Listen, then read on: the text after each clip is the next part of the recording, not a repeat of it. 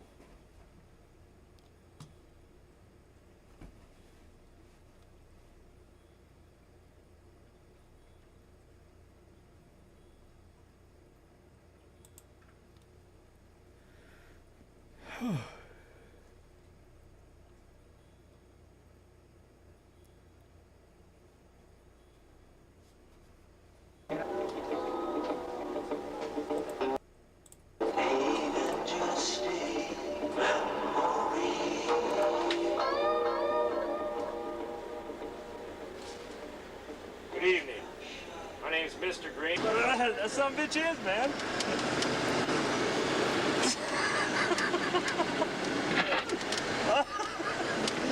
Go son. Damn, man. Heads down, heads down. Heads down. Yeah, get well. Keep going, bud. Keep going. Whoa, dude. That shit's fucked up, sir. You can't be going by that shit.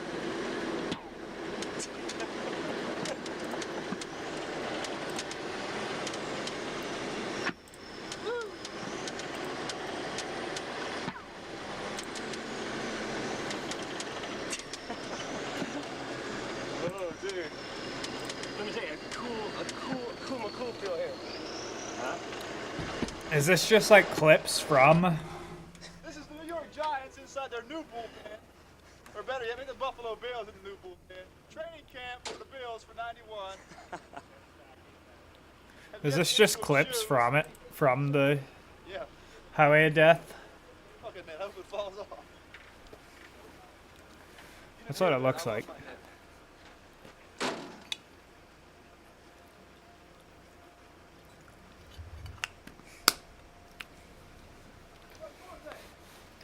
What the fuck?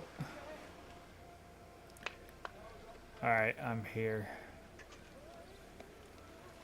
Hey, Chipman. What's going on? What's up? Not much, sir. Come on. You're checking out what used to be a post. Nah, this used to be a TV station. Oh, yeah? Yeah. Remind me of Jaeger. It's recording. Is it? Does it say record? Yeah. Yeah. Give him say something.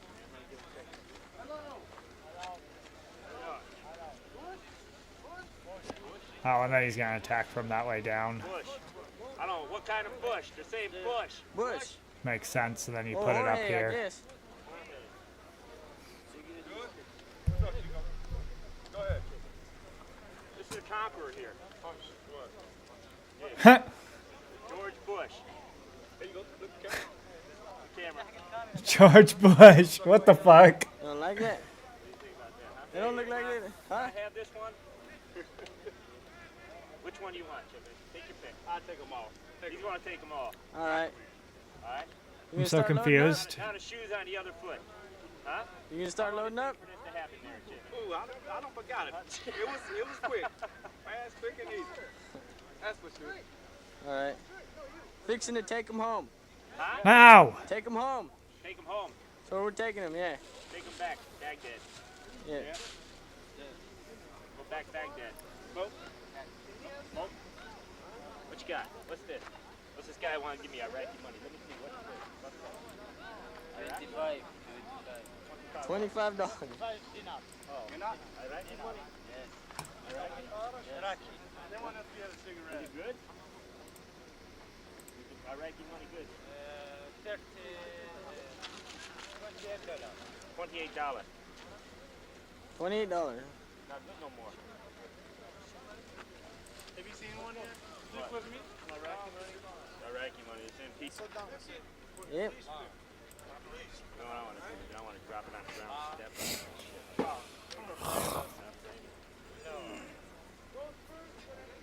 Got one? Who's saying?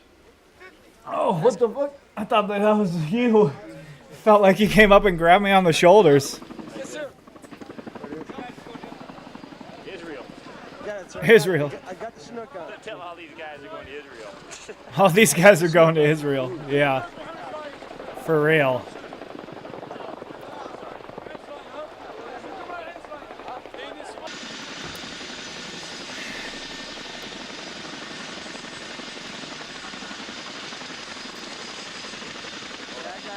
Get this empty over here, man. Get this out. Man. These guys are 557 series parked. What was that? What the fuck? Is that all the bombs going off? Holy shit. That's fucking crazy. I want to get this down tonight too. And show That's gnarly. what this place looks like at night. This is unbelievable. You never see. That's fucking crazy, bro. That's what it looked like, all the vehicles after they got bombed. Come here and look at this, bro. This is what the highway of death looked like after the US bombed them when they were trying to retreat out of. I want to get this down. Look at all the fucking look at all the explosions, bro. This is That's like a bunch of You never see. vehicles on fire. Me and you were standing That's fucking crazy. Me and my buddy. We're torn. We're torn. Well, I'm here. We're Ask you. Somebody just stopped me and asked me for that song. So you're supposed to take no pictures and shit. like that. How you doing there? Yeah, there. What is this? Welcome to Free Kuwait. Welcome to Free Kuwait. Jeez. That's fucking crazy. I don't know what to think. Welcome to Free Kuwait, huh?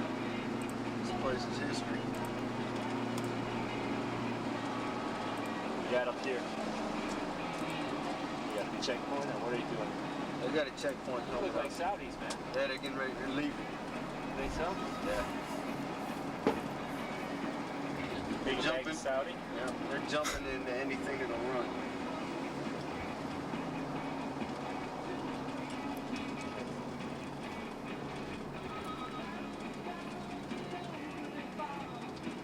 Oh man, you see the bullets in that one?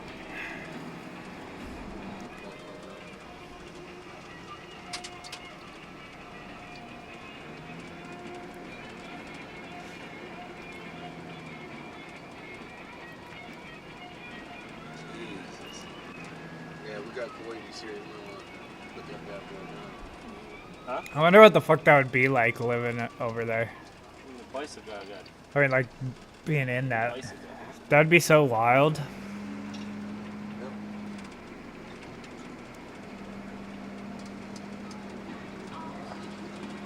This is the town, huh? Yeah. Bro, it looks like shit out of the movies. This got trashed.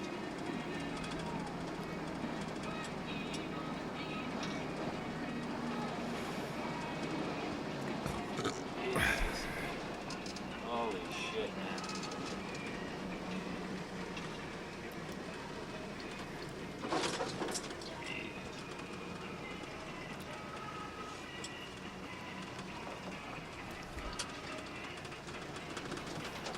Look at you guys, man. What are you doing? Scoping stuff out, souvenirs and stuff. That thing got hit good. What is this, man? You guys are just these scavengers, man. Got himself a Bedouin stove and holy shit, man. Hope this comes out all right, man. Dirty window.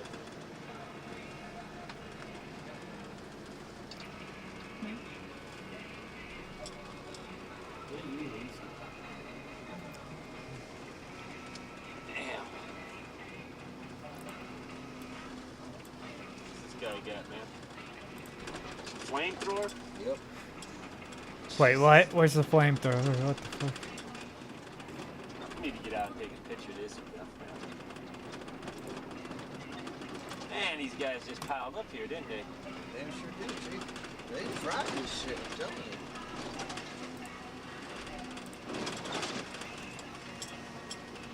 Damn Mercedes? Yeah. Man.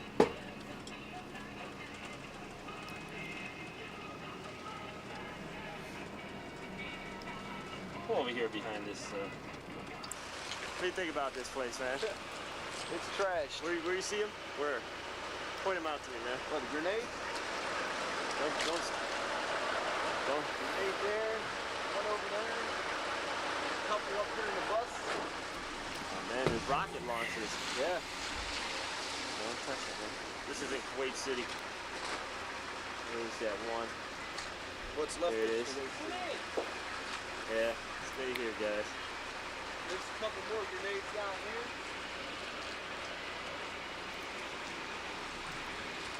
Get in here, Fabian. Show us this place one time. Look at back here. Let's see. What the hell is this place? Huh? This is Kuwait City, man. This is Kuwait City. I tell you. Bro, that's what Kuwait City looked like? This is where they were making Holy a nice-ass fuck. fleet for this place. That's gnarly. Something else. Oh shit. Any bods, man? Check out the Brits, man. Yeah, it is. What do you got? What is it? That's a mortar ranger. Oh. What's it? What's it For do? mortars, for ranging and for setting them up. Alright. What do you think, huh? I don't think this goes for all the innocent women and children that died for this shit. Think about it, the Americans though. Then it'd be more depressing, right? Kuwait! Wait! Yeah! Free! Yeah! Go some of our Kuwait brothers. Go, okay, Millie, go ahead. Hasta la vista! Okay.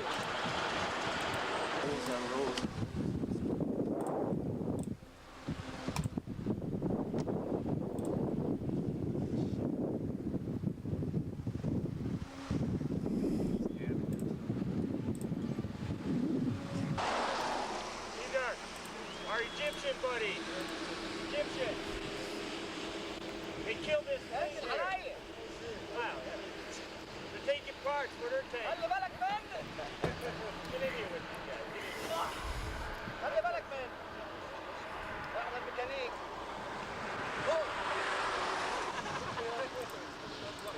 احنا الميكانيك Get this guy. احنا الميكانيك Come on, check this out. شكا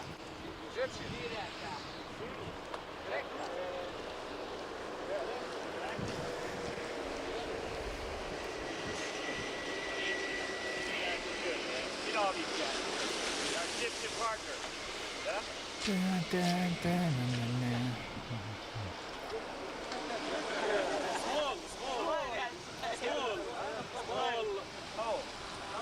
عشرة عنده 10 و10 20 20 years old. He's just a young kid. Huh? 20 years. 20? اه Man. ain't too young ain't 20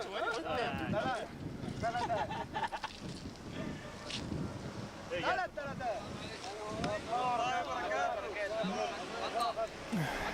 Got the cheeses coming up. وده ضابط صبحي ضابط صبحي ضابط صبحي بتاعنا What's that?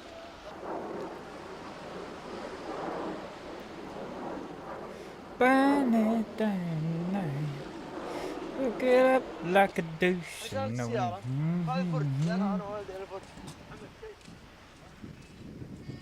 Bro, I didn't know that it was this gnarly. Hello.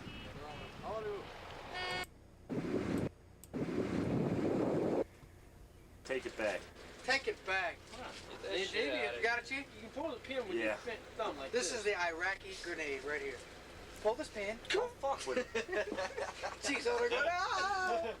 No, this Iraqi grenades, we got them from a guy that just got them out of a bunker. See, this one is still in the package, and this one is not. Chris, Tell the difference? can you tell the difference? Chris, if you don't send me food, it's over, pal. Pretty cool, huh? See how the pin is connected here? And serial number of this is 86P 0487 632. They're pretty cheap though. They're plastics, not even metal like ours. Let's see what one looks like. Come on outside. Watch the boom. we was gonna take full the pin on the Yeah, truck and on throw it out drive across out. when we was Nah, riding. no, my luck. Fucking Apaches that come blow out. back in it. Fucking blow me up. Shit, so I'm gonna get out of here. I'm gonna go turn them into the arms room, to the CO so he can turn them in. He's going to tell you take him right over to battalion. You think he will? Yep. I'll take him over to battalion. Let's go to battalion. It's just right over. They're going to chew your ass. How did you come across those? A guy says, "Hey, you want them?" And I was like, "No, no." Yeah. And that's about what I said. Yeah. Let me see him. He says, "Yeah, you can have them. I got cases full of them." What are you gonna do with them? Well, we use them to blow up their bunkers because the Army didn't give us any. They didn't have any of ours. None. None. Engineer brigade is supposed to blow all the bunkers up, Yeah. and the U.S. Army does not give them grenades. Here, go in this bunker, take theirs, and blow them their own stuff up. Cost saving. That sounds like a good idea to me. How are you gonna blow the first bunker up? The very first one to get all these. Well, you don't blow it up before you get them. Well, No, he had to. They did. They had to go clear it. They had to go Oh, I see clear what it, you're saying. blow it up, then take them out to go blow the other ones up. All right. But anyway, I'm out of here.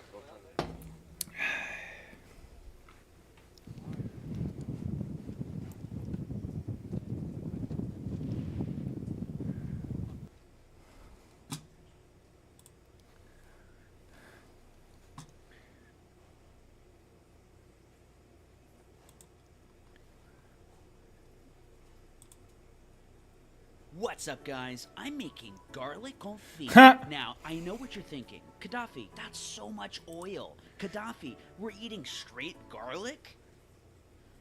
On February 25th, On 1991, February while 25th, Iraqi troops 1991. were retreating from Kuwait on Highway 80, the U.S. military bombed the front and rear of a column of 2,000 vehicles, trapping them so they couldn't escape. For 2 full days, American forces unloaded with everything they had, payloads of tons of cluster munitions and 500-pound bombs. B-52s pummeled the surrendering soldiers. Aboard the carrier Ranger, loudspeakers blared Rossini's William Tell Overture as A-6 jets took off, each carrying 9,000 tons of bombs. It's the biggest 4th of July show you've ever seen. It's wonderful. The Iraqis posed virtually no threat to the Americans, as revealed by the squadron leader, Commander Frank Swigart, calling the Iraqis basically just sitting ducks. It's not known how many died, as the death toll wasn't investigated, and reporting of the atrocity was heavily censored by the military. But out of thousands of vehicles in a 60-mile stretch, every vehicle was strafed or bombed, every tank is burned. As reported by Bob Drogan of the Los Angeles Times, dead and charred soldiers were left to be eaten by wild dogs, reducing them to bare ribs. Highway 80 would be forever known as the Highway of Death. This is the story of a larger, more powerful country invading its weaker neighbor to the south. But in this story, a coalition of 35 countries came to the rescue. You the motherfucker. rumors are true. I'm Mr. Beat, and this video is about one of the quickest wars in American history, the Persian Gulf War, often just called the Gulf War, because talking is hard. It started with Iraq invading Kuwait on August 2nd, 1990, and ended on February 27th, 1991, just 4 days after troops from around the world landed in Kuwait and kicked the Iraqi soldiers out. But wait, why did Iraq invade Kuwait in the first place? Why was the war so short? Why do we even need to learn about the Persian Gulf War today when later on it was overshadowed by bigger wars in Iraq? Oh, I got answers all right. Just keep watching and you'll hear answers to those questions and more.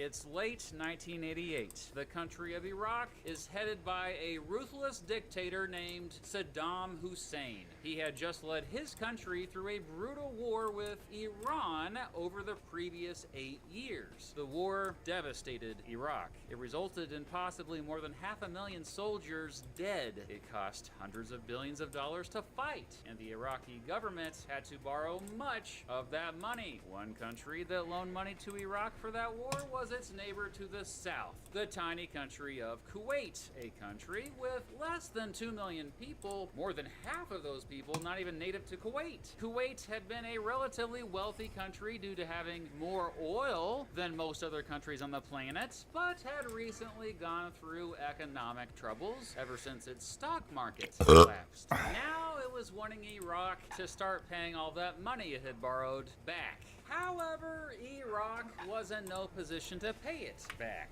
even trying to convince Kuwait to forgive the debt. Kuwait was like, nah.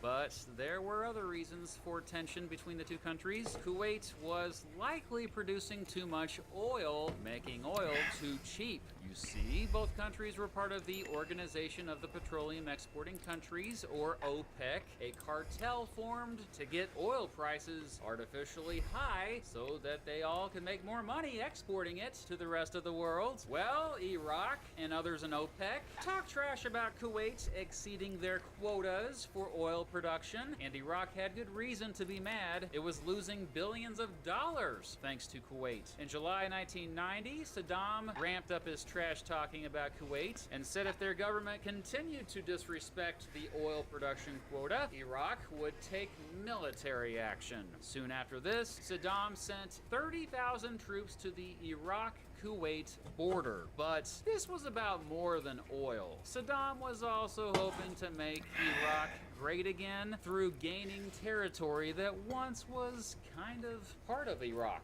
You see, before the British came in and drew up borders of the Middle East, modern-day Iraq and Kuwait used to be part of the same territory within the Ottoman Empire. Thus, Saddam and others in the Iraqi government thought that Kuwait ought to be part of Iraq. On July 26, 1990, Kuwait announced that it would limit its oil production.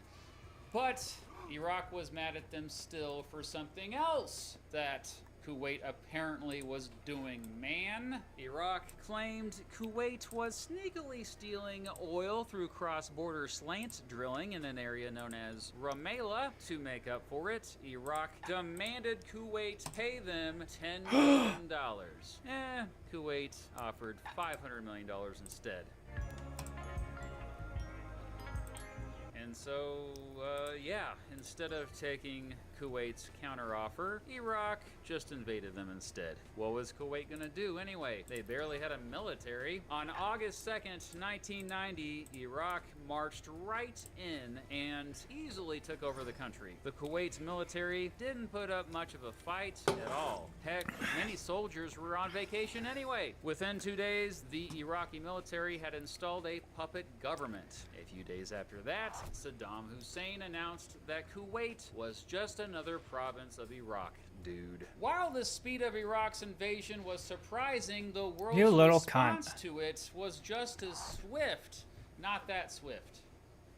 On August 3rd, the United Nations Security Council unanimously denounced the invasion and demanded the immediate withdrawal of all Iraqi forces out of the country. On August 6th, it implemented a full trade embargo on Iraq, with the exception of food and medical supplies. And yet, Iraq refused to leave, even after a growing Kuwaiti resistance movement. The Iraqi military often tortured and killed Kuwaitis resisting, even though most of them were just civilians. By November, it was clear to the United Nations Security Council that more would have to be done. It gave an ultimatum to Saddam Hussein: leave Kuwait or else. Specifically, it gave Iraq until January 15th, 1991 to leave Kuwait, or United Nations forces would, quote, use all necessary means to push them out. Of course, when I say the United Nations, I mainly mean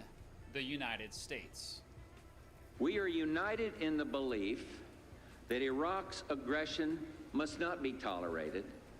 No peaceful international order is possible if larger states can devour their smaller neighbors. The American president at the time, George Herbert Walker Bush, worried that Saddam might eventually attack Saudi Arabia, who was a big ally to the United States, next. First, he got Congress's permission to intervene. They were like, sure. Next, Bush got Saudi Arabia's permission to increase the number of American soldiers stationed in their country to 400,000. Bush then worked with other countries in NATO.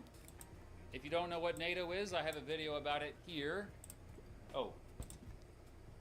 Here.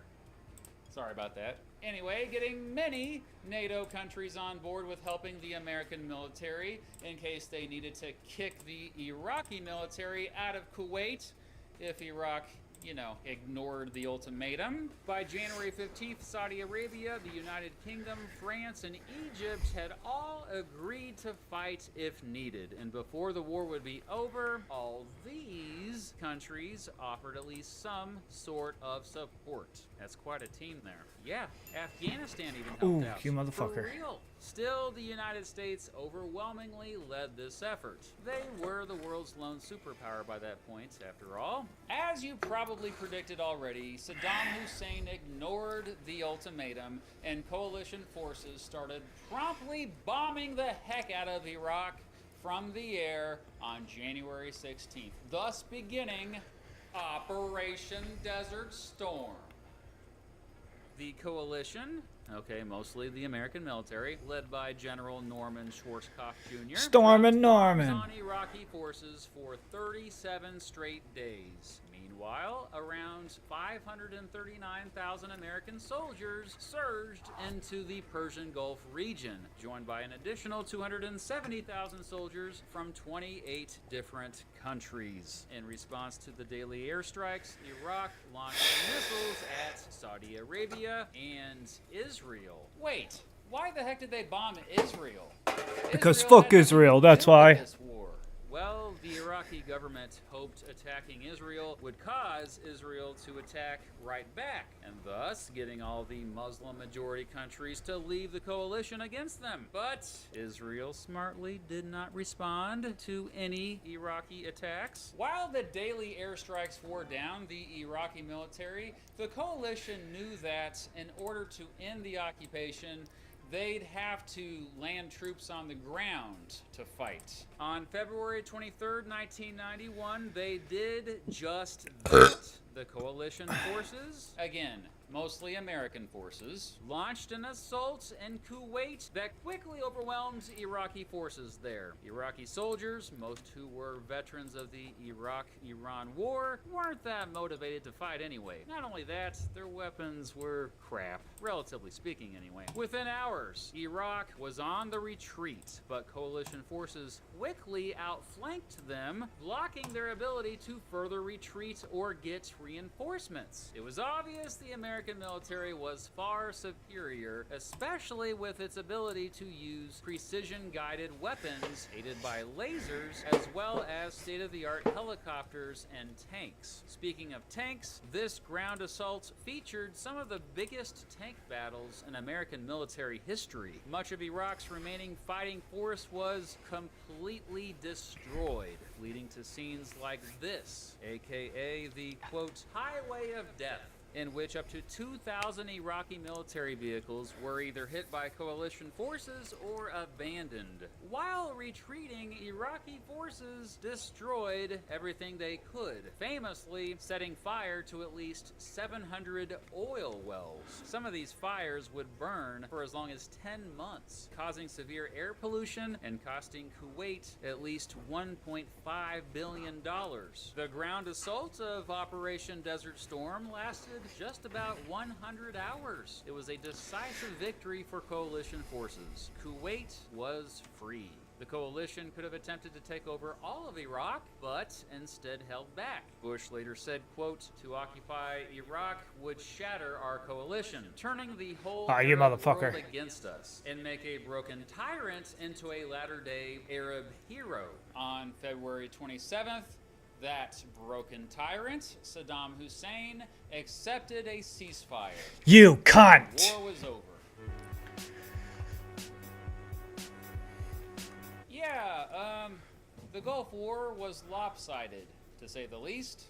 Just 292 coalition soldiers died in this war, and nearly half of those were accidents not caused by the enemy. Compare that to as many as 50,000 Iraqi soldiers killed. Despite being so short, the war cost more than $110 billion in today's money. Most Americans were happy about the quick and decisive victory, and George H.W. Bush's approval rating skyrocketed to around 89%, the highest approval rating for an American president recorded in history up to that point, only surpassed once 10 years later by his son, George Walker Bush, right after 9/11. Thanks to the emergence of the cable news network CNN, the Gulf War was the first war continuously televised live around the world, right near the front lines. That said, the American military did heavily restrict press coverage of the war, not wanting unauthorized footage to become public like it did in the Vietnam War. Many coalition soldiers came home with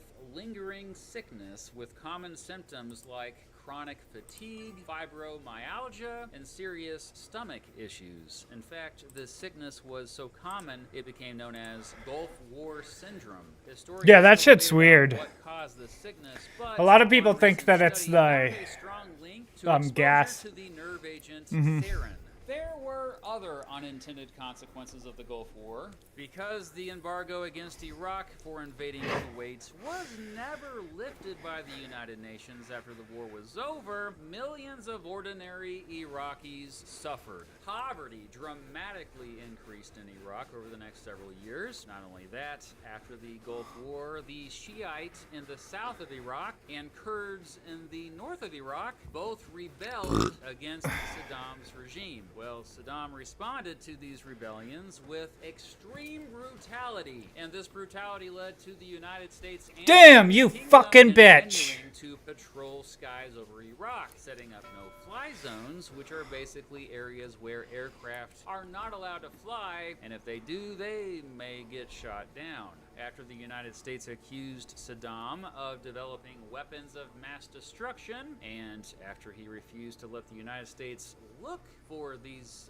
supposed weapons of mass destruction, the next American president, Bill Clinton, ultimately ordered Operation Desert Fox in December 1998. The American military dropped bombs on around 100 military sites around Iraq, killing or wounding as many as 1,400 Iraqis. And then, of course, the much more controversial and devastating Iraq War, which the United States started after invading Iraq again, this time without support from the United Nations.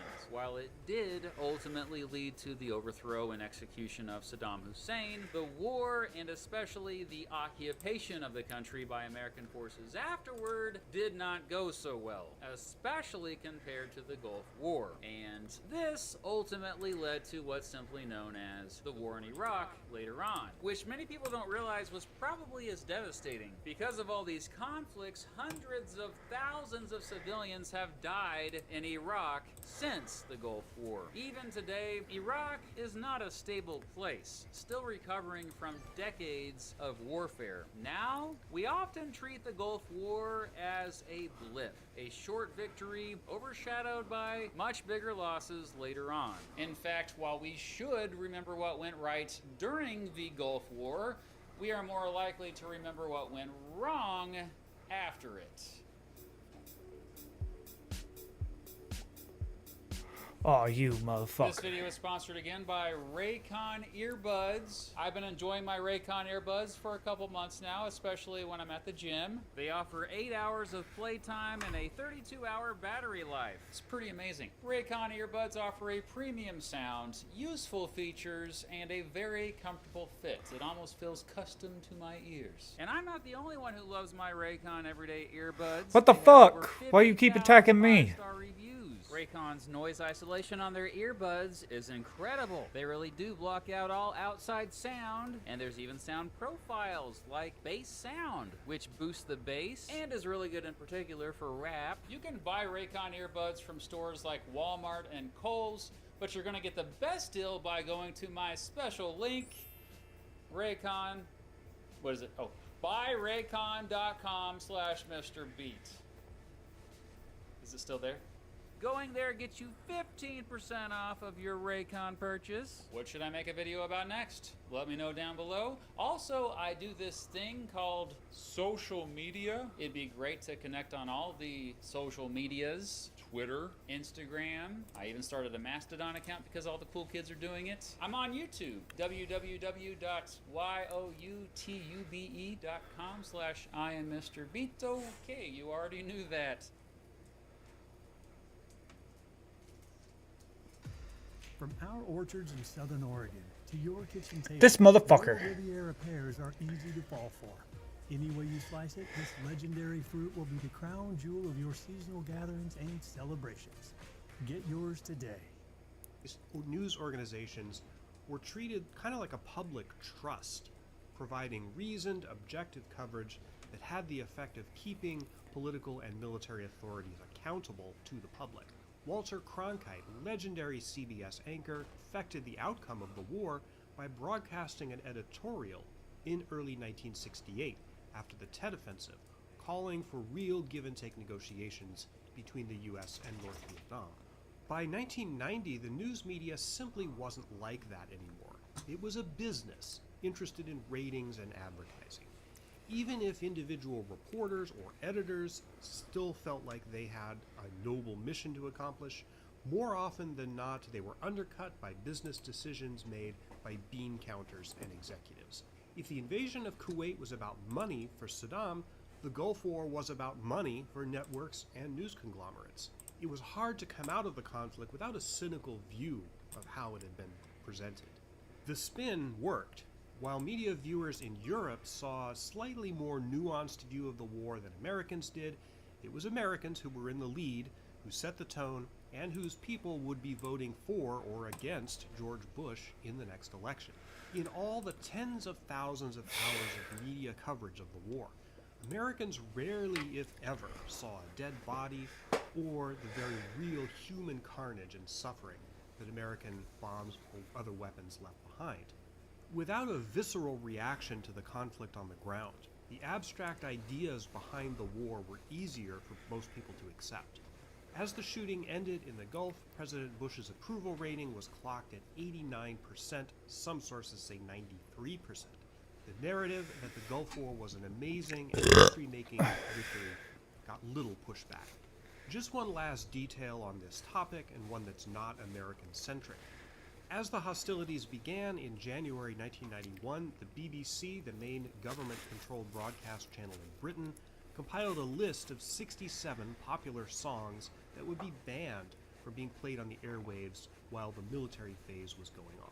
The list included Imagine by John Lennon, Buffalo Soldier by Bob Marley, and Love is a Battlefield by Pat Boone. Love is a battlefield. The Persian Gulf War was an utter disaster for Saddam Hussein.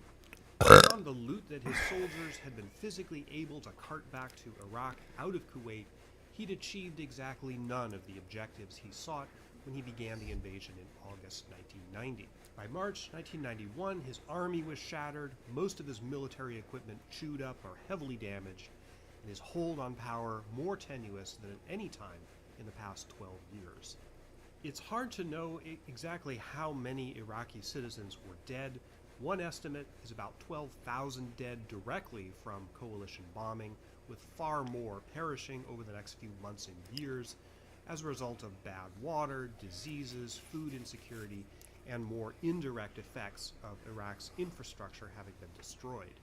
In March 1991, Iraq was essentially a pre-industrial country again, and with the economic sanctions in place, the prospects of it getting back on its feet were considerably reduced.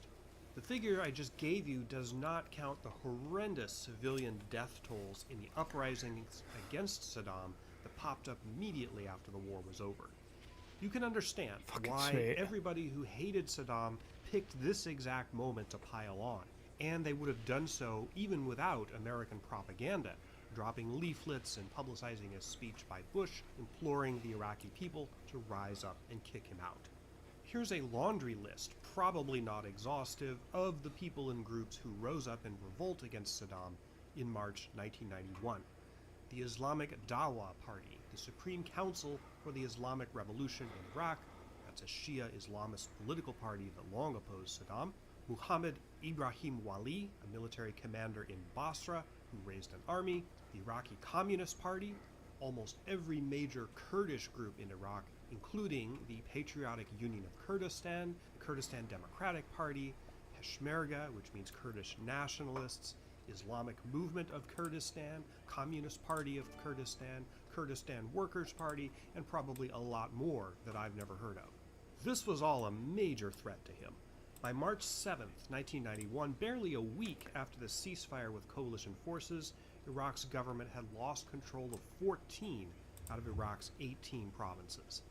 Saddam finally started to panic. Although he was losing control of the provinces, he did have two advantages. First was the Republican Guard, the part of his army that was loyal to him, and at least part of which had managed to escape the conflagration with the Americans in the desert west of Kuwait. The second thing was that Baghdad itself was not joining the revolt. This is kind of amazing, considering that a majority of Baghdad is Shia, concentrated in a very large neighborhood called Saddam City, later renamed Sadr City, which later became a quagmire for U.S. troops in the invasion of 2003. The truth was that in Baghdad, the dissidents didn't organize very well. Even outside of Baghdad, the rebels against Saddam were working together only in the loosest and most ad hoc way. There was no central organization among them, and as a result, no coordinated strategy. Saddam also took advantage of a serious mistake made by the American commander, General Norman Schwarzkopf. Remember that ceasefire at Safwan? The officer who represented Saddam at that meeting, Sultan Hashim Ahmed, objected to the term dictated by Schwarzkopf that no Iraqi aircraft would be allowed to fly over Iraq. He said that the infrastructure and roads were so destroyed by bombing that it was impossible to move government officials around Iraq without at least the use of helicopters. So could they please have an exception for helicopters? Schwarzkopf on the spot agreed, and he did not check with the Pentagon or the White House. No-fly order applied only to fixed-wing aircraft. If there was a number one mistake made in the whole Gulf War, other than Saddam's original decision to invade Kuwait, this was it. What's Pretty up? much immediately, Saddam began employing helicopters as gunships Why? to strafe towns and strongholds controlled by Shia and Kurdish rebels. He also used chemical weapons during these attacks. The Oh, maybe in a- helicopters plus the Republican Guard units All right. still loyal to him. Maybe in made a little difference. bit. His forces massacred rebels in Iraq, especially in Kurdish I'm streaming, areas bro. in the north. Tens of thousands of people were killed, possibly as many as 80,000. The repression was pretty brutal. Perhaps 2 million Iraqis fled the country during this heavy fighting. The vast majority of these refugees were Kurds who streamed across the borders. All right, to I'll- Turkey and Iran. Contrary to the message the rebels drew from President Bush's What? broadcasts, American forces not only did not intervene to help them, they acted largely by omission to aid Saddam's efforts. U.S. forces had confiscated huge amounts of weapons and munitions. Maybe from in like an Syrian hour or troops. two. Instead of giving them to the rebels, American forces destroyed them, returned them, or gave them to the government of Afghanistan. As they had done before. Remember what Kissinger did in 1975, and as they All did right. again, the United I'll see you States later. totally abandoned the Kurds to their Bye. fate, as well as the other rebels in the south of Iraq. Why? Well, as usual, Bush was worried about Iran. If Saddam was overthrown and whoever replaced him was Shia, which seemed likely, he was afraid that this would inure to the benefit of Iran, always seen as more of an enemy to the United States than Iraq ever was. Bush was pilloried for his failure to help the rebels, although he pretended this criticism bewildered him. In 2011, the American ambassador to Iraq Chang. formally apologized for Bush's decision to let the Kurds get massacred. Had Schwarzkopf not made that mistake about the helicopters, and if Bush had actually helped the Kurds, there might never have been a second Iraq war. Saddam might have been taken out in March or April of 1991, and the whole thing would have been over. The Kurds might actually have a homeland today.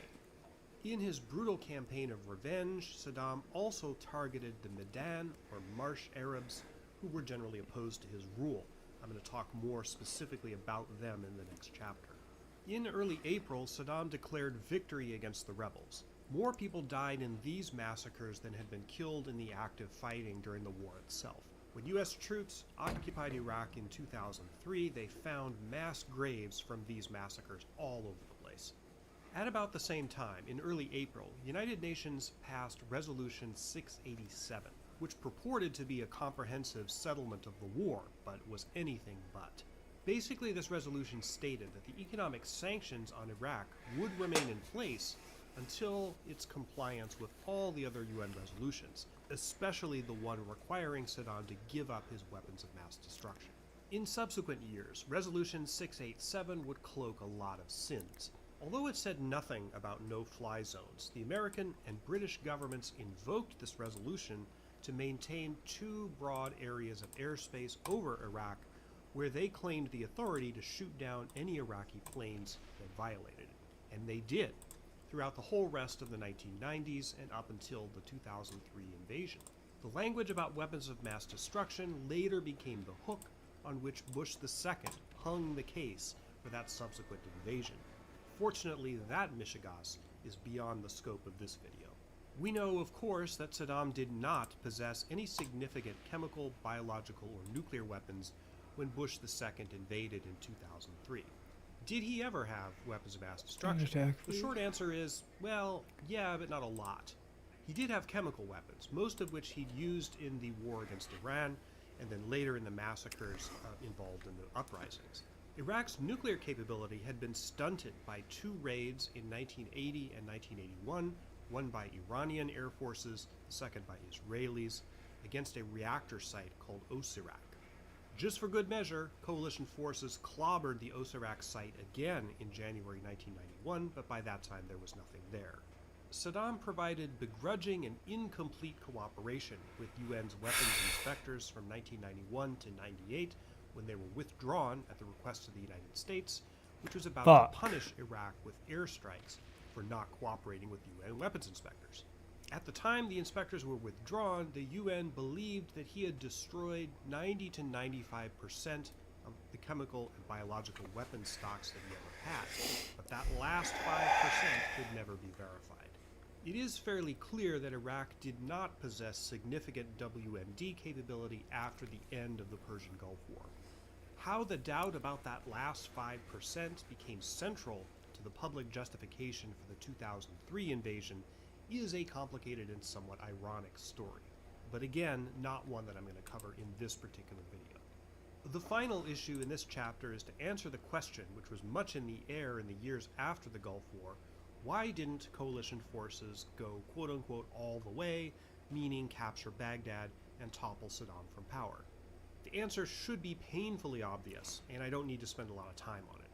For one thing, the international cover that Bush had carefully built, especially the United Nations Authority, spoke only of reversing the invasion of Kuwait, not conquering Iraq.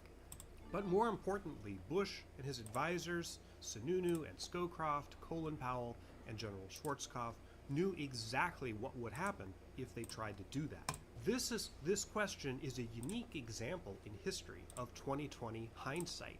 We know what would have happened because it did happen in 2003. Saddam and what was left of his army would have been defeated quickly, but the US would then have occupied Iraq and faced a long, drawn-out, and draining insurgency with no possible prospect of victory and years of casualties. That is precisely what happened after Bush II invaded in 2003. If you doubt that the decision makers knew at the time, meaning in 1991, that this is what was going to happen, take a look at Norman Schwarzkopf's 1992 memoir, It Doesn't Take a Hero, in which he lays out in detail the exact case for what would have happened if they had gone on to conquer Iraq. He wrote that years before that exact scenario was confirmed in real life beyond all doubt. Let's turn now to the environmental aftermath of the war.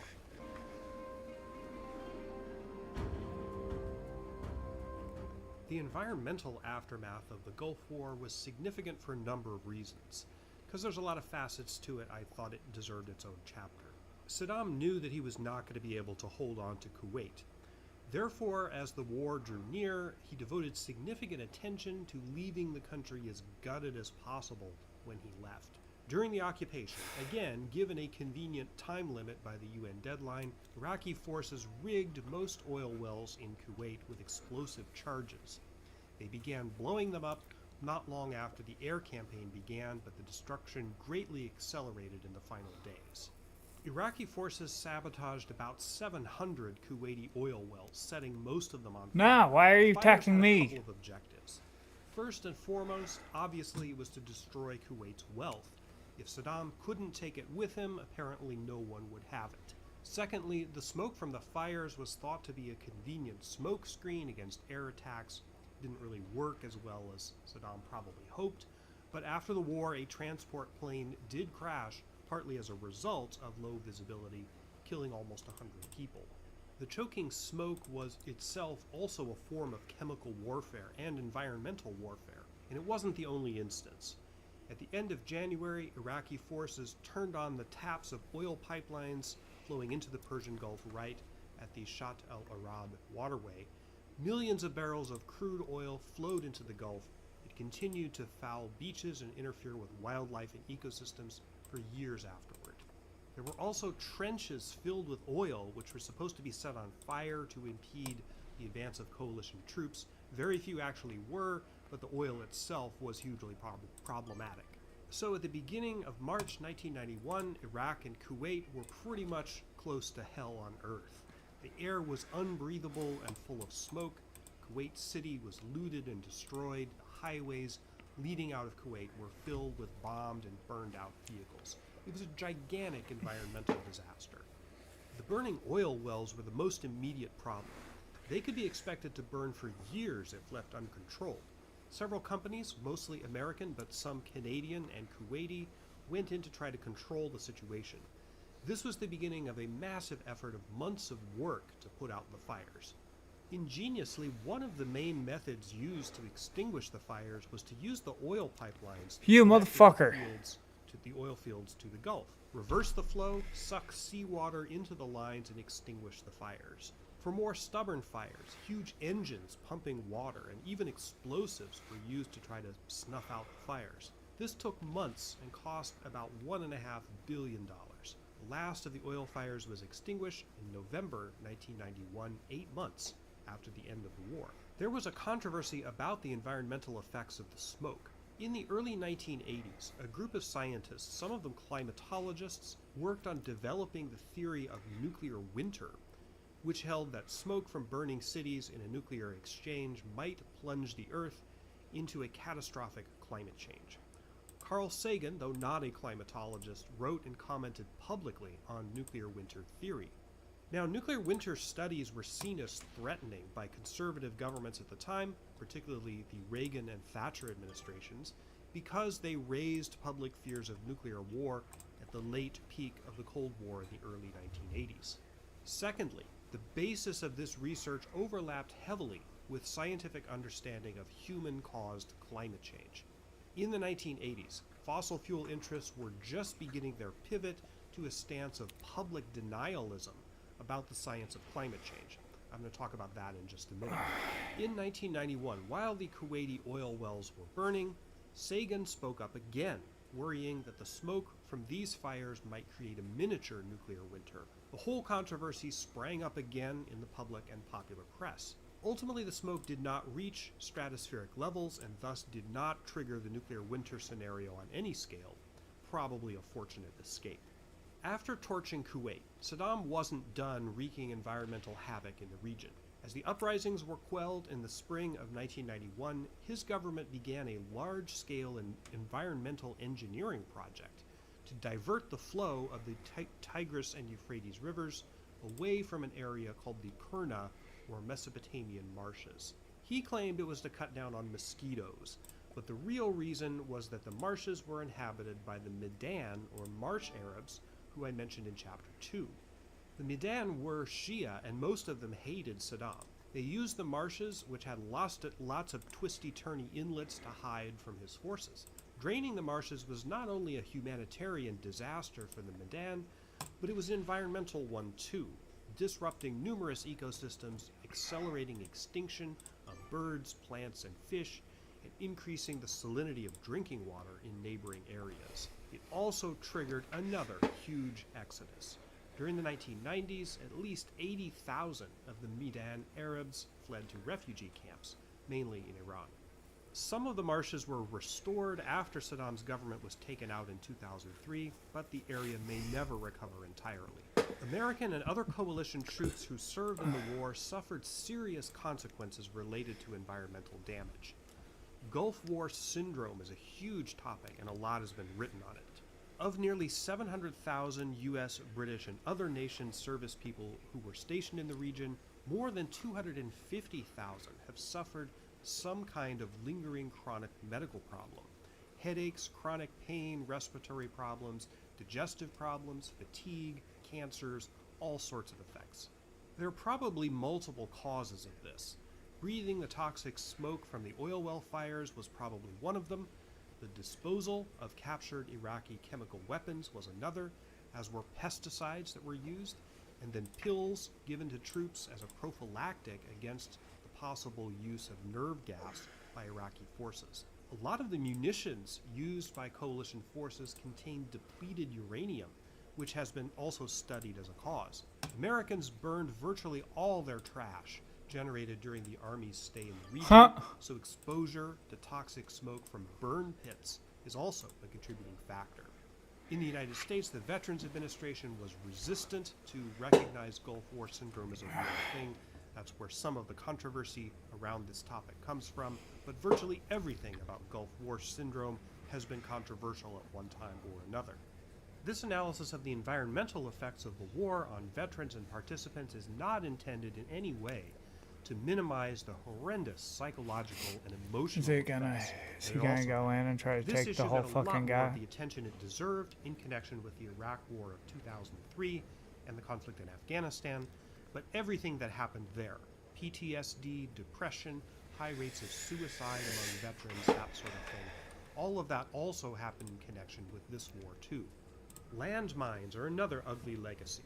U.S. forces laid about 117,000 landmines around the borders of Iraq and Kuwait, and very few were dug up when coalition forces left. That's a huge problem, but it's a drop in the bucket compared to the millions more landmines left over from the Iran-Iraq War of the 1980s. It's estimated that there are still 25 million landmines in Iraq. The cost of cleaning up all of them far dwarfs the country's entire budget. The United States did not use landmines in the 2003 war, but it hardly matters now. And finally, there's global warming, which at first glance might look like it's not related to the Gulf crisis, but trust me, it is. In the 1970s, the major oil companies conducted extensive internal studies of how their products were causing global warming, and how long it would take for the problem to become catastrophic. Exxon was the leader in this kind of research, but other major oil companies did it too. In the 1980s, the oil companies buried their internal global warming studies and instead pivoted to a strategy of fostering denialism in the public mind, doubt about proven climate science and its link to the burning of fossil fuels. Exxon was again on the forefront of this strategy. In 1989, right when Bush I was taking office, various fossil-funded interests flooded the White House with papers and ginned-up fake studies fostering denialism, hoping to influence the new administration against doing anything like making international treaties that addressed climate change.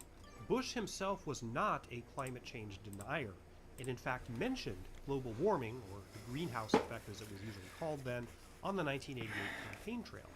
But his chief political advisor, John Sununu, certainly was a denier. Bush simply wasn't engaged on the issue after he became president. So, through Sununu, denialism quickly crystallized as the dominant federal policy on global warming.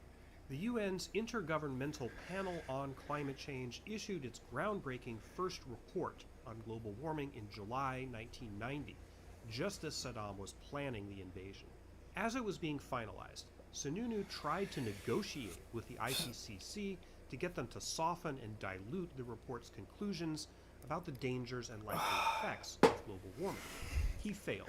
Sununu was extraordinarily bitter about this failure and became ferociously hostile for the rest of Bush's term to anything involving global warming. I know because I've seen the documents from the Bush Library. The IPCC report of 1990 was groundbreaking, one of the most important documents of the 20th century, in my opinion. It was the first time the world learned about the urgency of the global warming problem, and they were learning it at the exact time that a major military conflict was brewing, whose entire reason for existing involved access to the very resource that was causing that problem. Bush cringed at the mere mention of linkage between Saddam's invasion of Kuwait and the Israeli occupation of Palestinian territories. He would have been even more allergic to the idea of linkage between the Gulf crisis and climate change. It's almost an existential question. Why fight a war expending vast amounts of blood and treasure to help secure a resource that's destroying civilization? I don't think many of the protesters chanting "no blood for oil" were thinking about global warming. Perhaps they should have been.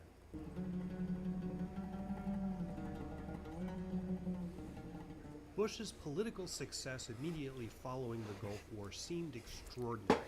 He had an 89% approval rating, the highest score ever recorded before or since for any U.S. president. He and the White House were able to sell the war as a major and triumphant American victory. As troops were demobilized and brought home, victory parades in the spring and summer of 1991 in towns and cities all across America celebrated the veterans of Operation Desert Storm. There were counter-protesters at some of these rallies, but their numbers were very small.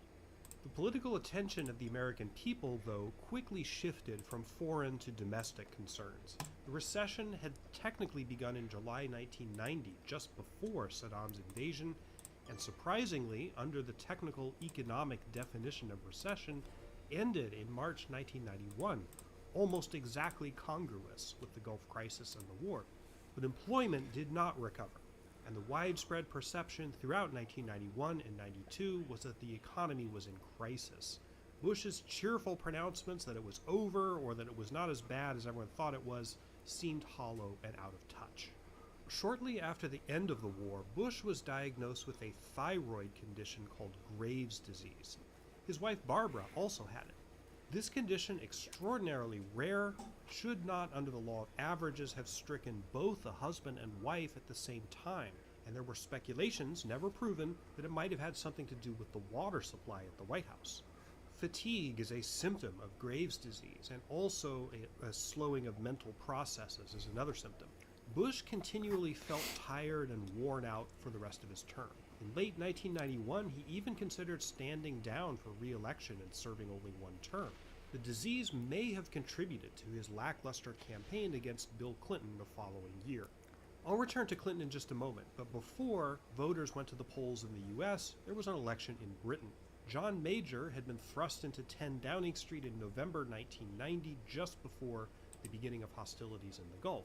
By all accounts, he handled British involvement in the war pretty admirably. Britain was suffering from the recession as the US was. Labour was led by Neil Kinnock. Had Labour won, he would have become the new Prime Minister. Polling and conventional wisdom showed a close race, but Labour did have a real chance. The main issues in the campaign, which got going in March 1992, involved taxes and the National Health Service. Major benefited from the support of a large sector of the British media, particularly the tabloid newspaper The Sun, run by Australian media mogul Rupert Murdoch, who 4 years later would launch Fox News Network in the United States. The weight of the finger that Murdoch's media put on the scale of this election is disputed, but Tony Blair, the Labour leader who succeeded Kinnock, was very careful to court the support of the media in his ultimately successful campaign in 1997. The result of the election on April 9, 1992 surprised much of the British public. The Conservatives were not expected to win an outright majority, but they did, controlling 336 parliament seats to Labour's 271. This was the fourth straight Tory victory in a row, and the last time that they would win a majority until 2015.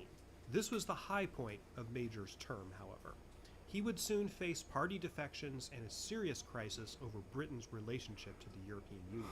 Brexit almost happened in 1993. This too is beyond the scope of this video, but it's an interesting postscript to the story if you're interested in reading about it. At the time of Major's victory, back in the US, Bill Clinton, the governor of Arkansas, had broken out of a field of more or less doctrinaire Democratic politicians vying for the nomination in early 1992. Dogged by continual and credible allegations of sexual harassment and assault, Clinton's campaign was nearly derailed by allegations of an extramarital affair with a model, Jennifer Flowers, but in an unmistakable sign that political conditions were changing, he survived and cruised to the nomination in New York in July. In his nomination acceptance speech, Clinton accused Bush of an America that will not coddle tyrants from Baghdad to Beijing, referring both to Bush's sympathy for Deng Xiaoping, architect of the Tiananmen Square massacre, and his administration's support for Saddam, at least up until the invasion. Battered by the recession, tired from Graves' disease, and running on fumes in terms of policy ideas or any coherent vision for a second term, Bush landed few punches and conducted a remarkably weak and listless campaign. His main avenues of attack against Clinton involved old 1960s era charges that he dodged the draft in Vietnam, and the idea that Clinton was insufficiently committed to the notion of American exceptionalism. None of it stuck. He couldn't convert, and didn't even really try to convert, the Gulf War victory into a campaign asset. Neither Bush nor Clinton were done any favors by the third-party candidacy of eccentric Texas electronics magnate H. Ross Perot, who had a populist appeal and at one point was leading both Bush and Clinton in the polls. The Gulf War was apparently instrumental in Perot's decision to run for president in 1992. He was vociferously opposed to it and tried to influence members of Congress to vote against the resolution authorizing the use of force. Despite dropping out of the race in July and then getting back into it in October, Perot was a surprisingly cogent challenger to both Bush and Clinton. In the election, he polled 18.9% of the popular vote, the highest share won by a third-party candidate in the entire 20th century. But because Perot's support was spread out evenly over the whole country, he failed to win a single electoral vote. In the Electoral College, Clinton buried Bush, 370 votes to 168, but as Clinton got only 43% of the popular vote, it's unclear whether he would have won if Perot hadn't been in the mix. Days before the vote, the old specter of the Iran-Contra scandal rose up to cloud Bush's fortunes again. The special prosecutor in that case, Lawrence Walsh, indicted former Reagan administration official Caspar Weinberger for crimes related to the Iran-Contra scandal. Bush thought the timing of the indictment spoiled the election for him. It probably didn't. There was no real momentum for a last-minute shift in the electorate that would have made the difference. Bush pardoned Weinberger and a few other Iran-Contra figures on Christmas Eve, after the election, but before Clinton was inaugurated. One person was quite happy at the result of the vote. Morning after the 1992 election, Saddam Hussein gave a victory speech on a balcony in Baghdad where he fired his pistol into the air, proclaimed that Bush had been overthrown, and went on to denounce Bill Clinton as a chameleon who changed the color of his skin every day.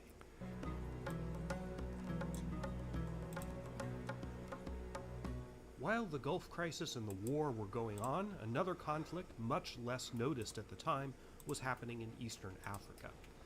A civil war in Somalia had been raging since 1987, but in early 1991 it became an epic and tragic disaster for the luckless people of that country. The civil war destroyed Somalia's agricultural base. The result was a famine that killed 200 or 300,000 people, while ruthless warlords duked it out for control of Somalia's blasted, skeleton-strewn ruins. During 1992, the international community and the UN rushed food aid to starving Somalia. But most of the food was stolen by warlords, and little of it got where it needed to go. This was a problem that military boots on the ground might actually be able to solve. Bush first began to commit U.S. forces to Somalia. Damn it. August Not what I 1992, wanted. But the mission, eventually nicknamed Operation Restore Hope, got going in earnest in December, again after his wipeout at the polls, but just before Clinton took office. While Americans Not what I and troops wanted. of other nations under the flag I wanted of to UN peacekeeping forces trickled into Somalia, there were peace talks among the major factions. But the biggest and baddest clan leader, Mohammed Farah Aidid, refused to participate. Aidid's militias attacked Pakistani troops in June 1990. Not what I fucking wanted. This began a series of tit-for-tat strikes and escalations between various UN troop forces and an alliance of Somali militias. Gradually, the new president, Bill Clinton, committed more and more American forces to the mission, which was now open-ended. On September 25, 1993, militiamen using rocket-propelled grenades shot down a U.S. Army Black Hawk helicopter over Mogadishu, Somalia's bullet-riddled capital. A week later, on October 3rd, Army forces attempted to raid a militia headquarters and pick up several warlord kingpins. Let's just say things didn't go to plan. Ferocious resistance by Somali militia pinned down several Army units, and 2 more Black Hawk helicopters were shot down, with casualties including a couple of Americans captured. The Army eventually sent helicopter gunships into central Mogadishu to strafe militia positions all night. When it was all over, 18 Americans and several hundred Somalis were dead. This was the highest casualty single battle that United States forces had fought since Vietnam, and that included the Persian Gulf War. Far from the rousing and relatively easy triumph of that conflict, the Battle of Mogadishu, as it came to be known, was grim, bloody, and difficult. It was clearly a major defeat. Bill Clinton was stung by the incident. He quickly changed U.S. policy in Somalia, announcing that American troops would now have a strictly defensive mission, and that all of them would be gone by the following March. Clinton was shaky and unsure of himself in his first year in office, and Somalia was his first big foreign policy stumble. It soured him on getting involved in international conflicts. Half a year later, he declined to contribute U.S. troops to intervening in the ghastly genocide going on in Rwanda, a decision that in later years Clinton said he regretted deeply. Mogadishu happened barely a year and a half after the end of the Gulf War. It highlighted the grim and perilous realities of international conflict in the 1990s and showed the triumphalism of the Gulf as a sort of geopolitical fantasy. Bush and Thatcher, who had dreamed of a post-communist world where neoliberal democracies could dominate the international order, were both gone from the scene, and nobody believed the proud proclamations made by Bush in 1991 that we were entering a new world order. Indeed, the future was highly uncertain. Osama bin Laden, the Saudi-born terrorist mastermind who founded the genesis of his private army, Al-Qaeda, while fighting against the Soviets in Afghanistan, had taken no part in the Gulf crisis or the war. He hated Saddam Hussein and vice versa. Bin Laden proved a nuisance to Clinton, but an existential threat to Bush II. You may remember back in Chapter 1 when King Fahd of Saudi Arabia made the decision on August 7, 1990, to host American troops in his country. When Osama bin Laden essentially declared war on the United States later in the 1990s, among his long list of grievances was the idea that infidels, American troops, had been permitted on the soil of the country that contained the holy cities of Mecca and Medina. After the Gulf War, American troops never fully left, and several bases in Saudi Arabia remained. Those bases were initially established in 1990 as a result of King Fahd's decision. This was not bin Laden's primary reason for attacking the United States. Damn it. 9/11. Probably isn't even in the top I done 10, fucked up. But that early decision Well, I on the lost. Gulf crisis is part of the story of September 11th and demonstrates in yet another way how this event is tied to almost everything that happened afterwards. I lost. I usually finish these deep dive videos by doing a roundup of the major players that were in our story. There were a lot in this one, and we can't do everyone, but here are some loose ends. Jabarel Ahmed al-Sabah, the Emir of Kuwait, returned to his ruined country on March 15, 1991. He couldn't stay at his traditional palace, which had been destroyed in the occupation. Kuwaitis were not happy with the Sabah family, which had fled to Saudi Arabia on the first day of the invasion. The ruling family played very little role in the resistance movement, which was organized by Kuwaitis themselves, especially women. Once the country was liberated from Saddam, the Sabah dynasty pretty much had to deliver significant reforms, both to placate the newly emboldened resistance that had held the country together during the occupation, and also to mollify the Bush administration, vaguely embarrassed that they'd spent all that time and treasure to defend a pretty repressive monarchy. In early 1992, the emir eased press restrictions, and Kuwait's constitution, which al-Sabah had suspended in 1986, was unsuspended later in the year. In October 1992, there were new elections for the revamped National Assembly. This body began exercising its function to review royal decrees by the emir, one of the few real powers that it had. Kuwait did not become a democracy, but it struggled in fits and starts to become less repressive. Jaber al-Sabah died in 2006 and was succeeded by his cousin.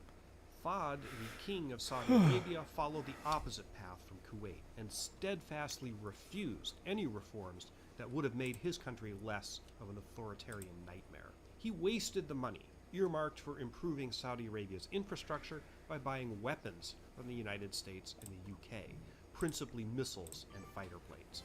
Fahd suffered a stroke in 1995 and became increasingly infirm. He died in 2005 and was succeeded by his half-brother, Abdullah. Saddam Hussein remained in charge of Iraq until the American invasion of 2003 took him out. As you probably know, Saddam fled from US forces and went into hiding in various out-of-the-way places in Iraq. and grew an epic beard. American troops found him hiding in a backyard pit. This is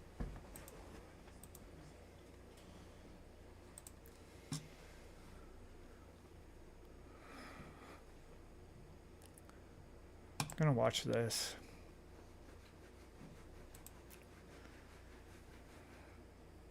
Hey, it's Jose Galison. No intro today. To it. You guys know what you want. You don't want to wait around. Don't want to fiddle with that shit. Bro, his name is today- Jose. He looks white as fuck. The description, if you're looking at it, I have Dave Smith and Austin Pearson. We are doing a little bit of a debate today. There will be a question and answer segment. Is this later guy on Tower Gang? So, and how that's going to work, if you're a patron, you can do questions there. $2 if you want to do it in the meantime, so you have a while. Or go to Rumble. I'll prioritize those in last. YouTube. I'm not monetizing YouTube. I lost that a while ago. So yeah, I don't know. Maybe put like all caps, fake super chat or some bullshit. Like I said, I'm prioritizing Rumble, and my patrons come first. But with that, patreon.com/SnowWayJose2020 if you want to do that. And then yeah, the lowest level is $2. The highest level is my sponsors. I read them off every episode. I have Toad, who's my co-host on Tower Gang. Yep, he's on Tower Gang. Toad. I also have at Abrogate D's, and then Kevin B. Clark, the full-time guitarist and private musician in the New York area. And I also have at ZOVERACK. Is Toad on here? _ Infinite Zeal, and then Jacob Daniel of the Biblical Oh, Anarchy no. podcast. I believe I'm going back on there like next week. You can follow him on Twitter at Biblical Anarchy. I appreciate you guys for the support. With that, let's go ahead and get these guys in here. I have Dave Smith of Part of the Problem. Then I have Austin Peterson of Wake Up America. This is how we're gonna do it. We're gonna go right into it. We're gonna have Austin with opening remarks. We're gonna do about 3 to 5 minutes of that.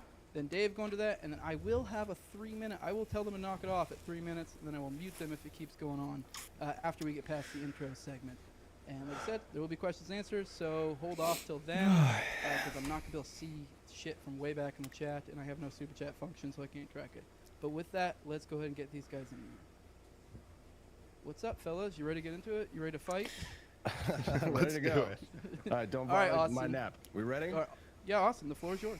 Okay, hope you don't mind. I've got some notes for this evening. Thanks for the invitation. I think that Jose Dave and Smith's Dave, probably thanks for gonna making this destroy happen. I think this is Austin an important Peterson. debate because I Is think this that about there gonna be are about a Israel range of Palestine? views in the libertarian movement when it comes Or what to is how this? we deal with conflict, not just interpersonal conflict, but international conflict. Yeah, as well. it's definitely gonna be What about I have Israel and sort of Palestine. started to do in the past few weeks in the background of the Israel-Hamas debate is to sort of call out what I see as a sort of monoculture when it comes to libertarian views on Bro, foreign I'm like policy, in which I the really see worst as a form of position you can be. absolutism.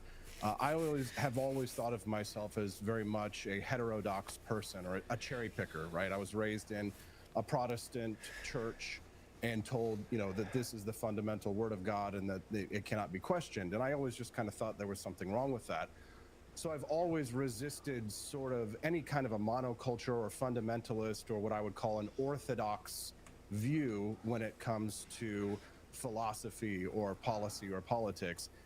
And I see very much the libertarian movement making mistakes by demanding a sort of purity when it comes to conflicts or looking at these conflicts in a very stark black and white terms. Not to say that there isn't a good or evil, and that if you look at things from a bigger picture, that you can't say that there are good guys and there are bad guys, especially in war, which is, I think, what we're going to talk about tonight. But I think the problem is, and this is what I've narrowed it down to, and you may laugh at first, but I hope that by the end I might have convinced some of you in the audience that I think that actually the problem with some libertarians on foreign policy is they've actually adopted woke ideology to an extent when it comes to foreign policy. Here's how I get there. One of the arguments that I usually see is this concept of when you look at an isolated event in history. You could take the bombings of Hiroshima or Nagasaki, and libertarians will use a sort of woke worldview to look at something like that, which we call presentism. That's kind of a fancy word for what I like to call like the moral time machine, essentially, which is to judge the actions of people in a time period based on a moral worldview that exists today. And you'll see libertarians doing that quite frequently. If you look at World War II, or if you look at the pioneers, cowboys versus Indians conflict and things like that. we use our philosophical worldview of today to judge the actions of people who were making decisions based on the best information that they had. And since we have hindsight and perfect 2020 hindsight, we can say, oh, well, the Russians were going to invade Japan, so we didn't need to use this, or they should have just dropped it off the coast. So I think that that's a bit of a problem in how we view some of these conflicts. And then also, I think that there's a sort of a nihilism in looking at conflict where it's like there's a sort of both sidesism. And you know, I don't consider myself a Rothbardian. I very much am more in the Friedrich Hayek camp, although I think that Rothbard made a lot of good points. Some things like I cherry pick, I don't agree with Rothbard on. But he made really good arguments when it came to both sidesism. He says libertarians are allowed to pick sides, and that actually it's probably important for libertarians to say that one side is probably more responsible for a conflict than the other, rather than to try and place ourselves above it. And what I would say is a form of virtue signaling. Oh, we're so much better, we just say we're anti-war, and both sides have committed this side committed this side committed. But even Murray Rothbard wrote a really good piece, and I read on libertarianism.com. I think that's Scott Horton's site, actually. I pulled out his talking about the insight into the root cause of war and aggression and into the nature of the state itself as well and good. The trouble is the libertarian tends to stop there and evade the responsibility of knowing what is going on in any specific war or international conflict, and to try and take a third camp position, putting equal blame on all sides to any conflict and letting it go at that. He says it's a comfortable position to take, but he says that it means that you're irrelevant, and it guarantees you make no impact on the course of events or on public opinion on those events. I think that was a really good insight on his point. But what I think this really comes down to is our philosophical views of how to approach policies, which is just basically a deontological view versus the consequentialist one, right? Essentially, do you always apply a 100% absolutist view to a problem every single time, or do you look at this from a question of what are the consequences of the decision that you're going to have to make at that time? So it's, you know, if it's always wrong, for example, to transgress against property rights, if pollution is a violation of property rights, then the act of breathing, which creates carbon dioxide, is, you know, a violation of private property. I don't consent to secondhand smoke, right, for example. 30 more seconds. Right. So essentially, I think that the problem is, you know, we should be capable of violence as libertarians. I think we don't talk enough about how to fight, about how to end conflict through violence. What about the NAP? That don't tread on me, the Gadsden flag, that shouldn't be a dead letter, right? Because there are things that are worse than war. You know, as Patrick Henry said, is life so dear or peace so sweet as to be purchased at the price of chains and slavery? Forbid it, Almighty God. I know not what other path, you know, men might seek, but as for me, give me liberty or give me death. We should be capable of violence, skilled in violence, knowledgeable of violence, because if you want peace, prepare for war. Sibi pacem parabellum. All right, that was over 5, but we'll go with it. Dave, on to you. I think instead of, obviously, this is your introductory remarks, I would recommend, I mean, take this however you want, just kind of lay out your view on all of it, you know, libertarian foreign policy, and then maybe, if you want it at the end, I would say, and this is just my recommendation, do what you want with it. I would recommend maybe at the end then kind of, you know, getting into some of his arguments if you'd like, and then we can start the back and forth. Well, but yeah, I know it's way too much to attack right now. But no, I mean, I don't know. I mean, I'm a strict non-interventionist. I think that's the thing that's consistent with libertarian principles. I think most libertarians agree with that. I would just say that I don't even know how much of what Austin just said I disagree with.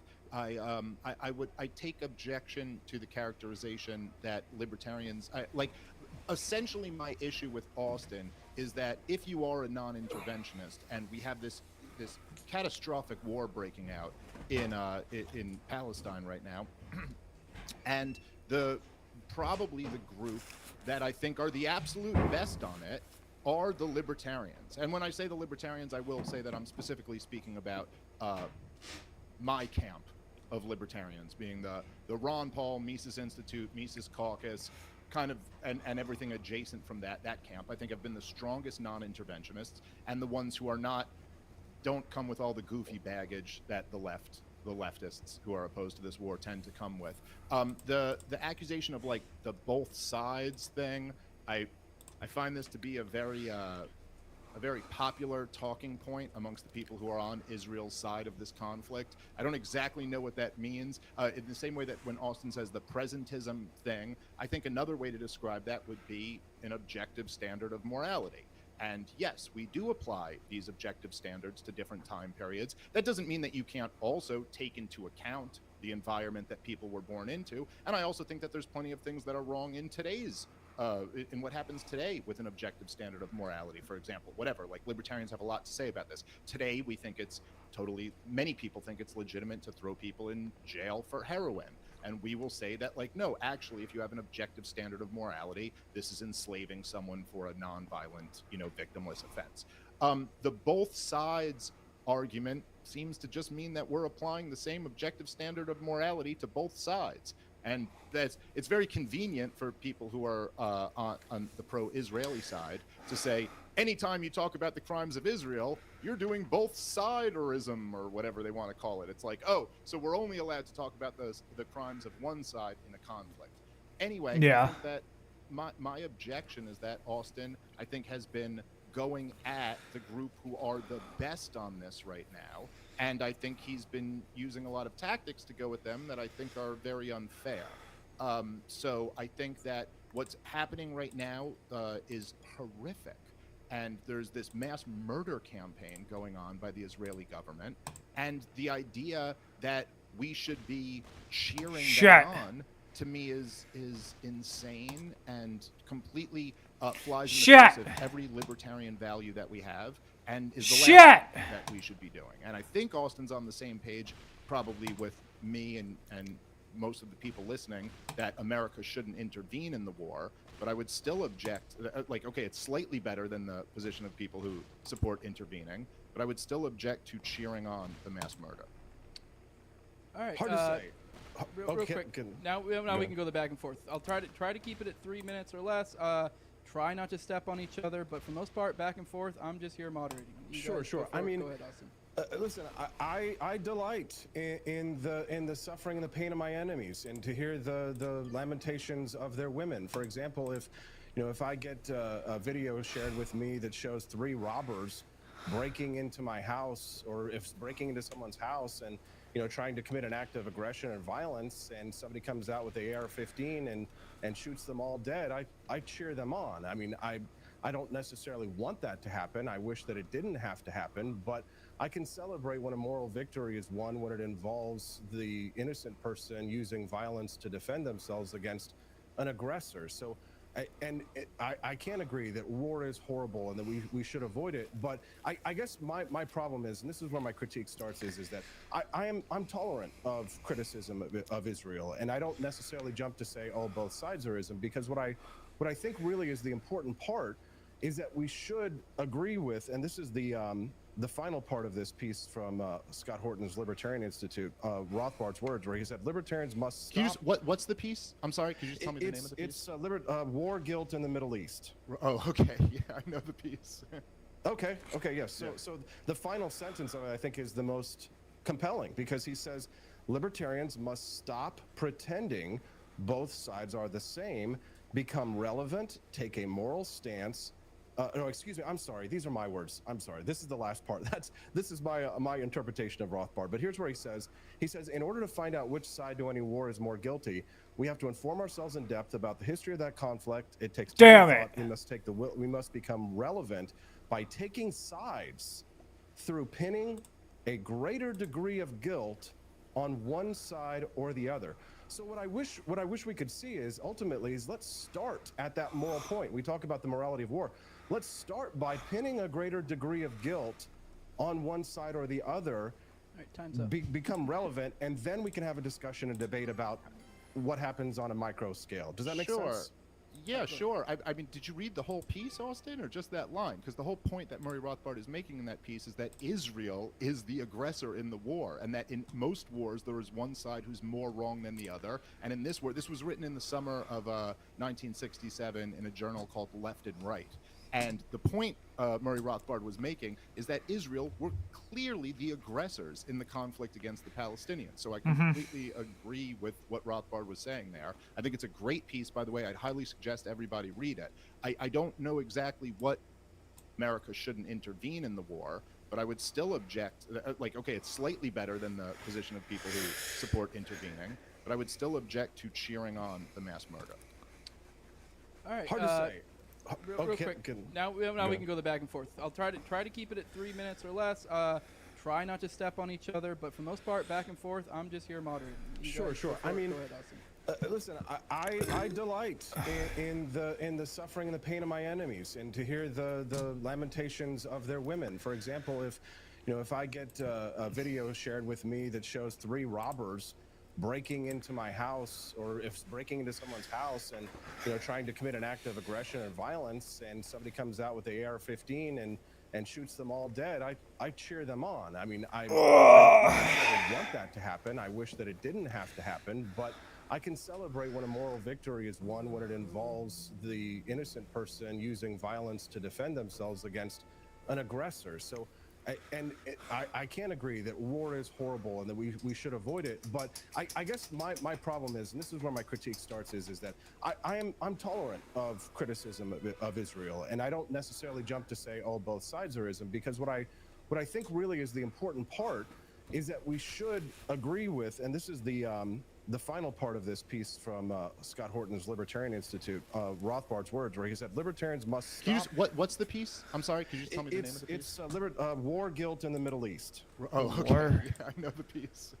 Okay, yes. War Guilt in the Middle East. Is the most compelling, because he says libertarians must stop pretending both sides are the same, become relevant, take a moral stance. No, excuse me. I'm sorry. These are my words. I'm sorry. This is the last part. This is my interpretation of Rothbard. But here's where he says, in order to find out which side to any war is more guilty, we have to inform ourselves in depth about the history of that conflict. It takes time and thought. We must become relevant by taking sides through pinning a greater degree of guilt on one side or the other. So what I wish we could see is ultimately let's start at that moral point. We talk about the morality of war. Let's start by pinning a greater degree of guilt on one side or the other. All right, time's up. Become relevant, and then we can have a discussion and debate about what happens on a micro scale. Does that make sense? Let's read.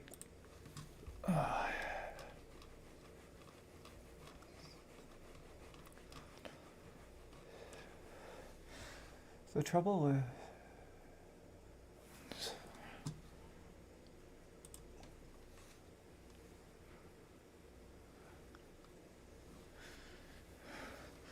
trouble with sanctions, whether they be libertarian, Marxist, or world governmentalists, is that they tend to have problems. I'm actually going to read this after the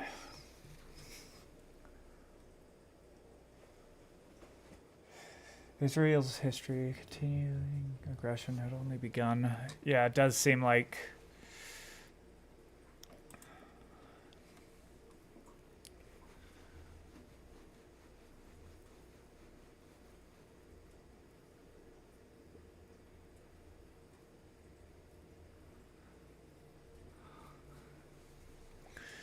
it is talking about Israel as the aggressor.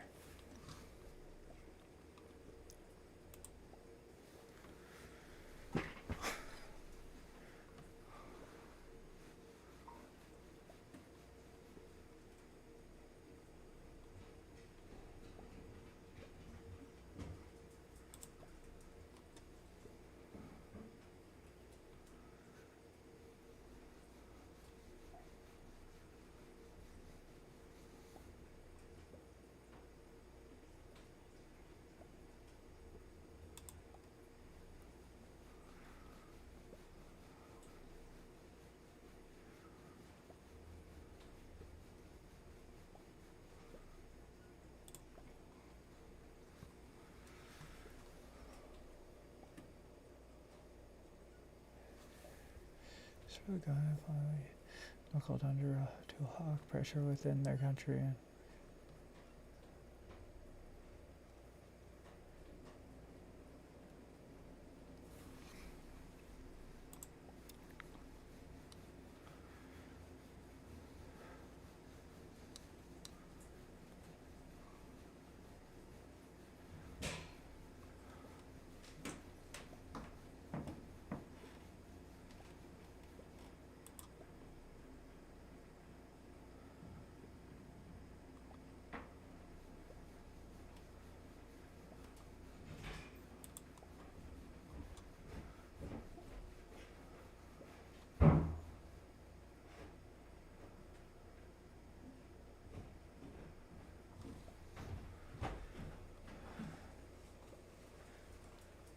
Yeah, I'm gonna actually read this later tonight. Yeah, sure. After I mean, this, did you read the after whole this piece, game. Austin, or just that line? Because the whole point that Murray Rothbard is making in that piece is that Israel is the aggressor in the war, and that in most wars there is one side who's more wrong than the other. And in this war, this was written in the summer of 1967 in a journal called Left and Right. And the point Murray Rothbard was making is that Israel were clearly the aggressors in the conflict against the Palestinians. So I completely agree with what Rothbard was saying there. I think it's a great piece, by the way. I'd highly suggest everybody read it. I don't know exactly what the point you're trying to make other than that. And for you to say, look, we've all seen those videos where someone breaks into someone's house and shots get fired and they run out. And I'll admit, yeah, I like, it's probably not the noblest thing, but yes, I take a little bit of pleasure in watching those videos at times too. Probably not if someone's like gruesomely, something horrible happens to them. But that's not what we're talking about here. What we're talking about here is innocent women and children being murdered, and the idea of taking pleasure in that strikes me as sick. Well, that I don't take pleasure in, because I've always been very careful to say that I think it's important for us to take every steps possible to minimize civilian casualties in any conflict. Modern war, the horror of modern war is that those casualties are unavoidable, and specifically because Hamas makes it a point to specifically target civilians, and they also So don't does Israel.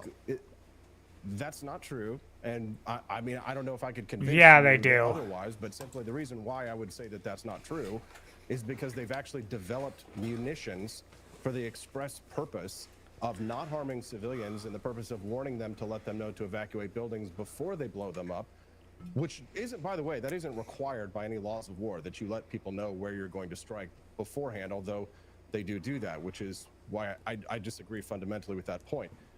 So I think unfortunately the problem here is that if you're going to look at a conflict such as what happened now, there was a ceasefire. Murdered, and the idea of taking pleasure in that strikes me as sick. Well, that I don't take pleasure in, because I've always been very careful to say that I think it's important for us to take every steps possible to minimize civilian casualties in any conflict. Modern war, the horror of modern war is that those casualties are unavoidable, and specifically because Hamas makes it a point to specifically target civilians, and they also So does don't Israel. think You motherfucker. And I mean, I don't know if I could convince you that otherwise, but simply the reason why I would say that that's not true is because they've actually developed munitions for the express purpose of not harming civilians and the purpose of warning them to let them know to evacuate buildings before they blow them up, which isn't, by the way, that isn't required by any laws of war, that you let people know where you're going to strike beforehand, although they do that, which is why I disagree fundamentally with that point.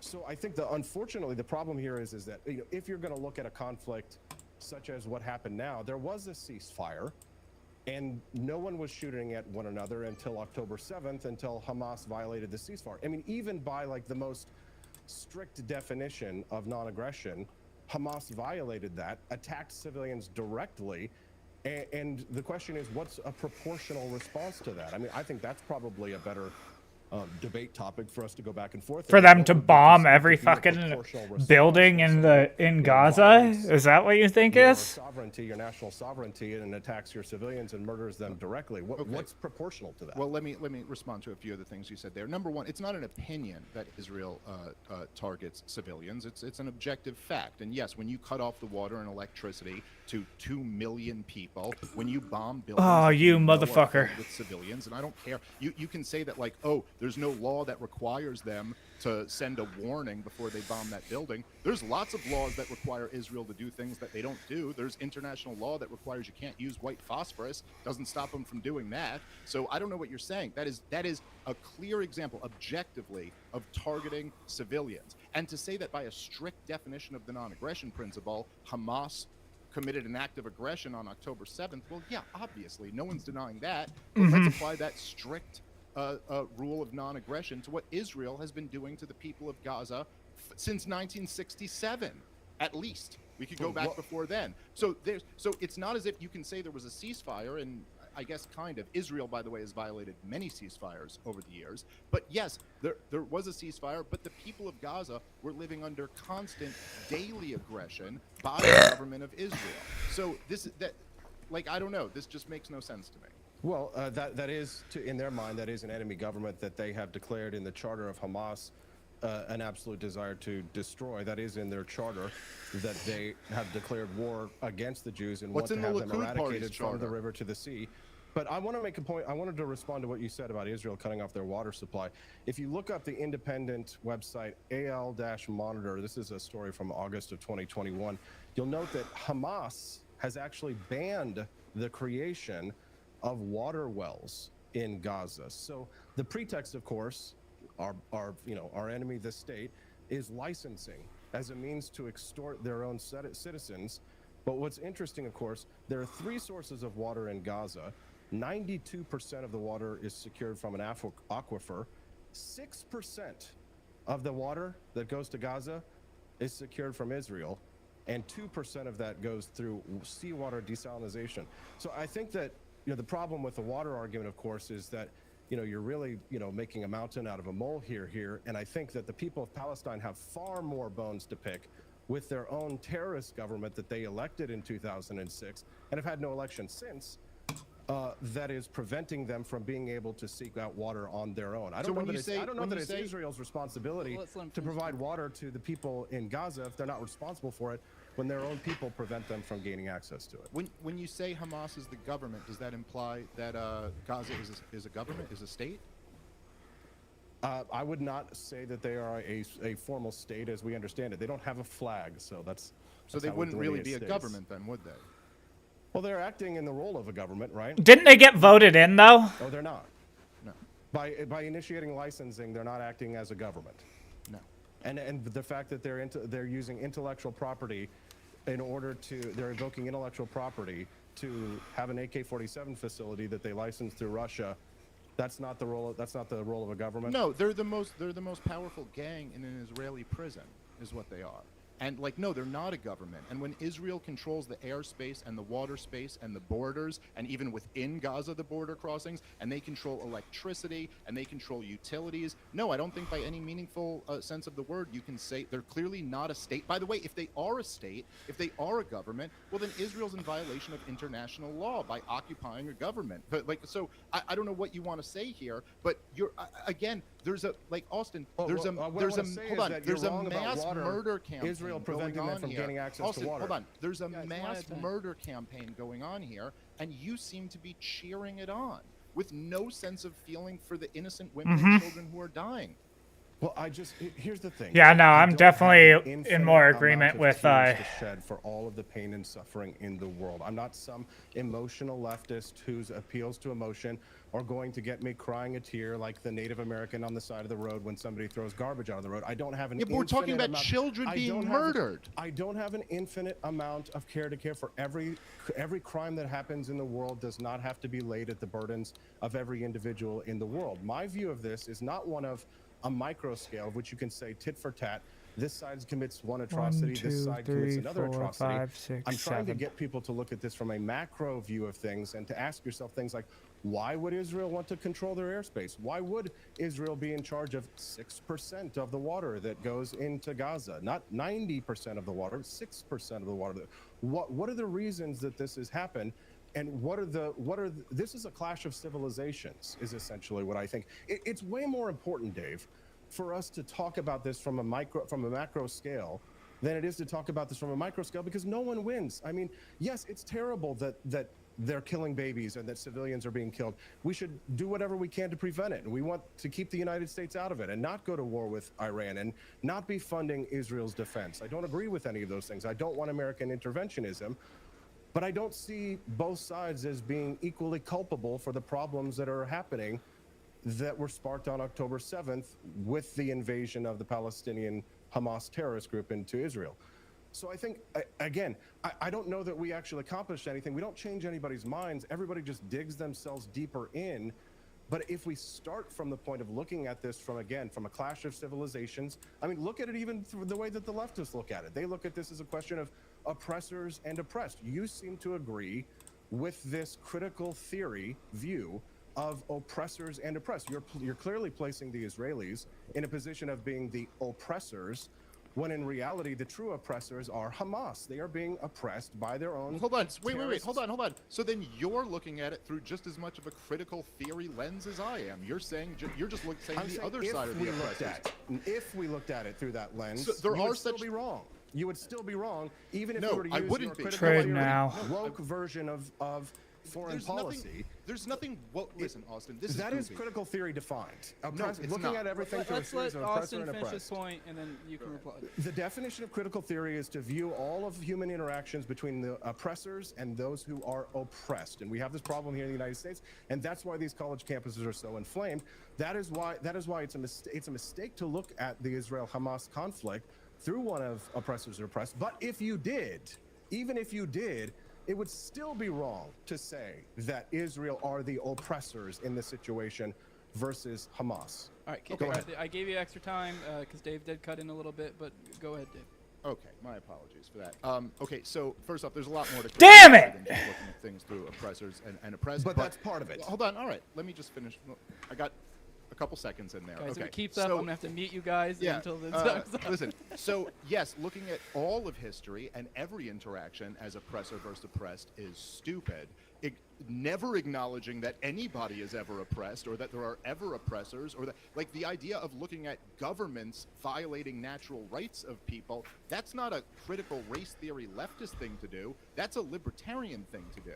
And no, I'm sorry. Look, the idea that you're saying even if we were gonna look through it at that lens, that it's clearly Hamas is the oppressor, you're telling me that this gang in an Israeli prison, who Israel, by the way, supported through their entire rise, Israel is a huge part of the reason why they won that election 18 years ago or whenever it was, that somehow I have to look at them as the only oppressor, but Israel won a war in 1967 and therefore gets to dominate these people forever? And I'm not allowed to look at them as being an oppressive force at all? Look, Austin, you can run away from this as much as you want to. Israel is in the process of mass murdering innocent civilians. And if you don't think that registers on forget the let's not use the leftist rhetoric. Let's use our rhetoric. They are violating the natural rights in the most gruesome way of a large group of innocent civilians. And that's wrong. What'd you say? And yes, that's good that you don't want to intervene in that part of the world, but I don't understand why you've gone on this path of attacking libertarians who are the best on this issue and cheering on what Israel's doing. No! I'm not saying you said you don't have to have you don't have enough tears to cry for every innocent people, all the innocent people around the world dying. I don't. You don't have to cheer it on. No, I don't have to cheer on. But the thing is that you're moving goalposts, because I'm not cheering on the death of innocents.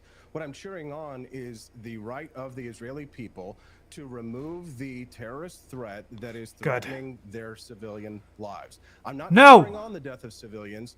I'm actually doing the opposite. I'm saying that it's wrong to kill civilians, and it's Hamas who targets them directly and intentionally. And I reject your premise that Israel is attacking civilians intentionally. But You here's the thing. motherfucker. It's a fact. I'm almost done.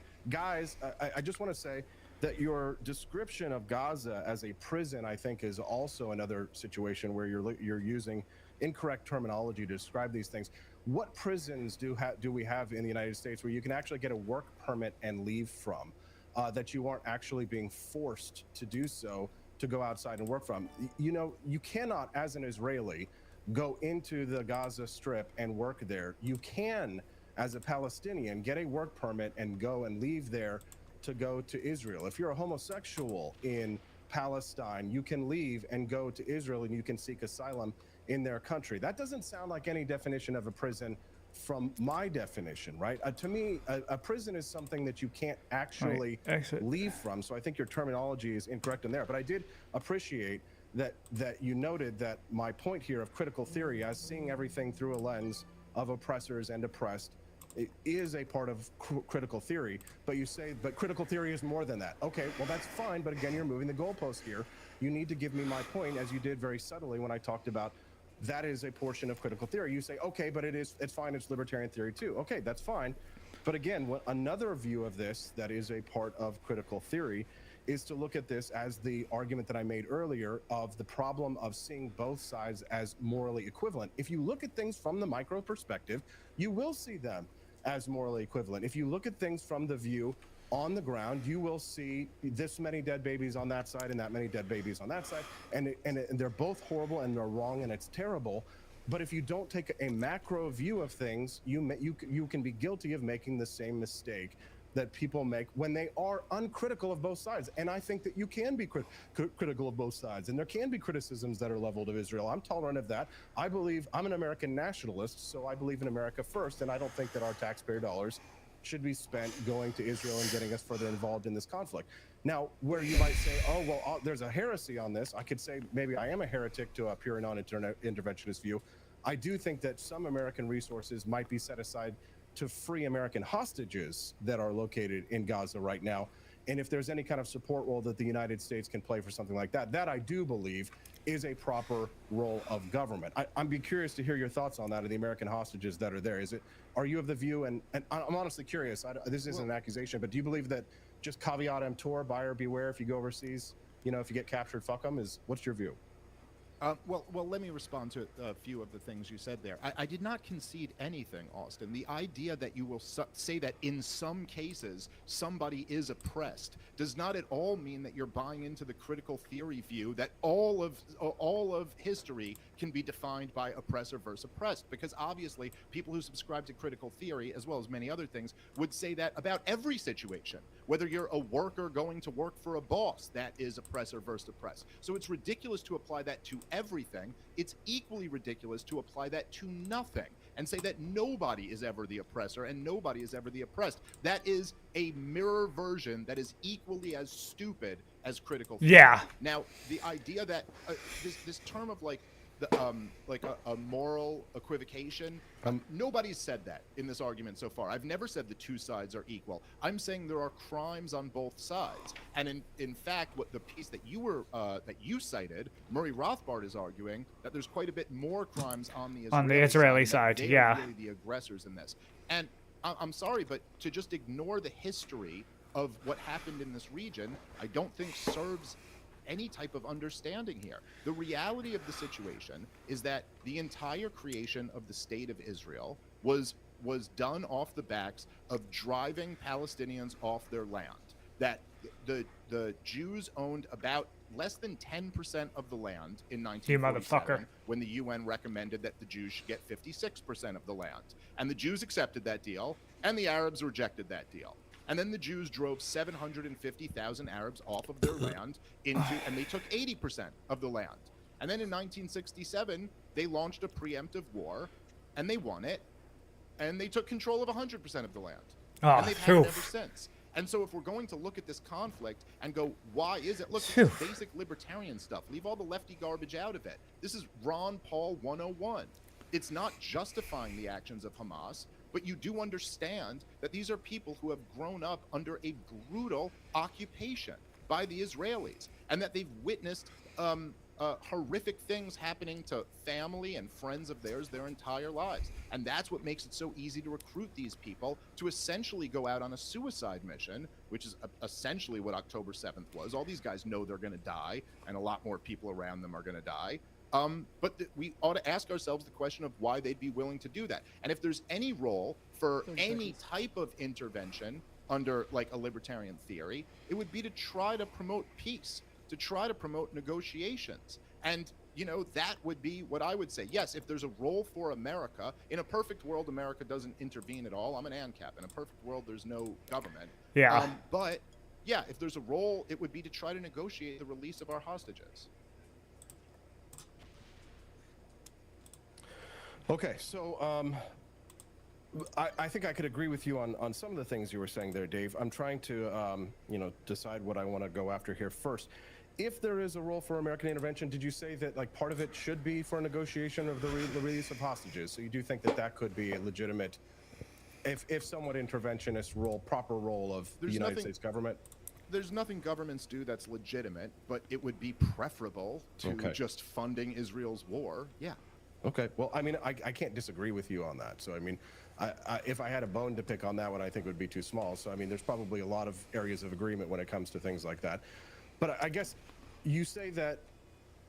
My question for you would be on this then is, do you think that would you concede at least on a moral level, a macro scale, that the conflict between these two civilizations is one of a more liberal order versus a more authoritarian one? Is that fair to say or not? No, it's very incomplete to say that. Okay. So I mean, look, as you have with lots of these different states, there are states like, let's say, North Korea, who is brutally horrible to their own people. It really doesn't do anything to the rest of the world. And then there are states like, say, the United States of America, who you couldn't say are worse to their own people than North Korea are, but are far worse to the rest of the world than North Korea is. And so Israel, yes, would I rather live in Israel or in Gaza? I'd rather live in Israel. Are there more freedoms afforded to you if you live in Israel than Gaza? Yes, there's more freedoms. A huge part of that is because of what Israel does to Gaza. So no, I think this reductionist kind of oversimplified, is it a liberal order versus a non-liberal order? The complaints that we have with the government of Israel are explicitly, and I say liberal in the classical liberal sense of the word, in the best sense of the word, are Right. explicitly the anti-liberal things that they do, violating the natural rights of other people, No, acquiring you're territory. wrong. Hold on, let me You're- just finish. Okay. Acquiring territory through war and dominating a group of people for what is almost 60 years now. Well, I do believe that in a right of conquest. So if you initiate a conflict, you might lose your land, because I do believe in a concept of restorative justice. What if you? Well, So, okay, but it's my turn. It's my turn. We might all agree with that. But that doesn't. Let's but let they him didn't finish, initiate- Dave, and then we But can you've missed. reattack The that. thing is you say that like this is a reductionist view, but your view is also reductionist because you only lay the blame at the feet for the reasons why these terrorists have commit these attacks, because they're in a prison, because of what Israel is doing to it. You're actually removing the agency of the Palestinian people themselves, who do overwhelmingly support the actions of these Hamas terrorists. So you're taking away their agency on that part, and you're also reducing it entirely to the behavior of outside groups. And you're forgetting the fact that they do hate Israel for their freedoms. They do attack outside countries because they believe in liberal worldviews. You don't see dance parties, raves like the ones that were attacked in Gaza. And the reason why they do that they attack those kinds of places, because they see that as part of a liberal world order, which they reject. And, a good example, you say, if you're talking about the history of this, you were talking about 1948, is when I really love this story from when Thomas Jefferson had to kill the shit out of some Islamic terrorists of his day, because he wanted to parlay with them. He wanted to have good relationships with them. In his inaugural address, he says, we want to have peace with all nations. We don't want to have an interventionist foreign policy. But he realized, of course, that these people were irrational and that they were going to be impressing American merchant seamen into slavery at the Barbary Coast. And of course, the result of that was the Barbary Wars. But I think there's a fascinating little tidbit from history that we could all learn from in regards to why the Islamic world hates us so much. The United States had nothing to do with the Crusades in the early 1800s. We had nothing to do with the wars of intervention of Europe. We were a new nation. We had nothing to do with any of the conflicts that the British and the French had engaged in the Mediterranean. But we were still being attacked by the Barbary pirates in Tripoli. So when they met with the ambassador of the Barbary pirates in London, John Adams went and met with the Barbary pirates representative, their diplomat, and they asked, why? Why are you attacking us? Why are you doing this to us? And the response to that was, well, it's because the Quran says that we can, because you are infidel, because you are Muslim. You're not Muslim, because you don't agree with us, because our holy book says that we can do this to you. And before we say, oh, well, the Bible says terrible, I'm almost done. The Bible says do terrible things. The Talmud says terrible things. The difference between I find all of the claims of all religions, the metaphysical claims of all religions, to be equally false. But not all religions are equally anti-libertarian. Some religions are more libertarian than others. You are a secular Jew, Dave. I prefer Judaism to my own base religion because, of course, my religion is more evangelical. It tends to be a little bit more aggressive, and it demands, it demands crusades to some extent. But no religion demands more crusades than radical Islam. So it's a mistake to claim that the only reason why they attack us is simply because of intervention or what someone else is doing. It removes their agency, and it also it doesn't look at the underpinnings of the religious conflict that's part of this as well. Okay. Yeah, this is just a total straw man and not at all responding to what I said. This is goofy. I mean, it's like, look, if a husband comes home and finds his wife in bed with another man and he murders both of them, and I said, you know, her cheating was a large contributing factor to why he murdered her, that doesn't remove agency from him. It doesn't justify what he did. Obviously, these people on October 7th had agency. This is just silly. I'm just saying that this is a giant contributing factor to it. So this is, it's very strange to me that anyone who comes out of the libertarian world would ever not understand this very basic point. It was, go read Harry Brown, When Will We Learn? Go listen to the Ron Paul Giuliani moment. The idea, if you're going to take Harry this Brown, view, When then you Will would We have to Learn? say that they were removing agency from Al-Qaeda. But that's ridiculous. Of course, that's not what they were doing at all. It's just saying that, look, we can look at the conditions that lead to these attacks. And yes, if you see a group of people who are being dominated by another nation for almost 60 years, and then they come over and kill a bunch of their citizens, you go, that domination might have a little bit something to do with the fact that they came over and killed those people.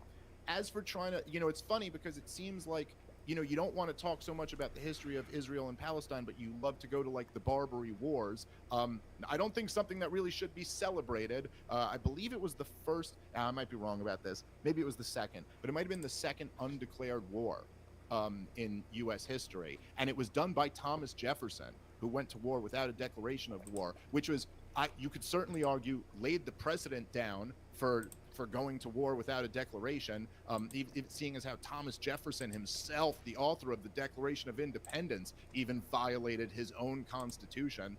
And look, I don't know, we could go into the history of the Barbary Wars, but I think it's probably more productive to just stay on this topic. I don't know what exactly the connection is, like the Northern African pirates they're all Muslims or something. Well, no, but I mean, in 1801 there were some bad Muslims. My argument hold on, is I'm not done yet. okay, go ahead again. Let me just finish my point. And look, this idea of like you're going to blame radical Islam, like there's a lot of problems with radical Islam, and perhaps it is even more anti-libertarian than some of these other religions. But if you're talking about what's anti-libertarian, what you'd have to talk about is what violates more people's natural rights. And there are a whole lot of religious views that maybe the Likud party highest members don't actually hold, but certainly a large percentage of the Israeli population holds. I'm sure George Bush and Lindsey Graham and all these guys don't actually believe that the Jews need to control Israel in order for Jesus to come back, but there's tens of millions of evangelical Christians who do believe that. So there's just a lot of guilt to go around here, and I think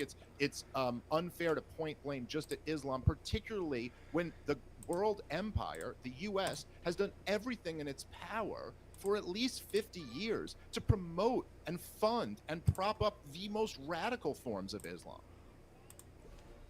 Okay, so I'm glad that you said what violates more people's natural rights there, because in some ways you're sort of conceding to a rather consequentialist view there, right, rather than a more absolutist one. But I think, of course, what matters is intent. If you're looking at something from a matter of just pure numbers, well, what you're really looking at there is the trolley problem. Would you kill one person to save 5 people? Is it more moral to save more lives than to save fewer lives?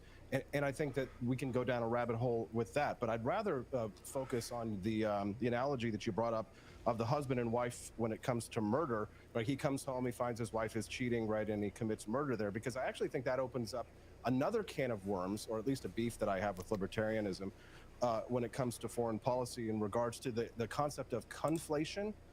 Essentially, the use of the terminology when it comes to mass murder. Everything is mass murder. This is mass murder. That is mass murder. But at actual legal definitions of murder, there are differences between your example when you said he catches his wife cheating in bed, he kills his wife. That is murder. But we don't judge that murder in the same way that we do a planned or premeditated murder. So what am I trying to say here? Well, what I'm trying to say is that there's a difference between the planned and premeditated murder of civilians, which Hamas engages in as part of their legitimate war strategy, and what might be considered in a worst case scenario in any court of law as what might be involuntary manslaughter, which is the result of an accidental killing rather than direct intentional killing. which is why I don't see a moral equivocation. We shouldn't morally equivocate between these two sides. So I wonder do you agree that there is a difference between forms of killing, meaning there's murder 1, murder 2, voluntary manslaughter, involuntary manslaughter? You do see that there is a difference between intent. Intent matters, does it not?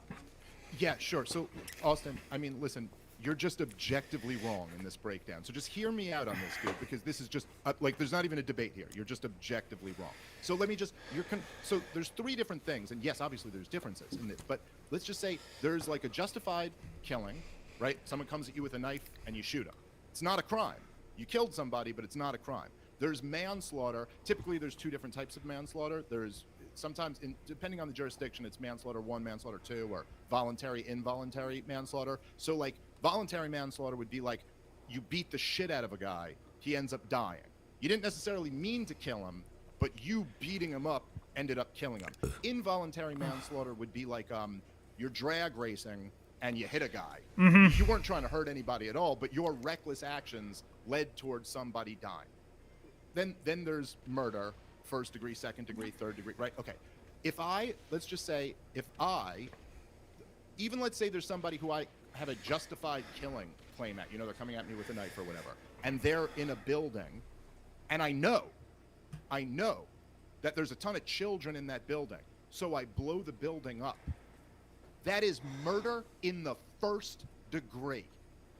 Israel has murdered all of these people in this war over the last few weeks. In any court of law, that's what you would be charged as. Premeditated, cold-blooded murder in the 1st degree. Your example does not hold. And in fact, if you really want to get legal with this, when you're blowing them up with bombs, the fact that you made a bomb would be prima facie evidence of premeditation. Murder in the 1st degree. This is just objectively the truth. It is not. It is not. Hold on 1 second. Hold on 1 second. It is not. No. I'm just legally right. Any lawyer listening to this, I'm legally right. If you drop a bomb, hold on, Austin, you're muted. So let me just finish my point, and then you can talk. If you drop a bomb on a building, and guess what? Legally speaking, it doesn't matter if you go, but I warned you to leave first. That is murder in the 1st degree if you know that innocent civilians are going to die there. One more second. When Obama drops a drone on a wedding, when Obama has a drone bombing campaign where 98% of the people who die are innocent civilians, and he knows that, and he continues to do that, Obama murdered those people. When Israel drops bombs on buildings that they know have civilians, even if they gave a very polite, I warned you before they did it, which they don't always 30 do, seconds. they murdered all those people. And likewise, I will say, what Hamas did when they invaded Israel and pulled off that terrorist attack, they also murdered all those people. It's murder in the 1st degree across the board. And that's a fact. Go ahead. Am I unmuted? Yeah, you're unmuted. Okay. So these are lies, and your position here is morally bankrupt. I think the problem, of course, comes down to the foundations, which are the non-aggression principle in this one. And I think that the non-aggression principle has become the non-retaliation principle. Because, yes, it does matter what happens when it comes to intent if you tell someone to get out of the way if you're trying to stop someone who's trying to actively murder you or kill you. If someone places themselves between an innocent citizen or an innocent civilian and is trying to kill you at the exact same time, you're not morally responsible if you accidentally hit the civilian. The person who placed themselves deliberately between yourself and the civilian is the person who is morally responsible. I have no moral responsibility to commit suicide. If someone puts themselves up in a children's hospital, and I do everything I can to try and avoid the deaths of civilians in that hospital, but the only way that I can survive or protect the lives of myself, my crew, my family, or what have you, is to fire back and prevent that threat from coming at you. What you're essentially advocating for is for people to be required to commit suicide if they're not able to take the tactics and use the tactics that are necessary to be able to defend themselves. These are the unfortunate, horrible, awful realities of war that I would prefer that we would not have to deal with. I wish that this wasn't the case or this wasn't the reality. But I think that this is why a big problem that the American people see with libertarians and why our movement gets smaller and smaller, Because the idealism, which I identify with, my heart swells with pride.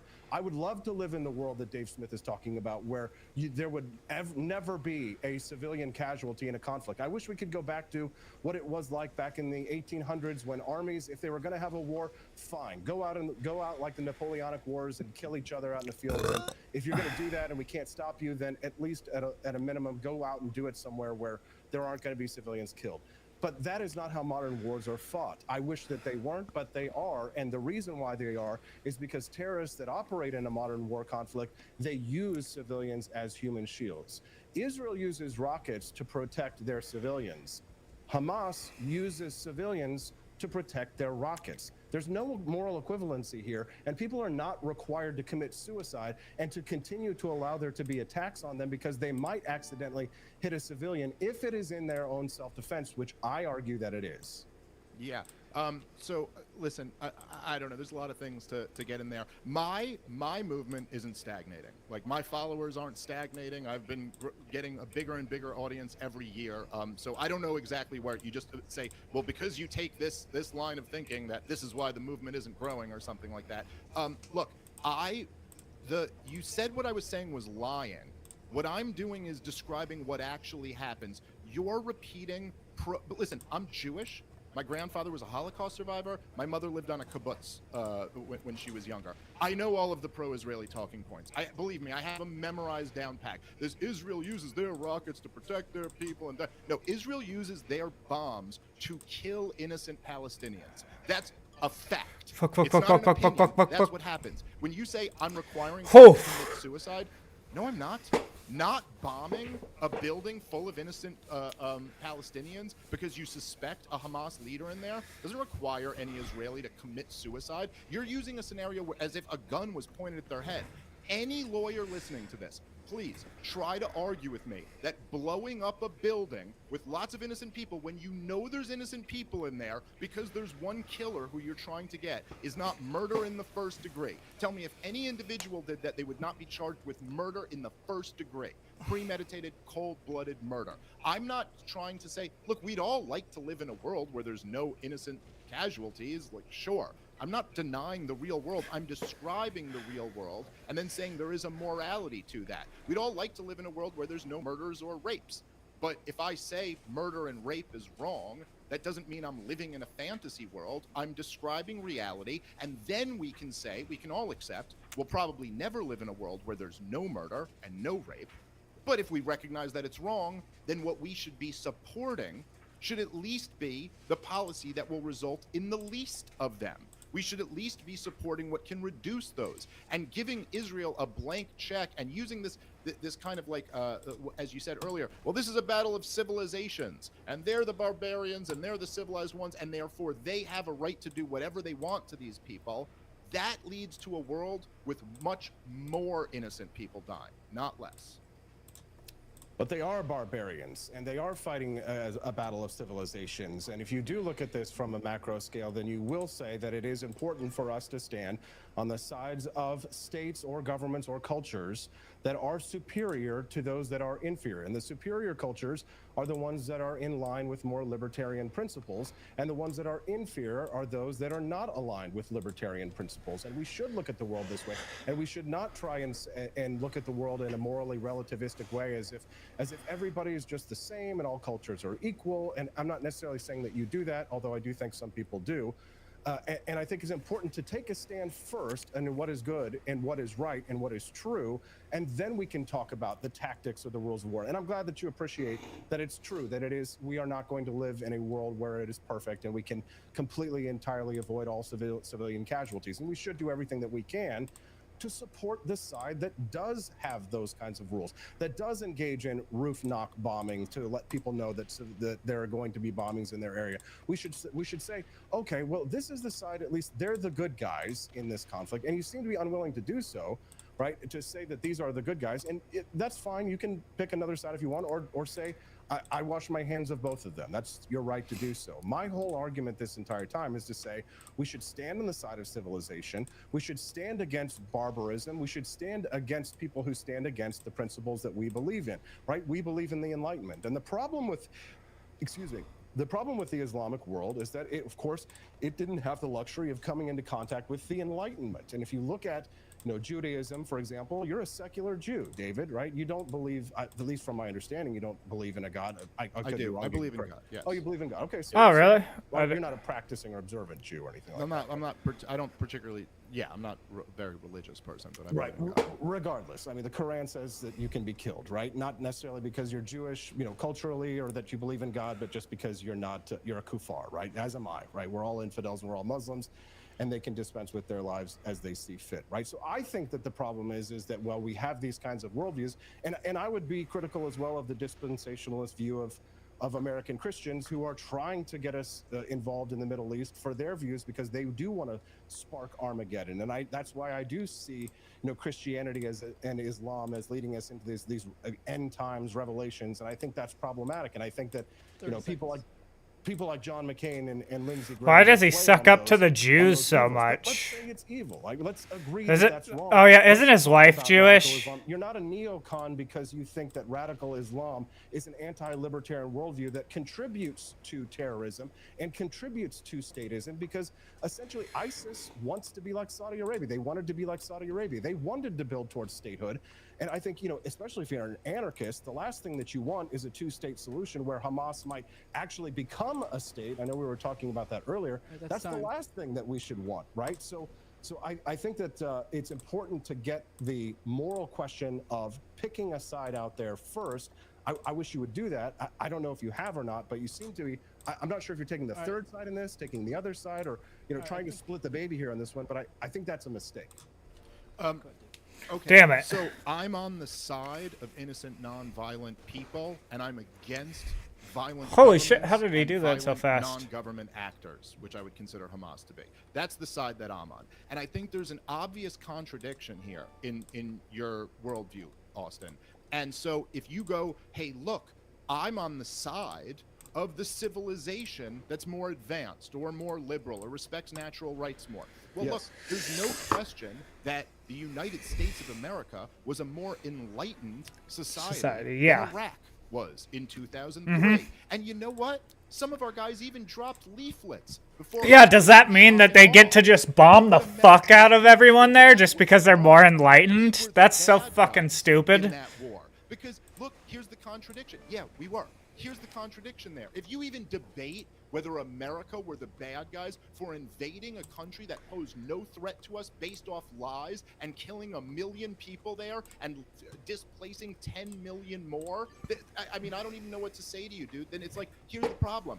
You're saying this society is better because we don't have the barbarianism of this other society. But what you're defending is the most barbaric act that we could possibly commit. Dropping explosives on innocent people. So you're caught in this contradiction here.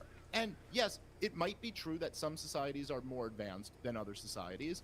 Again, though, you're ignoring kind of the other part of this. And it's not necessarily that this makes you a neocon, but it does seem like you're kind of doing their bidding when you ignore the fact that if you have such a problem with Hamas, then you really should have a problem with the fact that it was an Israeli strategy to prop up Hamas. If you have a problem with Wahhabism, then you should really have a problem with the fact that the United States of America intentionally promoted Wahhabism for decades. If you have a problem with Al-Qaeda or ISIS, then you should have a problem with the fact that our governments were funding and arming and training these groups. So yeah, if you want to just say they're all animals, this entire group of people, you've decided they're all savages, and therefore, I guess I'm left to assume they have no more natural rights. The 2 million people of Gaza, we've just decided they're on the side of the barbaric people, and Israel are the civilized ones, so they have no natural rights. Okay, 30 seconds. but then the fact that you're still gonna go, the thing that makes me the good guy is I respect natural rights. Do you see where you've lost the plot? You've completely contradicted yourself now. Because the most barbaric thing you could do, far more than having a religious totalitarian society, is start exploding people to death, which is what's happening right now. All right, real quick. 1 second. I just want to let the audience know about. I'm probably going to give this 5, maybe 10 minutes top more, and then we're going to go into questions. So Maybe 1, 2, tops 3 or 4 more back and forths. So go ahead, Austin. Right. So, no, obviously I didn't support the invasion of Iraq, but I think that the problem here lies in what the fuck? being able to entertain a thought without also accepting it. In other words, what I think you need some neocon friends, Dave. You need to hear ideas from people that you disagree with so that you can understand why what may be an incorrect strategy may not be a bad strategy overall. What might not work in this scenario might work underneath another scenario or other conditions. So for example, let's entertain an idea without necessarily accepting it. Going back to, I know you don't like this, but going back to the Barbary Wars, before we were killing the Islamic pirates, we were paying the Islamic pirates. And one has to ask the question, if they're committing, attacks against us, should we always resort to armed conflict immediately? Well, they didn't think that we should. John Adams and Thomas Jefferson sat down and talked it out, and they said to themselves, well, at this point in time, the cost of us to raise a navy and to go out into the Middle East and to send an army into war against the pirates, it costs less for us at this point in time to just give them the payments, right? So let's entertain the thought that it's possible that the neoconservative policies that you are rightly criticizing to a degree do have some merit in terms of strategy, in terms of a larger war strategy. So understanding the rules of war, the laws of war, or battle strategy will, I think, make us better libertarians, because we'll understand why John Adams didn't immediately send the fleet, that didn't exist, of course, because they had to raise the fleet to fight them. But the question just came down to economics. At some point, the cost of paying off the Barbary pirates was higher than if they would just go ahead and create a navy and go and fight and kill all of the Barbary pirates. So when you've listed off the strategies of, for example, Israel funding Hamas, this is what I'm alluding to here, or the United States funding the Mujahideen, for example. While I may not agree with those strategies, it's not to say that it's not a legitimate strategy, because would it be better if someone is destined to try and kill you, if they want to kill you, or just pay me ransom money? You may not be strong enough necessarily to fight back. If somebody says, if the highwayman says your money or your life, you're probably going to give him your wallet if you don't have a gun or you're not capable of defending yourself, until the day comes when you are capable of defending yourself. When you say, okay, yeah, you've taken 1.5 million Anglos as slaves, you've committed acts of violence and aggression, and I couldn't kill you yet, but I am going to kill you now, because before I was paying you, and that was a strategy that was legitimate in order to avoid an armed conflict, but now it's time for war. And so I think that while I don't endorse the invasion of Iraq, or I don't endorse, these neocon views, I think it's a mistake to at least not accept that these are legitimate war strategies, and they have been successful, even if they haven't been successful in the recent past. Wrong, right? How do you feel? Well, I'd start by saying I think you need less neocon friends. For real. Listen, What the fuck? I've known plenty of neocons. Want more I've read a ton neocon of friends? Neocon literature, Strauss and freaking Kagan and Podhoretz, and I might be pronouncing that wrong, but all these guys. Yeah, I think that if you're going to make the argument that it's like a cost-benefit analysis or something like that, well then, okay, I guess October 7th really lets you know what the cost-benefit analysis was for Bibi Netanyahu explicitly supporting Hamas for all these years. And man, to support them and then fail to protect your own people on that day, that guy should be forced to go live in Gaza for the rest of his life. Look, in the example with the Barbary Wars, I don't know. I'd love to see, like, I don't even know if any historian has done this, but if you'd really go like measure the cost-benefit analysis, I know that the reason why America was paying off these Northern African pirates for the beginning is because that was the tradition of the Europeans, like the French and the British. They all just paid them off. If you wanted to sail, now, just to be clear, from a libertarian perspective, like, I'm not arguing that like those North African pirates had homesteaded the entire Mediterranean Sea or whatever. Like, I don't think they had a right to do that. I think it was just, but at least in that example, and this is what I think libertarians should care about, is that the pirates were the aggressors. Now, after the Barbary Wars were over, did it actually cost more than it would have cost to just pay them off? I don't know. I'd be interested to see if there's any historian who's actually like run the numbers on that. I'd kind of suspect it probably would have cost less to just pay them off, and in terms of money and certainly lives. But regardless, they were the aggressors, so I could at least say Thomas Jefferson had a right to go to war with them, although he needed to declare a formal declaration through Congress, seeing as how he's Thomas fucking Jefferson. But regardless of that, in the war in Iraq, the United States of America was clearly the aggressor. And in terms of what's happened to the Palestinian people, Israel has been the aggressor. And so I think that's really what libertarians would look at in a conflict like this. And, you know, you could say this neocon policy worked out once in 1801, which I don't know if you could really call I wouldn't call Thomas Jefferson a neocon. I'd like to see a more recent example of where one of these neocon policies has actually worked out. The fall of the Soviet Union, for example. So in funding the Mujahideen in Afghanistan, Ronald Reagan outspent the Soviet Union and actually helped to bring about the collapse because of the back and forth between the Russians who were fighting against our fighters, and it worked, and it helped to collapse. Even if you're they going to say, bankrupted them. if you're going to say, let's imagine. And I'm not saying it's the right thing to do. I'm saying entertain the thought, okay, fine, before accepting it. But if you're going to claim, which first off, it's way oversimplified to claim that the war in Afghanistan, and when I say the war in Afghanistan, I mean the Soviet war in Afghanistan in 1979, 1980. If you're going to say that that is the reason the Soviet Union fell, I think we would probably also agree there were some pricing issues in their whole economic structure, and there were a lot of other issues that. But I'll say that was a contributing factor in it too. So if you want to count that as the benefit, then sure, let's count that as the benefit. Now let's look at the costs. The costs were that we trained Osama bin Laden on how to lure a superpower into a war in Afghanistan to bankrupt them. The costs are 9/11. The costs are the war in Afghanistan, the war in Iraq, the 30,000 military members who have blown their brains out, the $6 trillion that we've wasted in these wars, and the complete crumbling of the United States of America. So I would be careful before we count that as a neocon victory. Well, the right response, of course, would have been to execute Osama bin Laden after the fact, because then he's no longer useful to us. And if you would read The Prince and Machiavelli, there's a classic example of this, of the Prince, of him sending out someone to do his bidding and then turning around and placing the blame for everything on him, which is whether we like it or not, Dave. These are the strategies that are being used against us. And one of my, and I know it's a small beef, but it's a beef, is that too many libertarians don't understand the enemy's tactics that they use against us and understand why they are effective.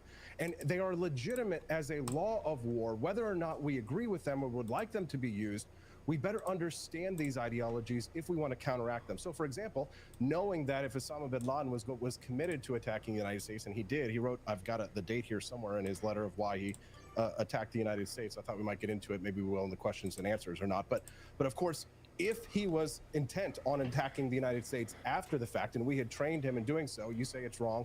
We could, quibble about that. It was a successful strategy against the Soviets. Bro, if the fucking microcosm of the larger, conflict between the United States. Pricing was obviously the biggest thing, but the war in Afghanistan didn't help. But the question is like, what should then have been done with Osama bin Laden at that point, if he then turned around and declared war on the United States and claimed that he wanted to attack us, and someone who was a friend before us? Because I think when we're talking about the moral time machine is, I frequently, every Wednesday I have the judge come on and we talk about these issues back and forth. And last week he said something that was really interesting to me, and I hear this a lot from my libertarian friends, is we say, oh, well, if the libertarian policy had been there in the first place, then none of this would have ever happened. That's true. And I agree with you. And I would have loved to have had the libertarian policy implemented in the 1980s. We would not be in the problems that we have today, but we still have to deal with the world as it is today. If we were to say, let's say we get elected, there's 150 Thomas Masseys in Congress, hooray, right? But Osama bin Laden is still alive, and he's still intent on, killing us here in the United States and committing acts of terrorism, and he's writing letters in the papers like he did back in the 90s saying he was going to kill us.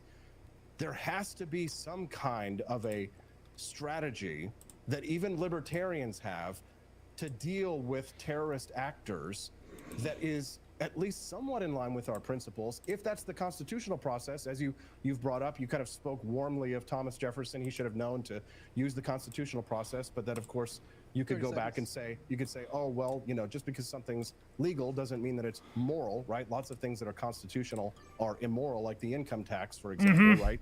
So there's a problem there, but I don't want to get into that.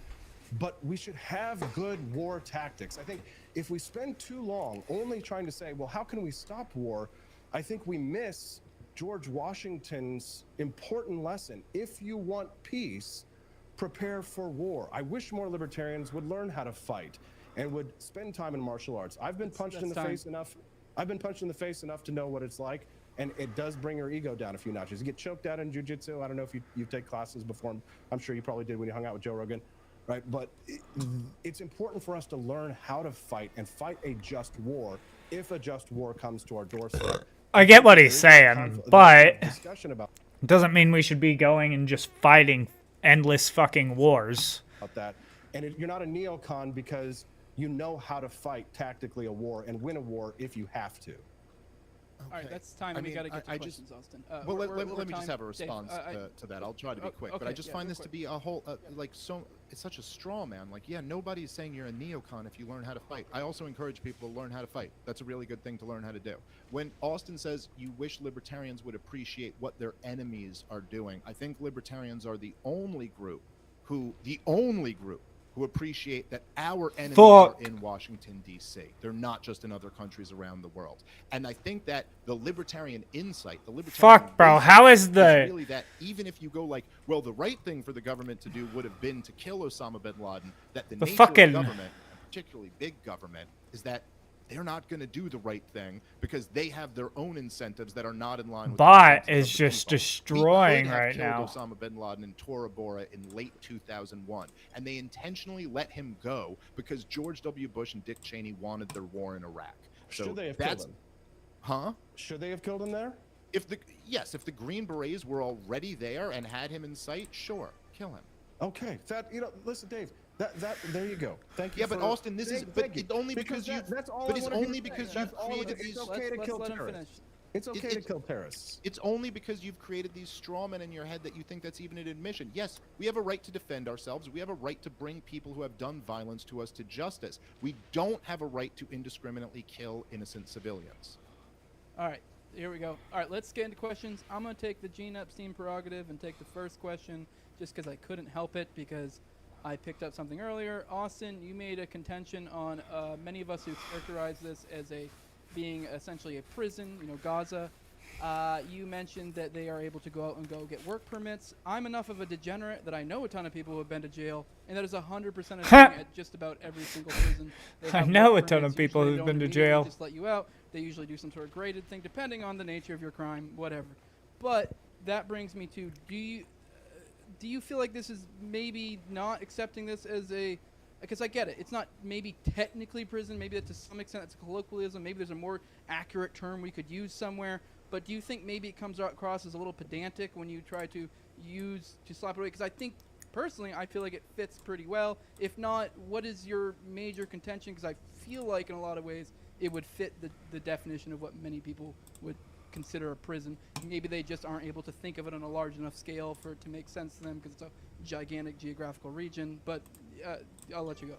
Well, prison might be closer to what it actually is versus what I frequently hear it being called, which is not what Dave Smith has called it tonight, and I appreciate that.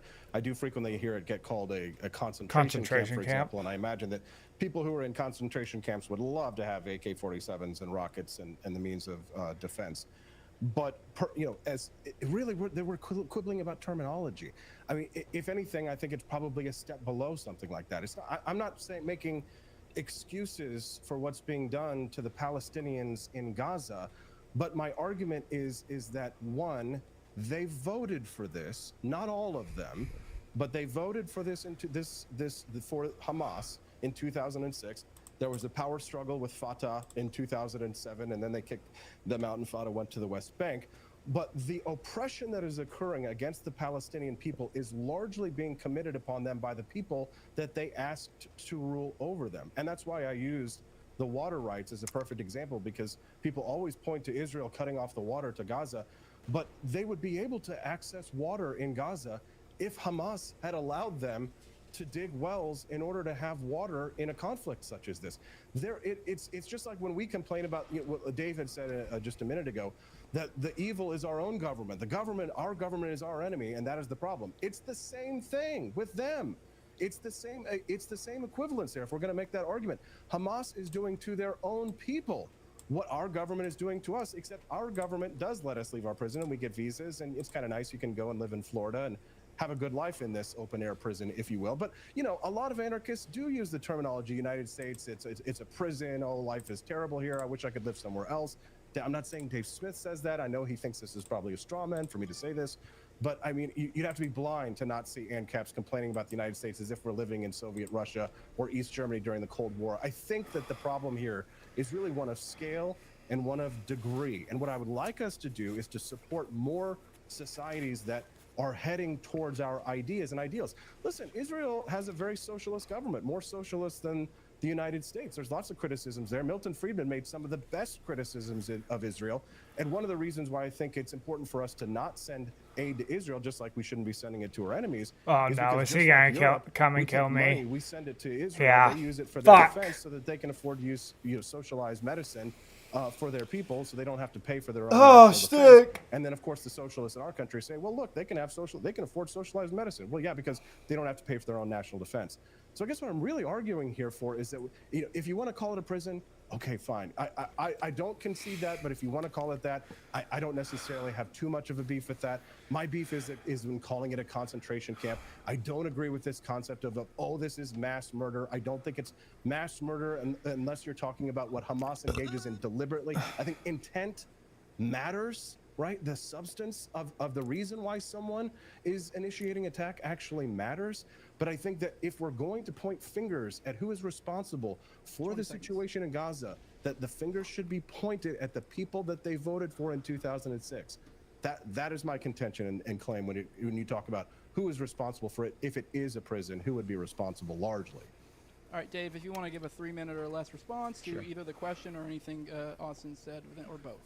Well, at this point, it's a very small minority of people in Gaza who voted for Hamas back in 2005. True. I mean, a million, about half of the people there are under 18. They certainly didn't vote in it. In that election, I think they got 30-something%. And as Austin kind of alluded to, it wasn't until, I mean, he didn't give the whole story, but it wasn't until there was an attempted coup backed by the Israelis that Hamas actually took control of the whole thing. But, to the point that Austin was saying, well, it has to be the same. If our enemy is our state, then their enemy has to be their state. But of course, as I mentioned before, it's not a state, as everybody concedes. It's not like Gaza is not their own state. They don't have statehood. And all of the Israelis concede this. That's why they say publicly, we're open to a two-state solution eventually, even though, I mean, they say that internationally, but then like when Netanyahu's talking to his own Likud party, he talks about how the reason he's supporting Hamas is because he wants to undermine the process of them ever getting their own statehood.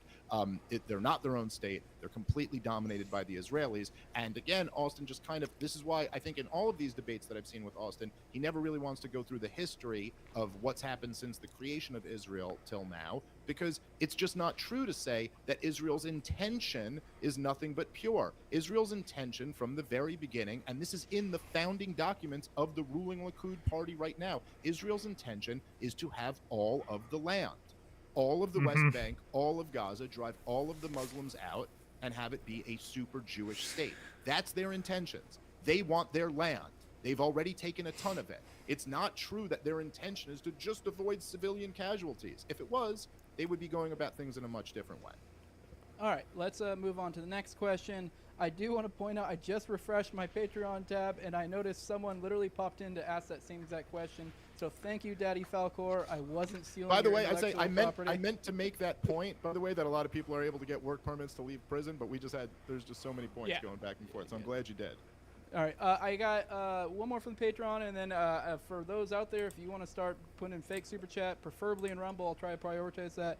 But next question, how is Israel/America's relationship mutually beneficial? I don't even know if necessarily Austin thinks that. I think I know Dave's answer, but I guess that would probably be more directed at Austin. Do you feel our relationship with Israel is beneficial, and if so, why? I mean, and try to keep it 3 minutes or less. I know it's a huge topic. So. Boy, you'd have to really nail that down. I do think that mutual cooperation between the United States and Israel is in our benefit. There's $50 billion worth of trade that goes between the United States and Israel, and I've made these points before about how productive the United States is versus the Arab world. And I made this point about patents, for example, and regardless of your feelings about intellectual property, consider that whenever you do file for a patent, you are contributing something to society. You are contributing a new invention, whether it's medical, digital, some form of technology to the world. And in 2019 alone, Israel filed for and received 10,219 patents. And if you've ever tried to file a patent for anything, it is extremely difficult. You have to actually create something new or provide some kind of innovation or a benefit for something like that. Whereas when you compare to their 22 Arab nations around Damn them, it. the number of patents that they filed for and received was pretty much negligible. So the trade that goes on between the United States and Israel for our that contributes to our economy, the brain trust of Israel that they contribute to the world, but not just in patents, but in doctors, lawyers, medicine, and their public education system, which is one of the best in the world, in many ways better than the United States. Not that I agree with public education, but it exists and it has rankings and it does very well. So I think that, being an enlightened society and having trade with the United States, I think it does benefit us. We should not be paying for their defense, right? To be a neoconservative is to say that we should fight wars of intervention, we should spread democracy around the world at the barrel of a gun, and the United States should act as the world's police. I don't agree with that, but I also Then why are think you we should acting take a like moral stand, and that's I think that some cultures are what we better than should do? others. And my argument is that Israel does stand alone as a more liberal order against illiberal world orders that are intent on its intent on its destruction. So I do think that the United States does receive a larger benefit from Israel than the cost, although I still don't agree with the cost, because I think that if they were forced to pay for their own national defense, first of all, we would not be telling them what to do. Ron Paul's speech that he gave, I think in the 1990s, where he talked about how the Israelis attacked the Osirak nuclear reactor in Operation Opera, one of his finest speeches, because he talks about how the United States was telling Israel what to do. They were saying, don't do this. We were intervening just by saying how criticizing their policy, you should do this or you should do that. And Ron Paul was like, hey, listen, they're doing what's in their own best interest. And I think when we pay them, it's kind of like welfare here in the United States. If I'm paying for someone to go get SNAP cards or WIC cards or what have you, then I kind of feel like, oh yeah, maybe you should have to work for that, right? But if I wasn't paying for them, I don't care. It's like, if you blow up to 500 pounds, right? I don't care if I'm not paying for your health care, but as soon as I'm paying for it, then all of a sudden I have an interest in it. So I hope that we can see the distinction between these two things. One, the mutual trade, voluntary trade that exists, and then the forcible taxation, which is taken from us to fund their defense, which I don't agree with, and I think it makes them less safe. All right, that's time. Dave, did you want to respond to this or no? Yeah, sure. Well, Ron Paul was right when he said that we shouldn't have intervened in Israel's conflict with Iraq at the time. And Ron Paul also, by the way, called Gaza a concentration camp, and I think he was right about that too. And I think Pat Buchanan was right when he said it. And I think Noam Chomsky was right when he said it. And the fact that they may have some different guns than other. I didn't know that concentration Pat camps Buchanan doesn't said really it. Prove any point, and that's not to conflate them with death camps in Nazi Germany. I don't think I would call them that, but I certainly think concentration camp is a legitimate term for them. If you're going to consider the relationship that we have with Israel, then you also have to consider the fact that without the backing of the United States of America, Israel would be forced to negotiate, and they would probably have to work out some type of two-state solution, which would be much preferable to the situation that we have right now. I don't necessarily disagree with all of what Austin says. I'm not actually, the funny thing is that when you take the position that I'm taking, people tend to call you a moral relativist, when really what I'm doing is the exact opposite. I'm applying objective standards of morality to both sides of this conflict. I do not believe that all cultures are equal, and I think that Israel and the United States of America and Europe has contributed far more in terms of, in terms of inventions and has contributed a lot more to the world than some of these third world countries have. But we might ask the question, might that have something to do with the fact that we've done everything we can to keep these people in the Stone Age? Personally, my own feeling is that that's probably not 100% Holy of the shit. story. I'm not saying that if we hadn't done all of these things that then the Muslim world would be Europe. I'm just saying we should stop doing all That of these was things. wild. And in terms That was of when you bullshit. have a conflict, like if you were at a bar and there was a fight and someone and a law enforcement agent came in and said, hey, They might go, well, here's what happened. This guy threw the punch, and then this guy defended himself. They'd want to know, just as libertarians would want to know, who was the aggressor in this conflict. And if then you were to go, well, let me tell you who, this guy's an inventor, and he's invented way more things than the other guy, that would just be totally irrelevant to the conflict. So I don't necessarily disagree. I want to have free trade with everybody. But the fact that that particularly the United States, the world empire, has backed Israel for decades and decades and decades, has been what's allowed Israel to get away with this. While, as you've seen over the last few weeks, much of the world disagrees with what they're doing. All right, now we're on to the last question because Austin here has a morning show, so I need to respect his time. I got a night show too, so we both got to get out of here. All right, I'll do one last question. This should be a quick one, and then we'll go into closing remarks. I'll give Austin the choice of going first or last because I know he has a morning show. So if you want to go first, or if you prefer to have the last word, that's up to you. But Austin, will you debate? This is from Nake Wake. Gave me a $2 super chat on Rumble. So hey, you gave me money. You get your question in. Austin, will you debate Ryan Dawson on Israel versus Palestine? And then, Ryan this is kind of a separate Dawson. question of the statement. Who's Ryan I think Dawson? you're correct that libertarians can and should say which side is worse, but I think you're wrong about which side has been worse. So the question is, will you debate Ryan Dawson? Okay, so I'm glad that you brought that up. And I'll say no, and not just because I'm scared of him or I just or whatever. I was actually Not just talking because. to my wife about this, and I saw that our buddy Liberty Lockpod Clint Russell had said the same thing, that he's tired of these debates with libertarians because I don't think that a lot of minds are being changed necessarily over what's happening here tonight, and I don't know that any minds are going to change if I debate Ryan Dawson over that or stuff like that. Maybe you get more likes or something like that, but at this point, my strategy in the last 2-3 years, or really 3, 4, 5 years, has been to not necessarily ignore the libertarian movement so much as to just kind of focus on bigger picture things and focus on normies. That's why my show is the Wake Up America show, and it's not the hardcore libertarian minarchist constitutionalist podcast, right? Because I'm trying to bring in people with bring in who are interested in libertarian ideas and kind of be the wide end of the sales funnel, if you will. So I don't like spending a lot of time fighting with libertarians and having disagreements with people who I agree with. I mean, Dave and I may have, if you counted up, we probably agreed on 50% of the things that we were talking about here tonight, and we just violently disagree on the 50% of things that we disagree with. But yeah, in the perspective of a larger picture, if we're going to look at the things on the macro lens, we agree probably on 80 to 90% of things, right? So I don't want to have, I honestly, after this week, I basically was saying to myself earlier today, and it kind of hit it home when I saw Clint Russell saying this, is that I really don't want to be fighting with libertarians. I don't think it's productive. I think we embarrass ourselves. I'm not immune to that, right? We all make mistakes and we have some dumb tweets and we say things that we don't mean.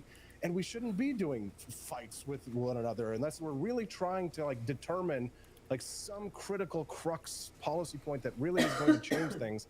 So after this week, my plan was to go back to start focusing on things, my normie strategy of libertarianism. And, I don't talk about it very much because, it only makes sense to a very small amount of people. But my whole plan is to get regular people, mom and pop Joes, who are kind of I think we were spending too much money on Russia and Ukraine, or I support Israel morally, but I don't know about spending all that money over there on them and all that kind of stuff. And to get to them go, hey, not hit them over the head with Rothbard immediately, or but introduce them to the ideas. So I really would like for the rancor to end, right? Just because it weighs on you heavily, and I don't think that it's always that productive. Although I thought that this debate would be, and Clint really wanted a piece of me, and I was like, hey, fine, why not?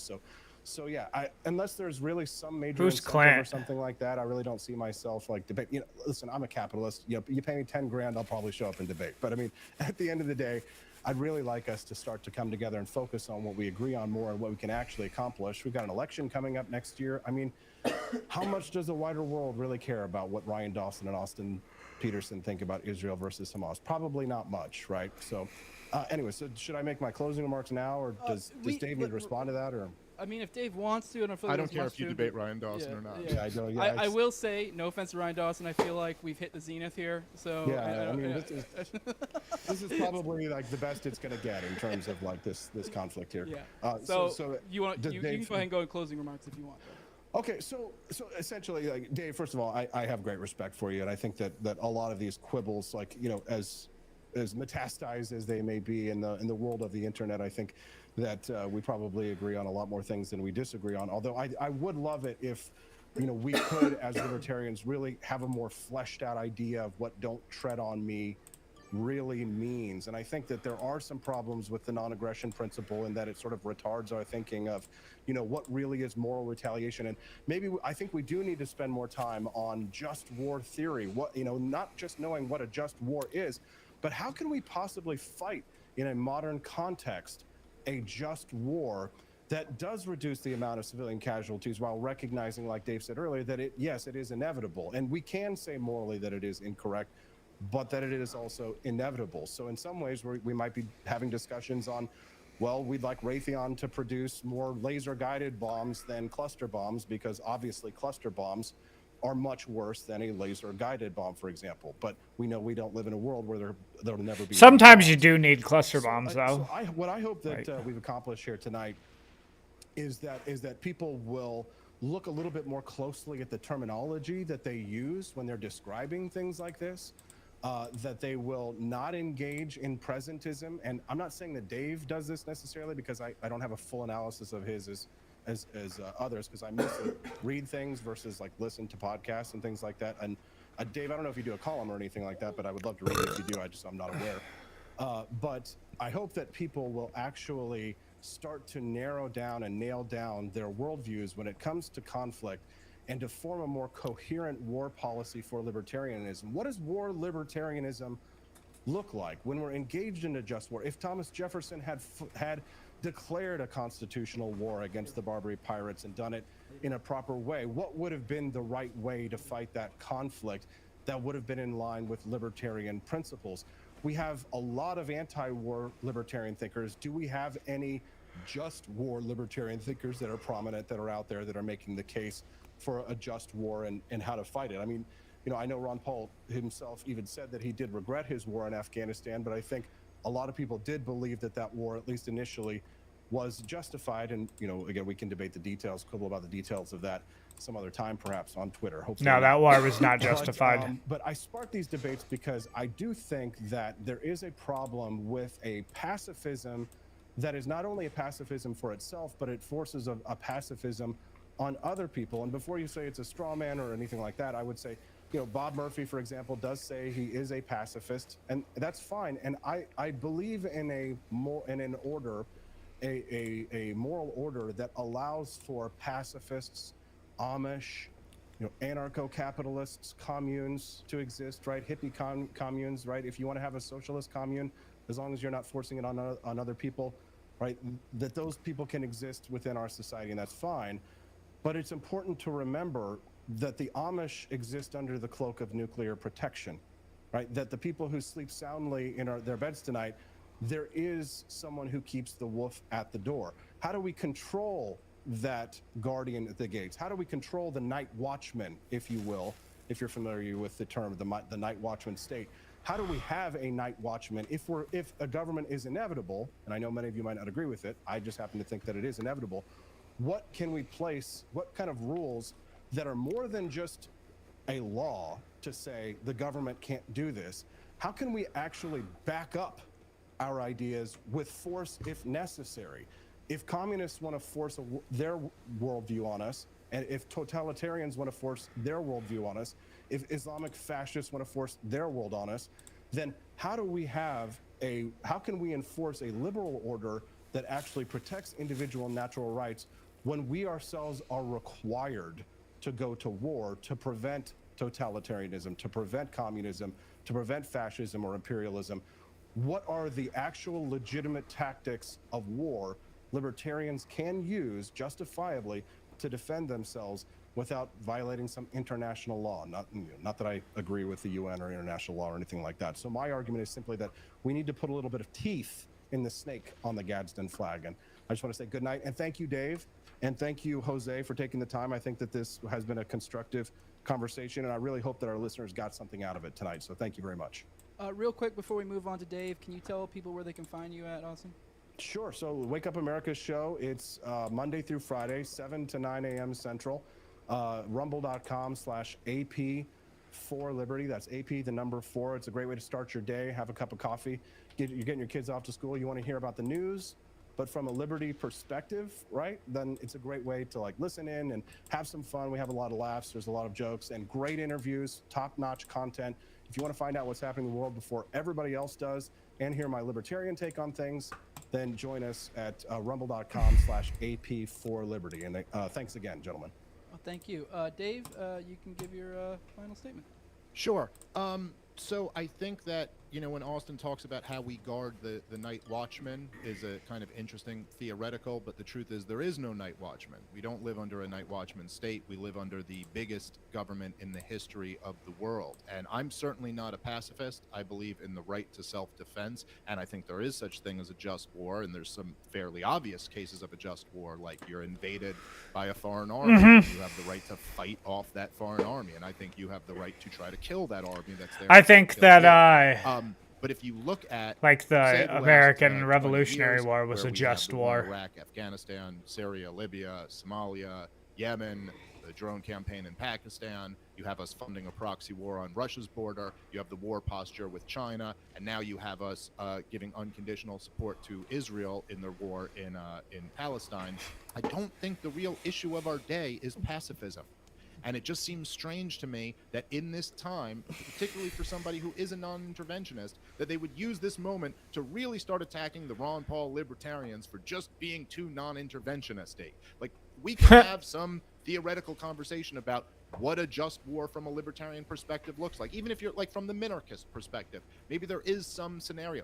It doesn't look anything like what Israel's doing to Gaza right now. I'll tell you that much. And I think what is lost in a lot of these debates is like I would have kind of found it more interesting to actually have a debate about the history of Israel and Palestine instead of focusing on like the Barbary Wars, which I think have like nothing to do with that. What Israel's doing right now is horrific and inexcusable. And even above that, from the pro-Israel point of view, they have done exactly what the United States of America Damn, did that's after 9/11. crazy what They they're have just about, taken what this the person's bait. about to The do. point of terrorism is to provoke a reaction. And Israel has actually taken the bait to such an extent that I believe their very existence is threatened right now in a way that it's never been in my lifetime. Perhaps you could argue in the 67 war, or perhaps in 47, 48, it was in doubt, you know what I mean, whether there would ever be an existence of Israel. Right now, you have all across the world massive anti-Israel protests. And I do not think it's out of the question that other Arab countries, other Muslim countries are going to get involved in this war. What they're doing to the people of Gaza right now is exactly what Hamas wanted them to do. Because Hamas doesn't care. They don't care about Israeli citizens, and they don't care about Muslim citizens, Palestinian citizens either. And so they were quite happy to goad Israel into doing this, which is now completely turned the world against Israel, and kind of rightfully so, because what they're doing is so horrific. So, yeah, thanks to both you gentlemen for taking the time. And yeah, I'm Dave. You guys all know where to find me. All right, yeah, no need for plugs. Legion of I appreciate everyone who Skanks. showed up today. I appreciate you guys being here. This is a good time. With that, for all the people here haven't been here, this is your first time checking out my show. Yeah, you can follow me on YouTube, all the major auto podcatchers, Odyssey and Rumble as well. Follow me on Twitter at TowerGangJose. I did forget to give a shout out to one of my sponsors. Sorry, Jolly on Klebold at Jolly on Klebold. But yeah, with that, like, share, subscribe, comment, all that good stuff, and we are out of here. Thank you. I chose Wix for my business because of its massive scope for functionality and freedom of creation. Being able to integrate and change and develop at my own pace. I offer a range of products and services. To manage it all from one place is essential. It gave me time back in my day to get going on actual projects. It really just made everything feel more achievable.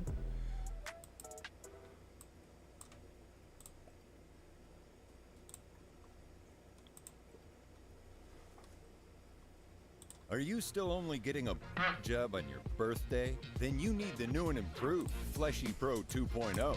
It's the automatic you-know-what machine that turns a quick one into a near mystical experience. Finally, no more begging her to slurp on the gherkin. Rejoice, What man, the fuck? Because it is time to become your own professional salad tosser. Get ready to tweak that Twinkie. Prepare to bang that meat like it owes you money. But wait, this won't be any old choking of the chicken. Oh, no, no, no. With the Fleshy Pro, it truly will. What the fuck is this ad, bro? By combining sucking, tugging, and vibration, the Fleshy Pro replaces women faster than Leonardo DiCaprio. Bro, Don't take our word is this like a... Get the moaning What the compliments fuck? of thousands of men across The the world. Fleshy Blue... They swear by their Fleshy Pro. Fleshy Just Pro? real skin What the sleeves fuck? that make it feel indistinguishable? Bro, Or is it this because is of like the a fucking powerful sucking ad vacuum for that a have you thing tapping that out gives you like a Conor McGregor? blowjob. Maybe it's the revolutionary climax mode that'll suck down harder than a The mosquito on a revolutionary climax Well, mode. no, What the fuck? U.S. thwarted plot to kill Sikh separatists in America. Yeah, it was saying that it was like, you tired of not getting like a blowjob every night? It's like this thing replaces women. Modi has going. I was like, what the fuck? After the assassination in Canada of that of the Sikh separatist as well. Is he really going to like jeopardize all of this purely to Jesus? United States authorities thwarted a plot to kill a Sikh separatist in the United States and issued a warning to India over concerns the government in New Delhi was involved, a senior Biden administration official said. Wait, what? The U.S. is treating the plot with utmost seriousness and has raised the issue with the Indian government at the senior-most level of the White House said yesterday. I'm surprised. I'm not saying Modi isn't a lunatic. I mean, he is, but India doesn't have the same kind of openly antagonistic relationship with America that, like, I don't know, Russia has. Like, India's relationship with America isn't exactly great, but I feel like there is a reputation here that is being jeopardized by this behavior. And over what? Sikh separatism? How many Sikhs are there in India? Like, how big of a wedge issue is this? 24 million Sikhs live in India. Out of 1.5 billion? Is it really worth jeopardizing the relationship that they have with the United States, with the West broadly? Like, that's insane. What possible domestic political benefits could Modi be getting from assassinating foreign Sikh separatists? Like, I feel like the leverage here, like the benefits cannot possibly, there's no way it's about lines on map. Oh, and I'm not saying that it's not politically important to Modi to, like, oppose Sikh nationalism, but, like, a lot is on the table here. That's what fascists do. Yeah, ultimately, yes. Yeah, fascists' inability to rationally analyze the situation, often overstep, fervent militarism, and, like, zealotry overwhelm the sensible interests, blah, blah, blah, blah, blah. I guess he's trying to send a message to them, like, you're not safe anywhere. Yeah, you know, well, there are a couple of directions this could go, right? It could be about, like, showing you're not safe anywhere. It could be about trying to stamp down on, like, the potential of mobilizing some kind of anti-Indian sentiment abroad, which I don't think it's that, you know? I think in many cases, sorry, not in many cases, most likely to me, somebody has boasted too loudly to somebody else. Like, I think Modi or whoever is, like, fronting this, whatever intelligence agency or individual, whatever leader is sort of behind this most directly, it, like, owes somebody something. Like, there has to be some kind of social debt or obligation to explain why they're doing this. It's very weird. What does this mean for U.S.-India relations and the issues we have had with scam calls mostly? Yes, we will no longer be getting Microsoft outsourced tech support from India. It's over. The most embarrassing thing here is that they thwarted it. If you guys remember, when India did this in Canada, they succeeded, and it was only after the fact that they were like, oh, we think India did this. Whereas in this case, because we're the United States, we thwarted the attempt, which means not only have they been caught red-handed, but they didn't even get away with it. So this now makes, you know, this makes Modi look pretty weak, because it's like, oh, he was trying to be a big strong man and over a separatist in another country, but he couldn't even, you know. Gurpatwant Singh Panun, who says he is a dual citizen of the U.S. and Canada, was the target of the foiled plot, according to the senior administration official. News of the incident comes 2 months after Canada said there were credible allegations linking Indian agents to the June murder of a Boom. Sikh separatist leader, Hardeep Alright, Singh. I'm gonna go John, to the bathroom in and a ve-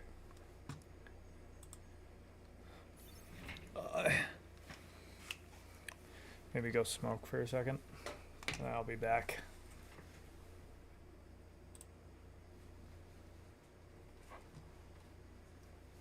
Hey, it's Jose Galison. No intro today. Right into it. You guys know what you want. You don't want to wait around. Don't want to fiddle with that. All I do is work.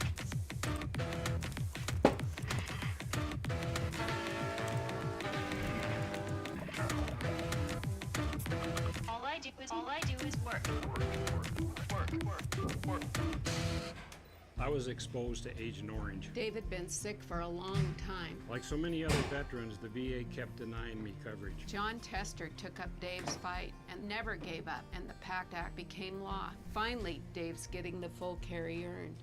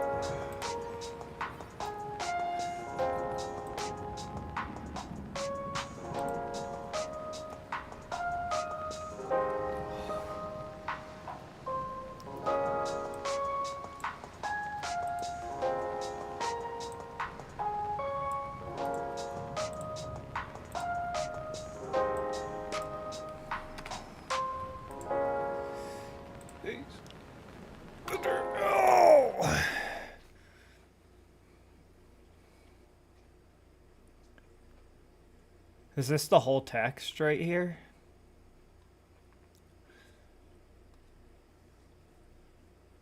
I wonder.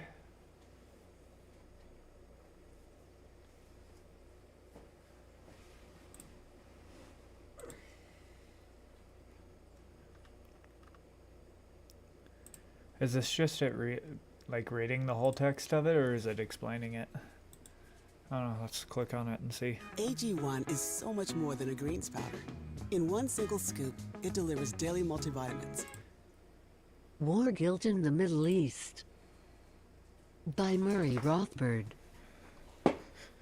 Let us examine the root historical causes of the chronic, as well as the current acute crisis in the Middle East. And let us do this with a view to discovering and assessing the guilty. The chronic Middle East crisis goes back, as do many crises, to World War I. The British, in return for mobilizing the Arab peoples against their oppressors of Imperial Turkey, promised the Arabs their independence when the war was over. But, at the same time, Let me the see if British this is just like- government, with characteristic double-dealing, was promising Arab Palestine as a national home for organized Zionism. These promises were not. War Guilt in the Middle East by Murray Rothbard. Let us examine the root historical causes of the chronic, as well as the current acute crisis in the Middle East. And let us do this with a view to discovering and assessing the So is this guilty. The chronic Middle East crisis goes back, as do many crises, to World War I. The British, in return for mobilizing the Arab peoples against their oppressors of Imperial Turkey, promised the Arabs their independence when the war was over. But, at the same time, the British government, with characteristic double-dealing, was promising Arab Palestine as a national home for organized Zionism. These promises were not on the same moral plane, for in the former case, the Arabs were being promised their own land freed from Turkish domination. And in the latter, World Zionism was being promised a land most emphatically not its own. When World War I was over, the British unhesitatingly chose to keep the wrong promise. That the just one tells to you World what you Zionism. should do. Its choice was not difficult. If it had kept its promise to the Ooh. Arabs, Great Britain would have had to pull gracefully out of the Middle East and turn that land over to its inhabitants. But, to I wonder what fulfill it's its gonna promise say. to Zionism, Britain had No. to remain as a conquering, imperial power ruling over Arab Palestine. That it chose the imperial course is hardly surprising. We must go back still further in history, for what was World Zionism? Before the French Revolution, the Jews of Europe had been largely encased in ghettos, and there emerged from ghetto life a distinct Jewish cultural, ethnic, as well as religious identity, with Yiddish as the common language, Hebrew being only the ancient language of religious ritual. After the French Revolution, the Jews of Western Europe were emancipated from ghetto life, and they then faced a choice of where to go from there. One group, the heirs of the Enlightenment, chose Alright. an I just want to.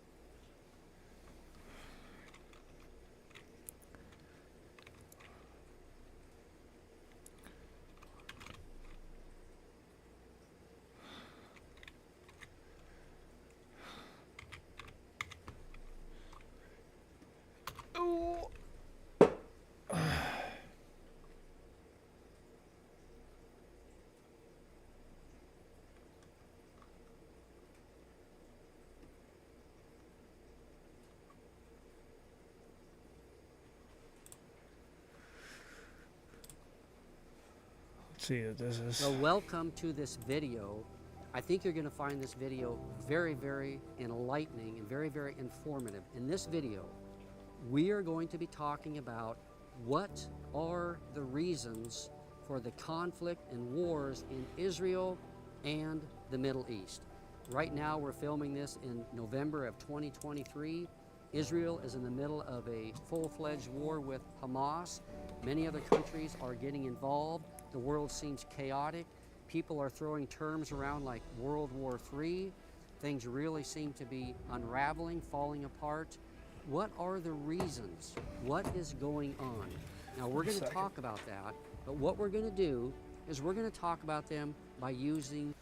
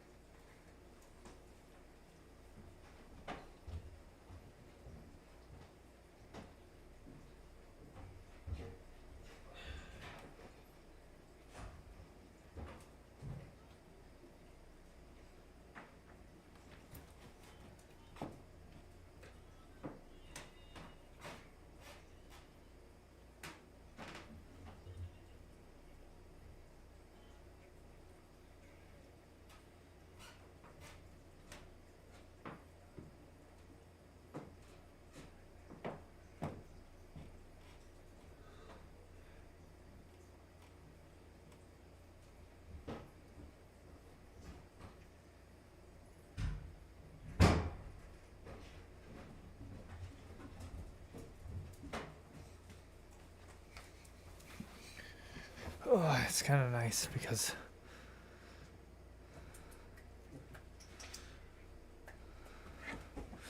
with this, I don't have to like hurry.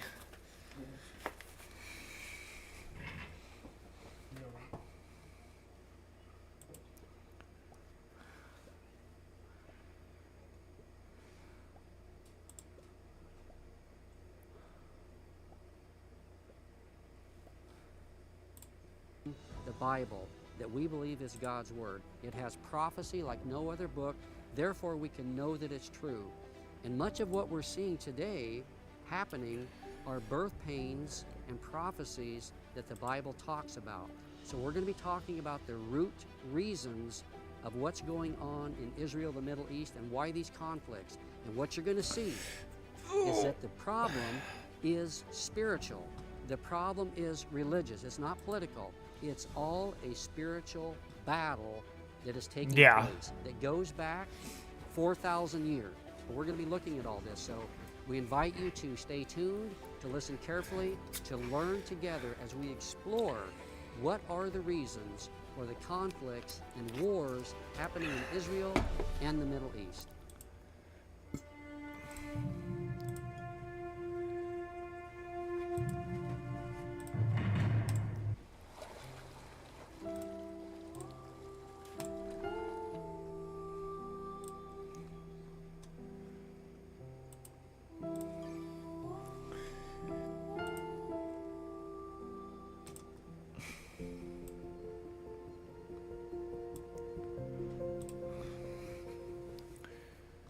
Now in this video, let's define some terms, because I'm going to be using some different terms throughout this video. The first term I want to clarify is secular Arabs. These are the descendants of Ishmael, one of Abraham's secular sons. Arabs? Is this like Arabs who aren't Muslim? These are the people who believe in Muhammad as the prophet. They believe in Islam, and they're devoted followers of Islam and Muhammad.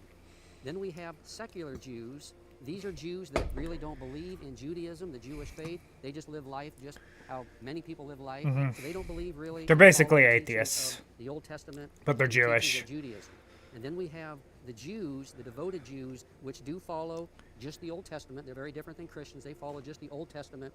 And they don't believe that. No, they don't just follow the Old Testament. Is the Messiah. Then also we're going to talk about the word Palestine or Palestinian. Now this word first came into being in around 132 AD. The Roman Emperor Hadrian used this term because Israel had continued to have uprisings, revolts, rebellions against the Roman Empire. They had one in 70 AD, then they had one in 132 AD. So Hadrian wanted to wipe out Israel and the Jews once and for all and eliminate this problem in the Roman Empire. So what he did is he destroyed Jerusalem, and he changed the name of Jerusalem to Aelia Capitolina, and he changed the name of Israel to Palestine.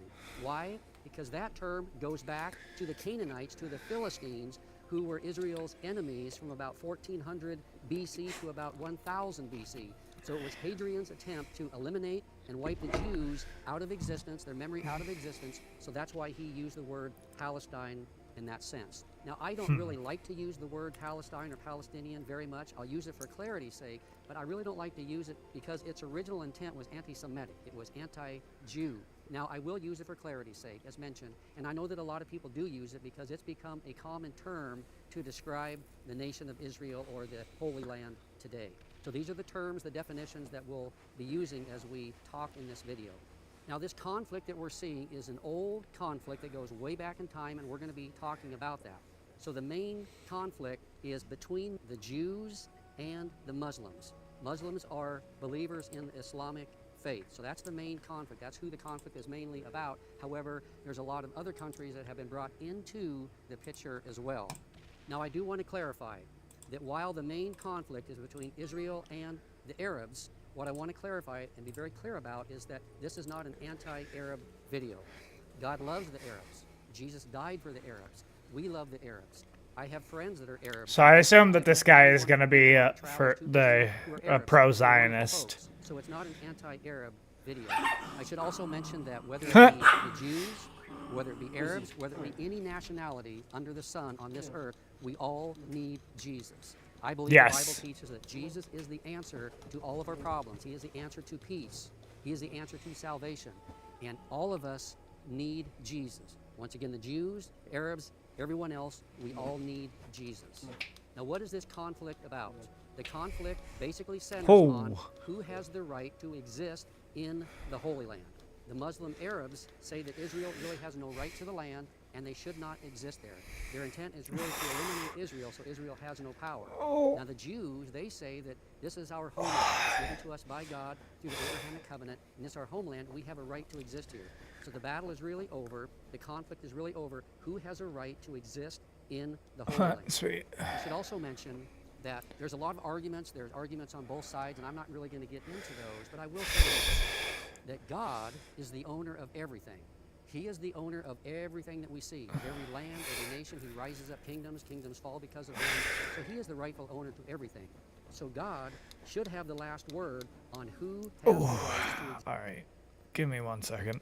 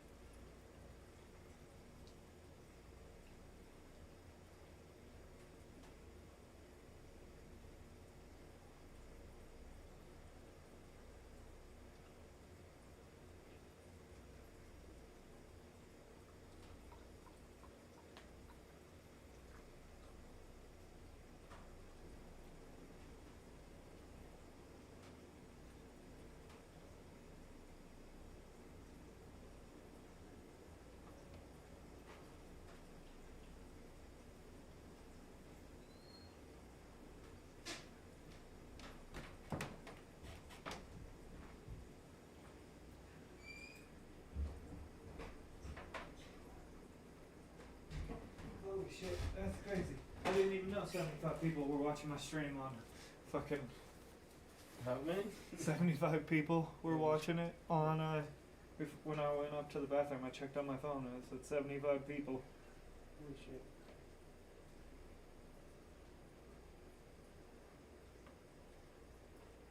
Yeah, see, look. Jesus Christ. Because it doesn't tell you on here. That's insane, dude. That is. Hey. Let me see. Because it doesn't tell you, like, you can't just pop out the analytics on here, you know? Yeah. Oh, fuck.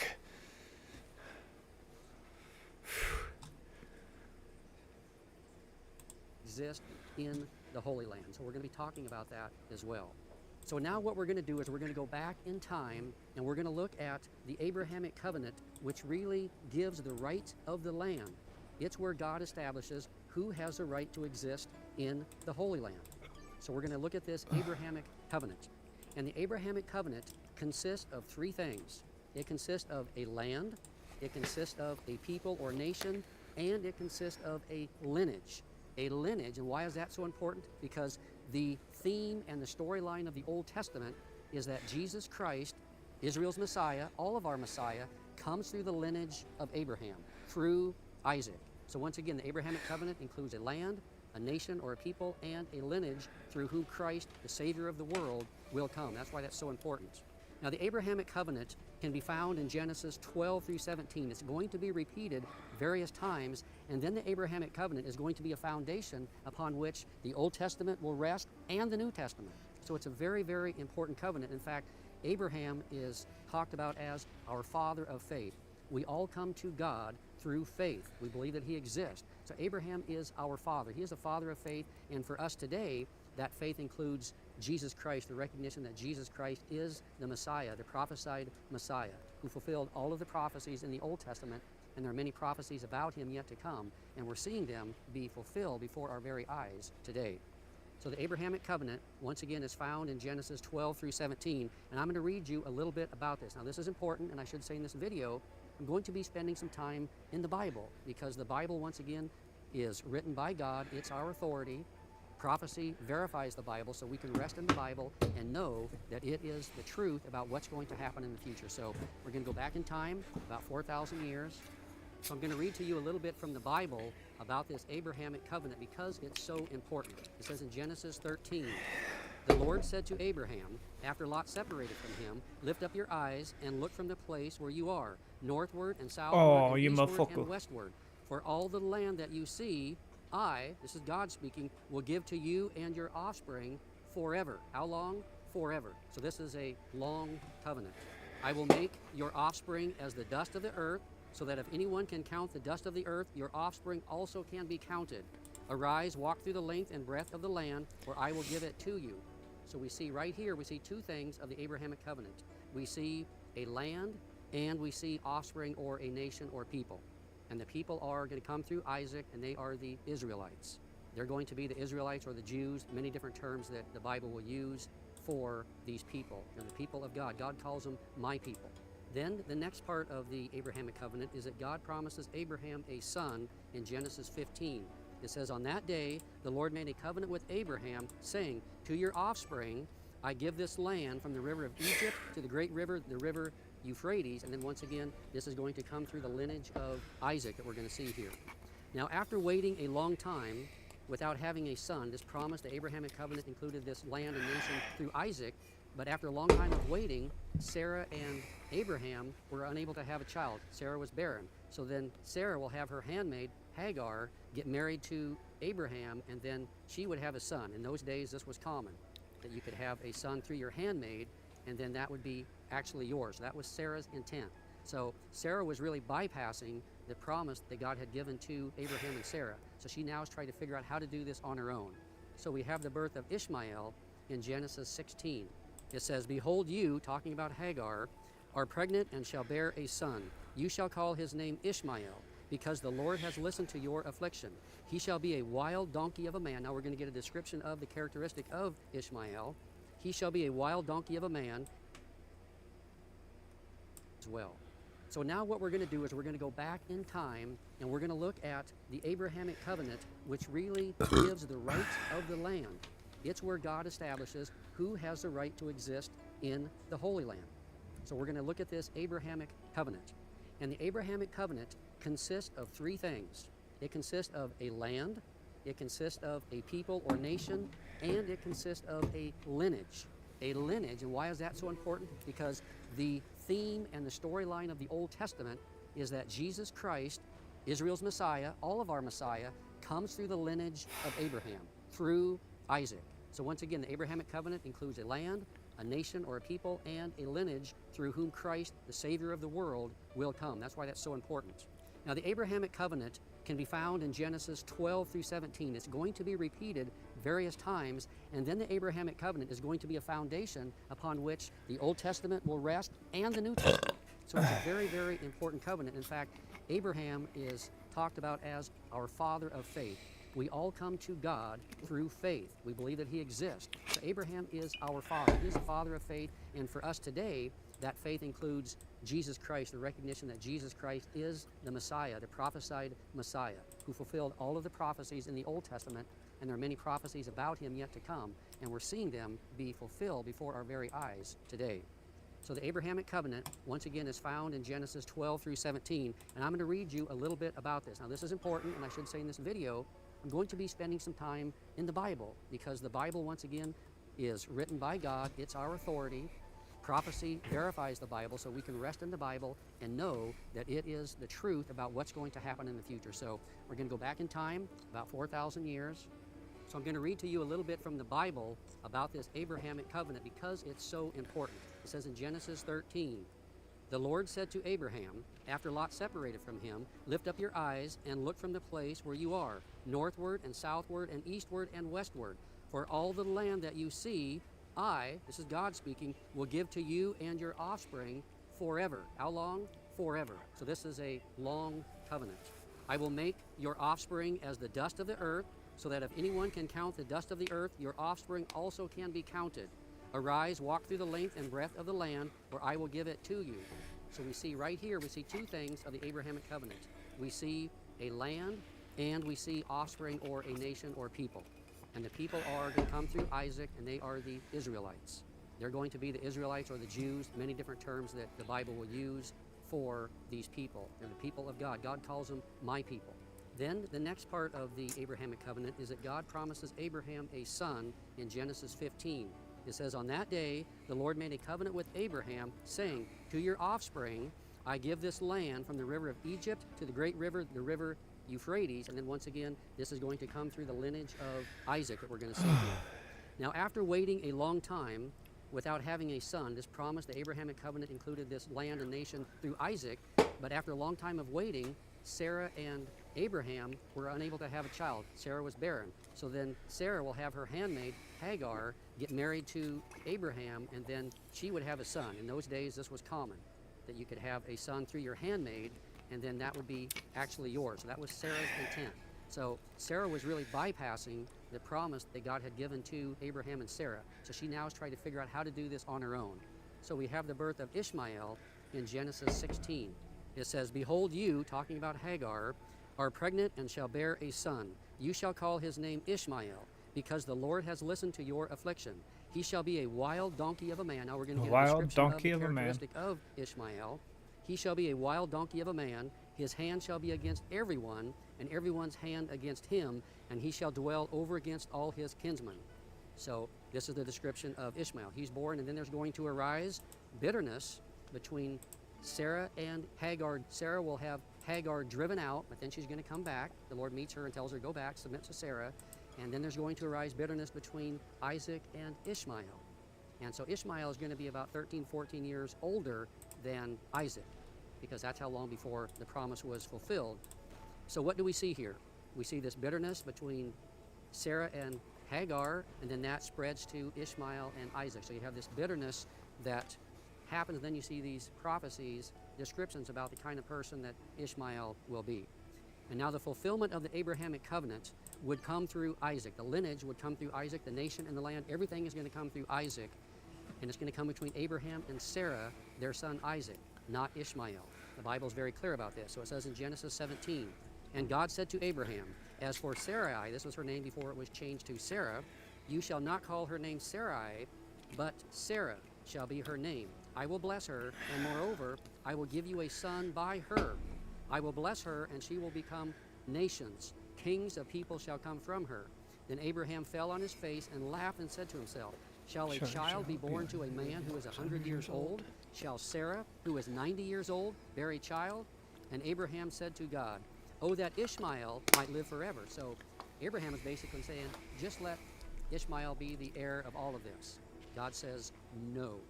No, but Sarah, your wife, shall bear you a son, and you shall call his name Isaac. I will establish my covenant with him as an everlasting covenant for his offspring after him. As for Ishmael, I have heard you. Behold, I have blessed him, and I will make him fruitful and multiply him greatly. He shall father 12 princes, and I will make him into a great nation. But I will establish my covenant with Isaac, whom Sarah shall bear to you at this time next year. When he had finished talking with him, God spoke from Abraham. So God is very clear that the Abrahamic covenant is going to come through Isaac, not Ishmael. Now God will bless Ishmael, and from Ishmael come the Arab people. And God bless the Arab people. God bless them. Through them is then Ishmael is their father, and then the Israelites are going to come through the lineage of Isaac. So what do we see here? We see that the Abrahamic covenant is an everlasting covenant, and it would be through Isaac, the son of Abraham and Sarah. God's covenant would not be through Ishmael. Ishmael would be the father of a great multitude, which are the Arab people. Once again, God bless the Arabs. God loves them. Through the Abrahamic covenant, fulfilled in Isaac, would come Jesus Christ, the prophesied Savior. So this covenant includes three things, as we've mentioned: a land, a people, and a lineage. And that lineage is so important because through that lineage comes Jesus Christ. It says in Galatians 3:13, Christ redeemed us from the curse of the law, having become a curse for us. For it is written, cursed is everyone who hangs on a tree, in order that in Christ Jesus the blessing of Abraham would come to the Gentiles, so that we would receive the promise of the Spirit through faith. Oh, He no. goes on to say in verse 16, now the promises were spoken to Abraham and to his seed.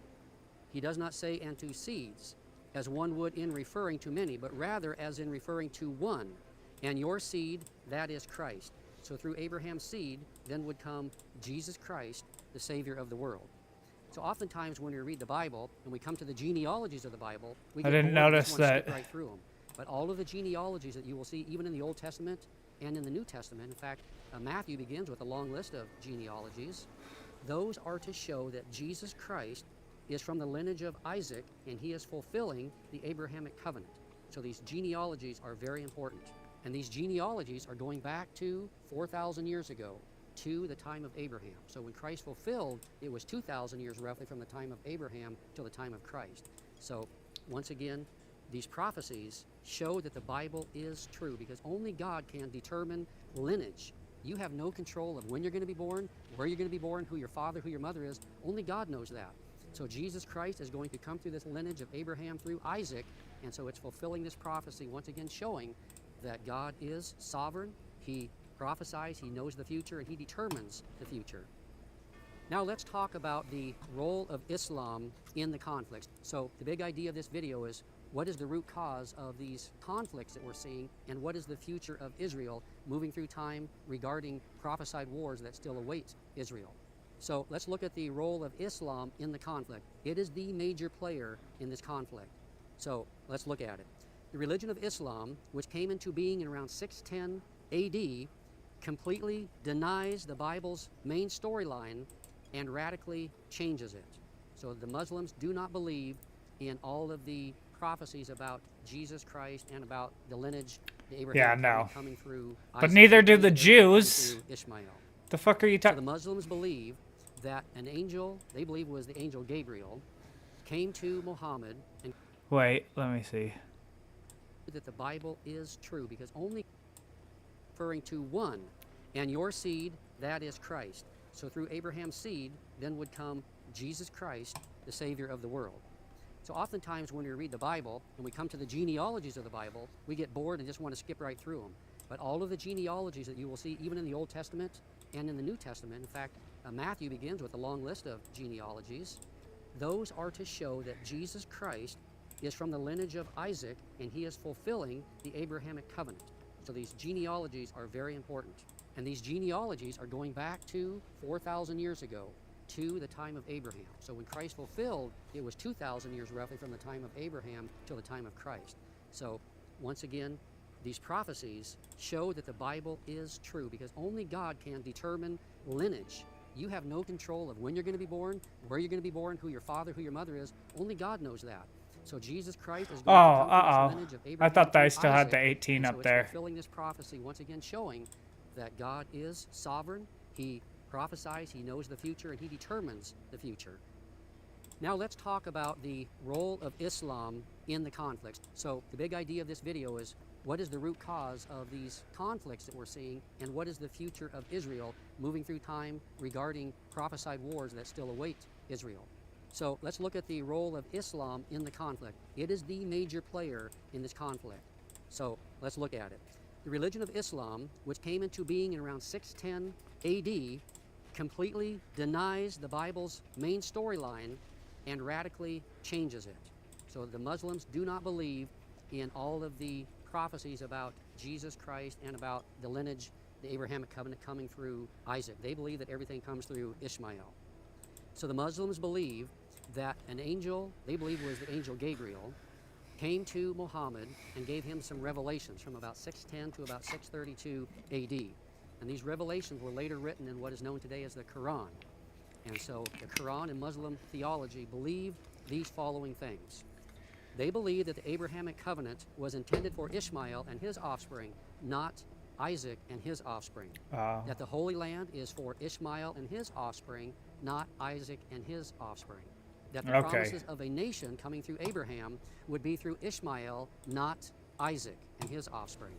And that Jesus Christ is not the Savior. He doesn't fulfill the lineage of the Abrahamic covenant, but he was just a prophet, and that Muhammad is greater than Jesus and the last prophet. Islam denies But the Jews death, don't burial, believe in and Jesus resurrection either. of Jesus Christ. It believes the Bible has been corrupted and that the Quran is the true revelation from God. Note, however, that this belief that the Bible has been corrupted cannot be true. Why? Because of the Dead Sea Scrolls. The Dead Sea Scrolls were written about 100 BC before Jesus, showing that the prophecies about Jesus couldn't have been written afterward. And so the Dead Sea Scrolls, which was the Bible that we have today, basically is exactly the same, was written 700 years before Muhammad. So the Bible has not been corrupted. However, when Muslims are asked to verify that the Bible has been corrupted by producing the original manuscripts that prove this, they can't do so. So they have no way to prove their claims. They are just mere accusations that are unfounded. Nonetheless, they build their entire belief structure on the claim that the Bible has been corrupted. I should also mention that Islam does more than just really say the Bible is corrupted. Why? Because it denies about 95% of the Bible. The main storyline of the Old Testament, it denies. The central figure of the New Testament being Jesus Christ, and that he is the Savior, and teaching us how to live, serve, and follow him, it denies. So it really does more than just say it's been corrupted, because it just basically eradicates the whole storyline and the narrative of the Bible, and it basically just eliminates and says that the New Testament is not even true. So it really does more than just corrupt, in all honesty. Islam teaches that Muhammad was the example of a person to follow and model your life after. And that is really problematic, because Muhammad had some very troubling things in his life, one of which was that when he was 51 years old, he married a girl who was 6. In Islam, that is okay. And then he consummated that marriage when she was about 9 or 10. He was about 54. So what you'll see Disgusting. in Islam is very common for the men to marry very young children, even before puberty. They're very, very common. What does the Bible claim about Islam? It doesn't mention Islam by name, but it's going to talk about religion. But doesn't the Jewish, like the, what is the book that the Jew, it starts with the T. Why can't I think of it? What is the Jewish Bible? The Hebrew Bible. What the fuck is it? Torah.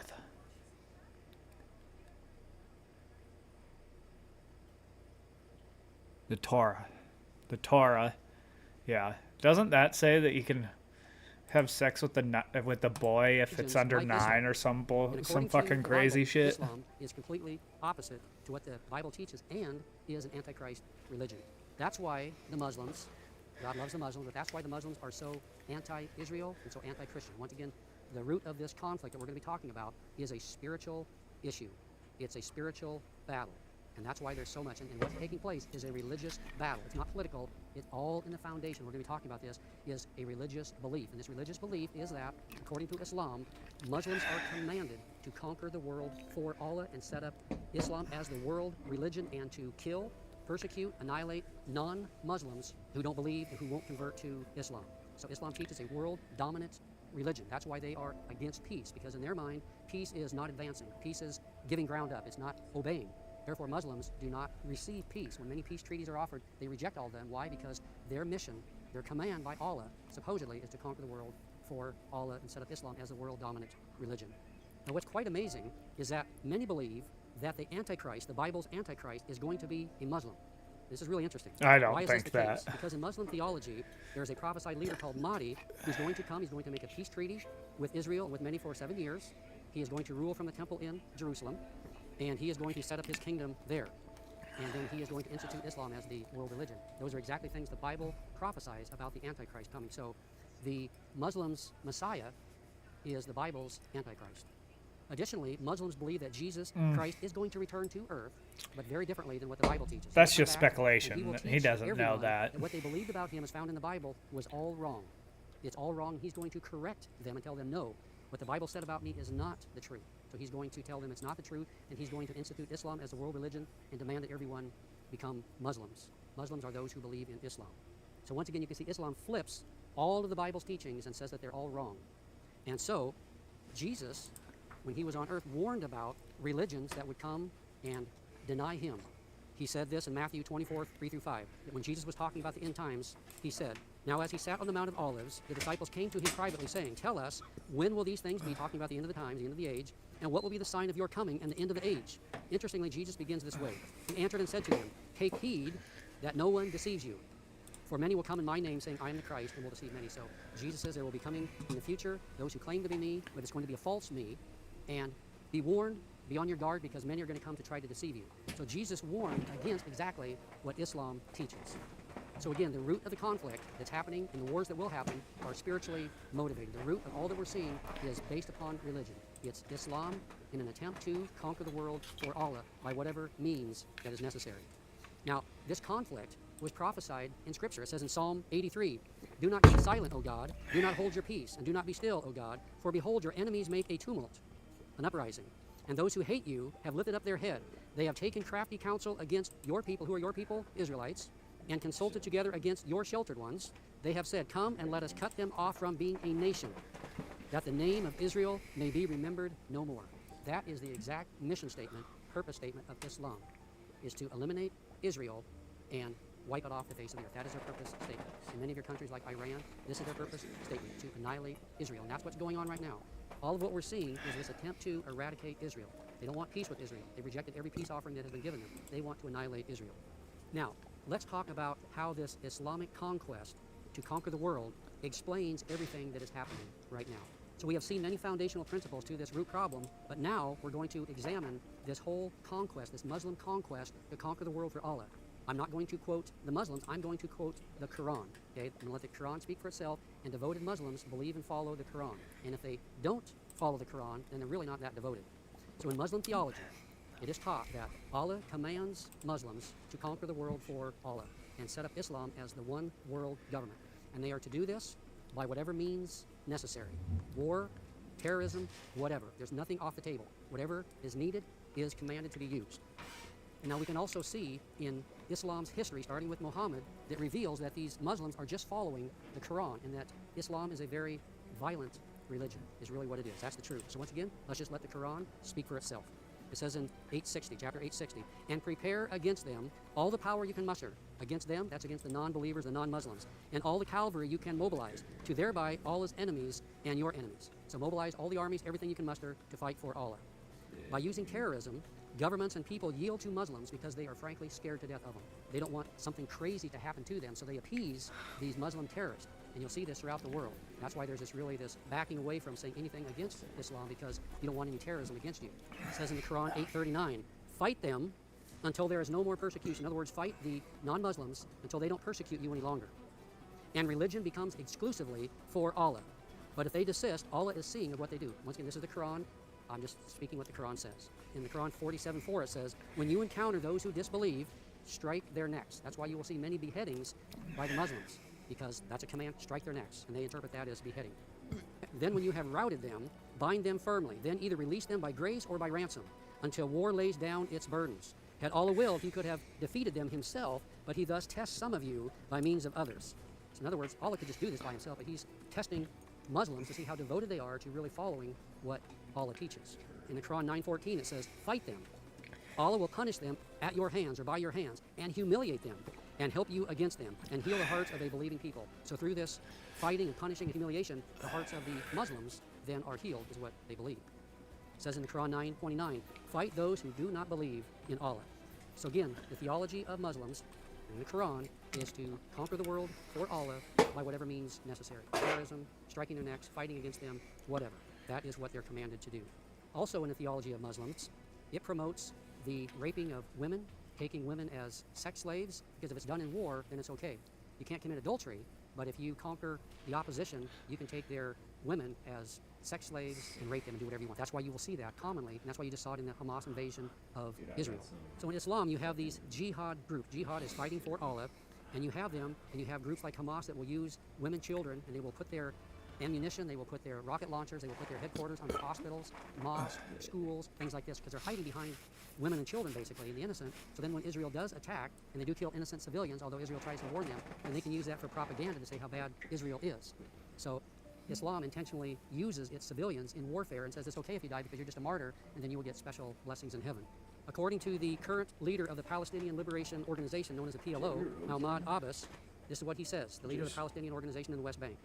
No Jews would be allowed to live in the land of Israel unless they converted to Muslim if a state of Palestine was created. What? Do you have any This roads? is completely opposite to what the Yeah, I Israelis do. They allow for Arabs to live in Israeli-controlled areas. They can vote, they can hold office, they can be doctors, nurses, they're soldiers in the war, they even hold seats on the parliament and the Supreme Court in Israel. So Arabs do have I honestly freedom like of these better religion than the- and freedom of expression in Israeli-controlled areas. Now there's areas in the West Bank where the Israelis have to crack down because there's many terrorists in these areas of the West Bank. According to the Muslims, no Muslim should submit to any non-Muslim form of government. Prohibited. And if there is a non-Muslim government, then Muslims have the duty to eliminate them from power by whatever means necessary. In Muslim-run countries, there is no freedom of religion, really. You're persecuted, and if you don't convert to Muslim, you have a very, very difficult life. Many of the times you are killed, or you have to pay exorbitant taxes. You can't have jobs that are very good. It's just very, very persecuted. There were millions of Jews that lived in the Arab Muslim states that surround Israel, but they've all been driven out and they've left, many of them killed, because life is just so unbearable, because in these Islamic-run states, there's really no freedom of religion. In Islam, when they go into these countries and conquer, they will destroy churches, they will destroy synagogues, and so forth. This is to show world dominance. So what you'll see all around the world, and I've traveled the Holy Land a lot, you'll see at every holy site virtually, there's a minaret or a mosque or something. Why? Because in Muslim theology, it's dominance. They're showing that we have conquered you. That's why the Dome of the Rock was placed exactly over where the temple was on the Temple Mount, because that's showing that we have dominated you, we've conquered you. Once again, in Islam, you're commanded to conquer the world, for Allah set up Islam as the world's dominant faith. Now, Islam is promoted as a peaceful religion, but the truth is that's really not the case. When you look at the Quran, you look at Muslim theology, once again, they are commanded to conquer the world for Allah, set up Islam, so peace is not an option. Peace is failure. Peace is defeat in their mind, so they're not interested in peace. That's why you see that they reject every peace offer that is given to them. I should mention that within Islam, that the Arabs who do not convert to Islam in these Islam-run countries, they are persecuted tremendously. If you're an Arab, you are expected to be a Muslim.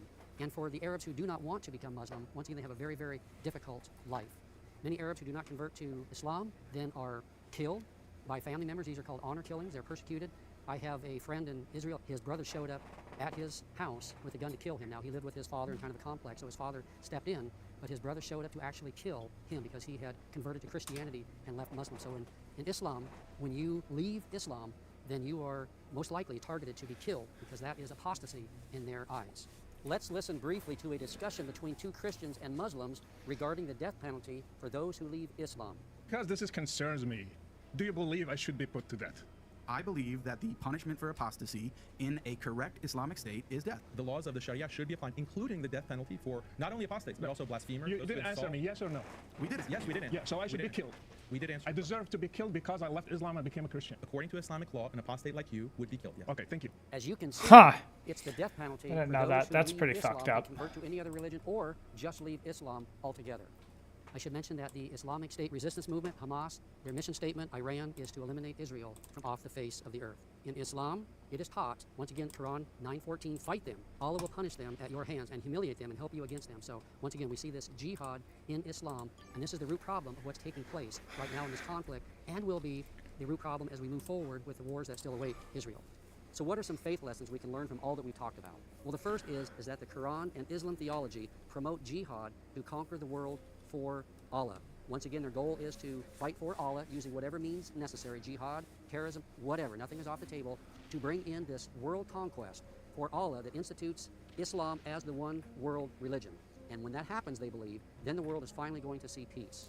The next lesson is that the main conflicts, the main driver of the wars and conflicts moving forward will be Muslim jihadists, these devoted Muslim jihadists that are on a jihad to, once again, conquer the world for Allah. So this is going to be the driver forward. They are going to be the main players in this conflict and all this tension and wars. Also, it's very likely that the Antichrist will be a Muslim, not only according to Muslim theology, but also the Bible sees that it's very likely this is going to be a Muslim Antichrist. Interestingly, the Muslims believe in a future world leader coming who's Mahdi, and he will make a peace treaty with many for 7 years. He will rule from the temple in Jerusalem, and he will institute Islam as the world religion. So interestingly, those are the very same things that the Bible talks about that the Antichrist will do. So again, it's very logical and likely that the Antichrist will be a Muslim. Now, while the Islamic states and Muslims think that they are fighting for Allah, actually they are fighting against God Almighty, the true God. And God Almighty, the true God, will not allow the Muslims to fulfill their plans because he has other plans. And so Israel will be victorious because God has a plan for Israel. So moving forward, we're going to see this growing hatred towards the Jews, even towards Christians, because they support the Jews and their faith is built upon the Old Testament that the Jews believe in. So there are some links between the Jews and Christians, although the Jews don't believe in Jesus as the Messiah. That's the main difference. But you're going to see this growing hatred and violence towards the Jews and towards Christians and anyone really who opposes the advancement of Islam as the world government, the conquest of the world for Allah. So I want to read you this verse here as we wrap up. It talks about how God is going to fight for Israel. It says, "Behold, I am about to make Jerusalem a cup of staggering to all the surrounding peoples. The siege of Jerusalem will also be against Judah," that's the southern part of Israel. "On that day I will make Jerusalem a heavy stone for all the peoples. All who lift it will surely hurt themselves." So those who try to come against Jerusalem are going to hurt themselves. "And all the nations of the earth will gather against it. On that day, declares the Lord, I will strike every horse with panic, and its rider with madness. But for the sake of the house of Judah, I will keep my eyes open when I strike every horse of the peoples with blindness. Then the clans of Judah shall say to themselves, the inhabitants of Jerusalem have strength through the Lord of hosts, their God." So once again, God is going to supernaturally protect Israel and be Israel's defendant, so to speak. So there's a bright future for Israel, even though it's going to be filled with much, much tribulation.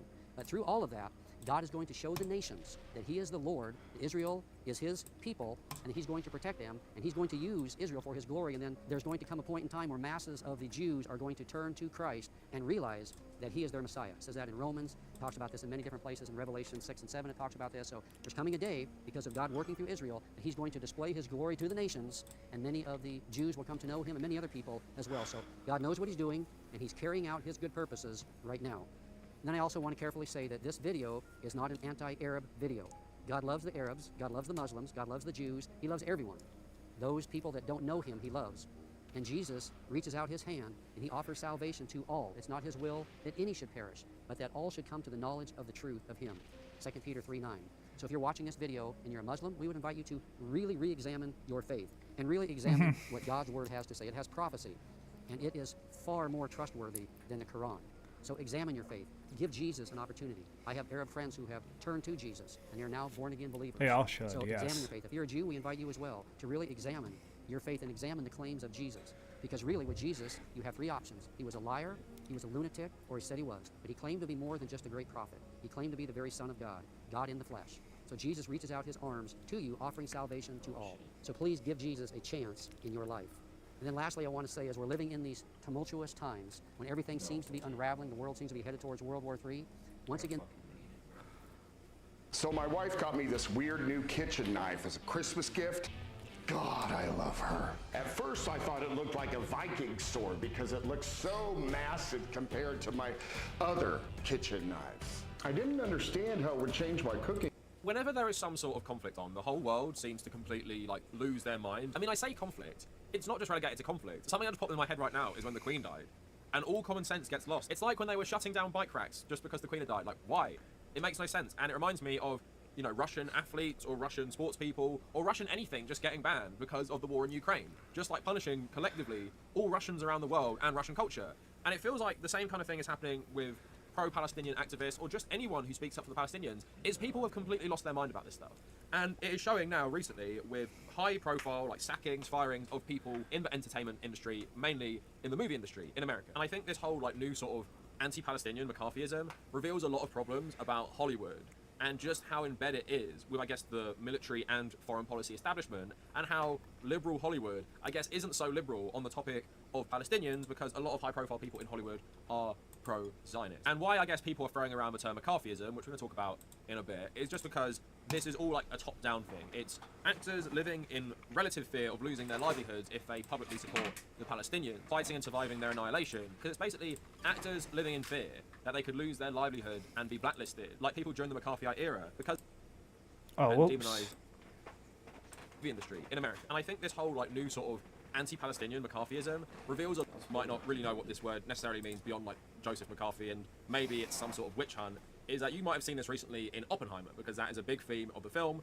with the shifting, I guess, geopolitical landscape after World War II. Loads of people in America throughout different positions, entertainment or the military, were all investigated for being communists, because if you were a communist, you were disloyal to the United States and were likely a spy for Soviet Russia or something like that. And in the film, Oppenheimer did associate many communists, so they're just investigating him and eventually revoke his national security clearance. And the US did have a Red Scare before in the 1920s, but this Red Scare after the Second World War was whipped up in the 1940s with the House of Un-American Activities Committee, which was a congressional committee to investigate apparent communist subversion at all levels of the US. But you also, of course, had Joe McCarthy, the senator, capitalizing on this and whipping up what we know today as McCarthyism, where he would basically just accuse loads of his political enemies or people he just didn't like of being communist, and he basically used this to build himself like a bigger national reputation. But people like Edward Murrow, and there's that film with Robert Downey Jr., I think it's called Good Night and Good Luck, which is about this radio broadcast. McCarthyists were right.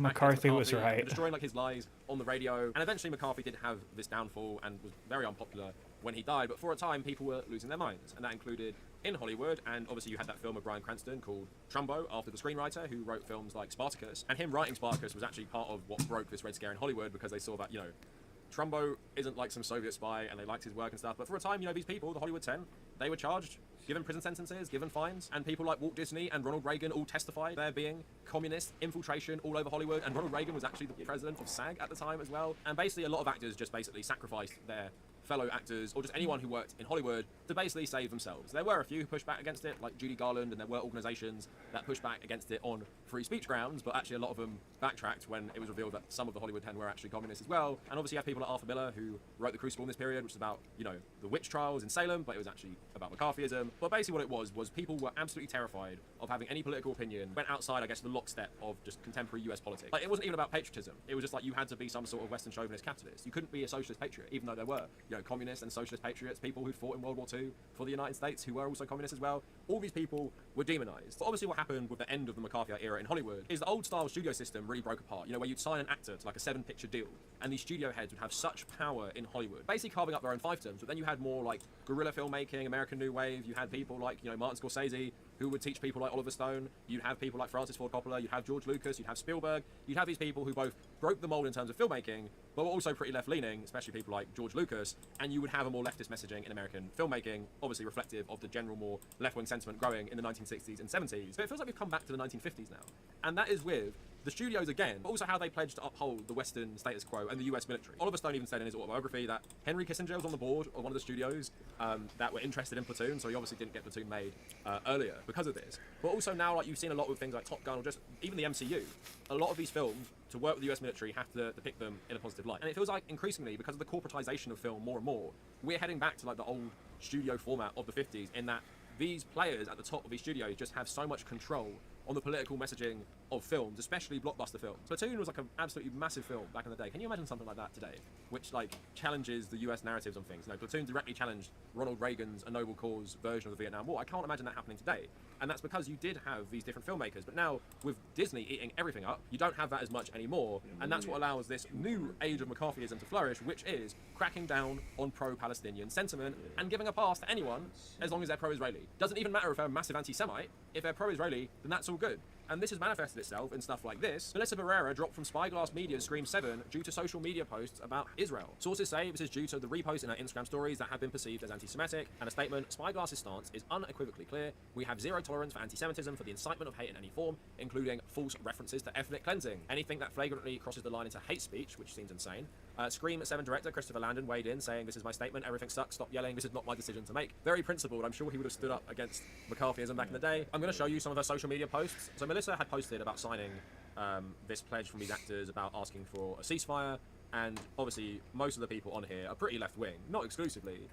But also, of course, you have some Jewish people there as well, like Andrew Garfield. Is he promoting hate speech by signing a call for a ceasefire? But on her actual story, you had posts like this. I love my Jewish friends and I stand with you in these horrible times. I empathize with your fear and pain. No one deserves to be persecuted and attacked. I know that a lot of Jewish people are not okay with what the government of Israel is doing. Jewish children are dying. Innocent Jewish people are dying. Palestinian children are dying and have been dying for decades. Innocent Palestinians are and have been dying. Not always because of bombs or because they live in a prison and have vital resources limited. The questions are bigger than the current conflict. I pray for peace for everyone. I pray for peace and freedom in the region. Sharing something from the UN. There is a grave danger of what we are witnessing may be a repeat of the 1948 Nakba and the 1967 Naksa, yet on a larger scale. The international community must do everything to stop this from happening, the UN expert said. She noted that Israeli public officials have openly advocated for another Nakba, and then she posted something like this. As we all wake up to what has been happening in Gaza and see it for what it is, it's very important to also understand, just like all Palestinians are not Hamas, all Jewish people are not the Israeli government. Do not blame or hate on a whole group of people because of what some are doing. I stand with all of those caught in the crossfire. Absolutely insane that they fired her for these posts. Like, I'm reading them and thinking, like, what is Wait, what did they fire her for? Solidarity with both sides, including people in Israel itself, right?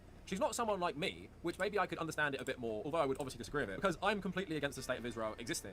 And I talk about that on my channel, like, very clearly, and I've talked about it for a long, long time. And my words really aren't trying to both sides everything. Like, I'm pretty clear where my solidarity lies primarily, and I can understand maybe that I would be more controversial, for example. I'd say if I was like a high-profile actor, I'd be like one of the most controversial if I had my views, because obviously people are both scared to talk like I do, but maybe a lot of them don't actually share my politics, generally. But what you're seeing there, like, imagine getting fired for that, and them accusing you of being an anti-Semite.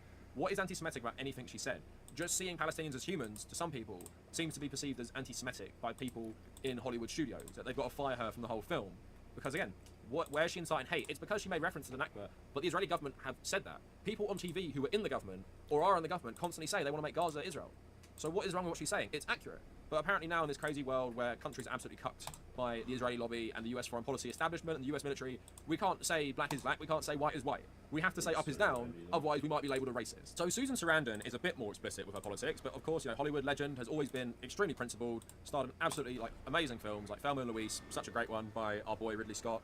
But this happened as well. UTA dropped Susan Sarandon as client following recent anti-Semitic remarks made at a rally in New York. The Dead Man Walking Oscar winner has been present at several pro-Palestinian rallies where she has made several remarks that included, there are a lot of people afraid of being Jewish at this time and are getting a taste of what it feels like to be Muslim in this country. She also went on to repost on Twitter a pro-Palestinian post from Roger Waters, who's been criticised over the years for his anti-Semitic remarks. Sarandon being dropped from UTA is another instance in recent weeks of talent agencies making tough decisions when it comes to clients or agents making public statements. Last month, CAA co-head of film Maha Dakhil resigned from the agency's board after she reposted an Instagram story that said, "You're currently learning who supports genocide." And we're going to talk about that a bit more because there's a larger article about Variety which shows you like how this is working. But again, yes, pretty clear. A lot of actors, just like in the 40s and 50s, are terrified of losing their career. So Rowan Blanchard, she posted this after reposting about the stories I just read you. This is very real. Every actor in Hollywood I know that has been vocal online about the cleansing of the Palestinian people since 2018 to now have faced consequences or given warnings from their agencies, management and casting. This is very insidious and it goes on from the top down. And honestly, I've noticed that a lot as well because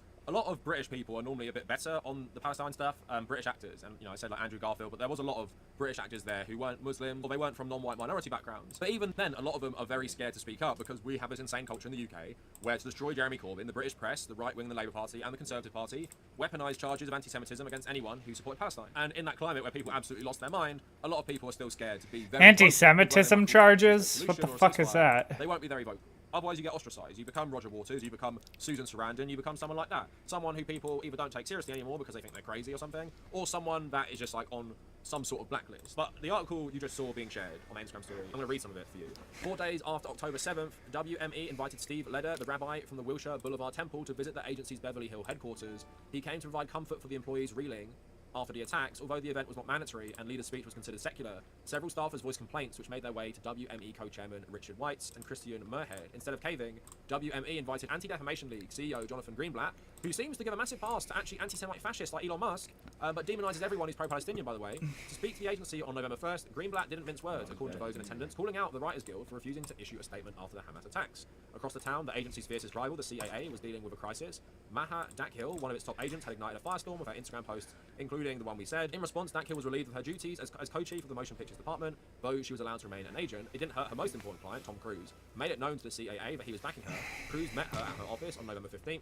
A knowledgeable source says he took the rare step of going in person 108 for his embattled agent. But the Dakhil issue didn't end there. A group of CAA assistants threatened to walk out over the agency's treatment of her. They believed she was being railroaded by management, but ultimately abandoned their threats. At the same time, some of the agents who complained internally about Dakhil's post felt disillusioned, believing she should have been fired. Separately, CAA cut ties with a staffer and 2 clients over incendiary anti-Israel social media posts. So Jonathan Why is Greenblatt, why is there scumbag, no he one told in the Variety, chat There's though? no excuse for academic Hamas and demand the release of the hostages. Hollywood was quick to declare Black Lives Matter, as they should, and Time's Up, as they should, and other important causes. There's plenty of room for criticism of Israel. No, there definitely isn't at the ADL, but that doesn't provide celebrities and industry reps with an open license to wage unfair accusations against Israel, such as accusing it of apartheid, is just accurate at this point. Again, ADL is trash. It is just a pro-Zionist organization above all else, has helped the FBI, is happy to ally itself with actual anti-Semites who are pro-Israel. Again, trash organization. So it's basically becoming like a Hollywood civil war. It reminds me of McCarthyism. So insiders say La La Land producer Mark Platt texted WME leadership about why Boots Riley was still a client after the Sorry to Bother You writer-director urged his followers on Twitter to boycott an industry screening of footage of the Hamas attacks in the Simon Wiesenthal Center in LA. He dubbed it propaganda, and however, Riley remains an agency client. Meanwhile, several agents at UTA have expressed outrage internally over a recent open letter spearheaded by Ta-Nehisi Coates and believed he should be dropped from the agency's roster. Coates was the first signature on an October 14th letter that many industry-ites felt dehumanize Israelis. The agency is sticking with him, though it has severed ties with Susan Sarandon, and I believe that is the thing I showed you earlier, like what had signed on to. Alright, also dropped I'm done for the night. Regina Jackson, who co-wrote the 2022 book White Women, Everything You Already Know About Your Own Racism and How to Do Better. Actually, no, I'm gonna read this. CIA spokesperson says Rao was not dropped for supporting Palestinians, but for posts deemed anti-Semitic. I'm gonna read this. Fuck it, I'll read that tomorrow.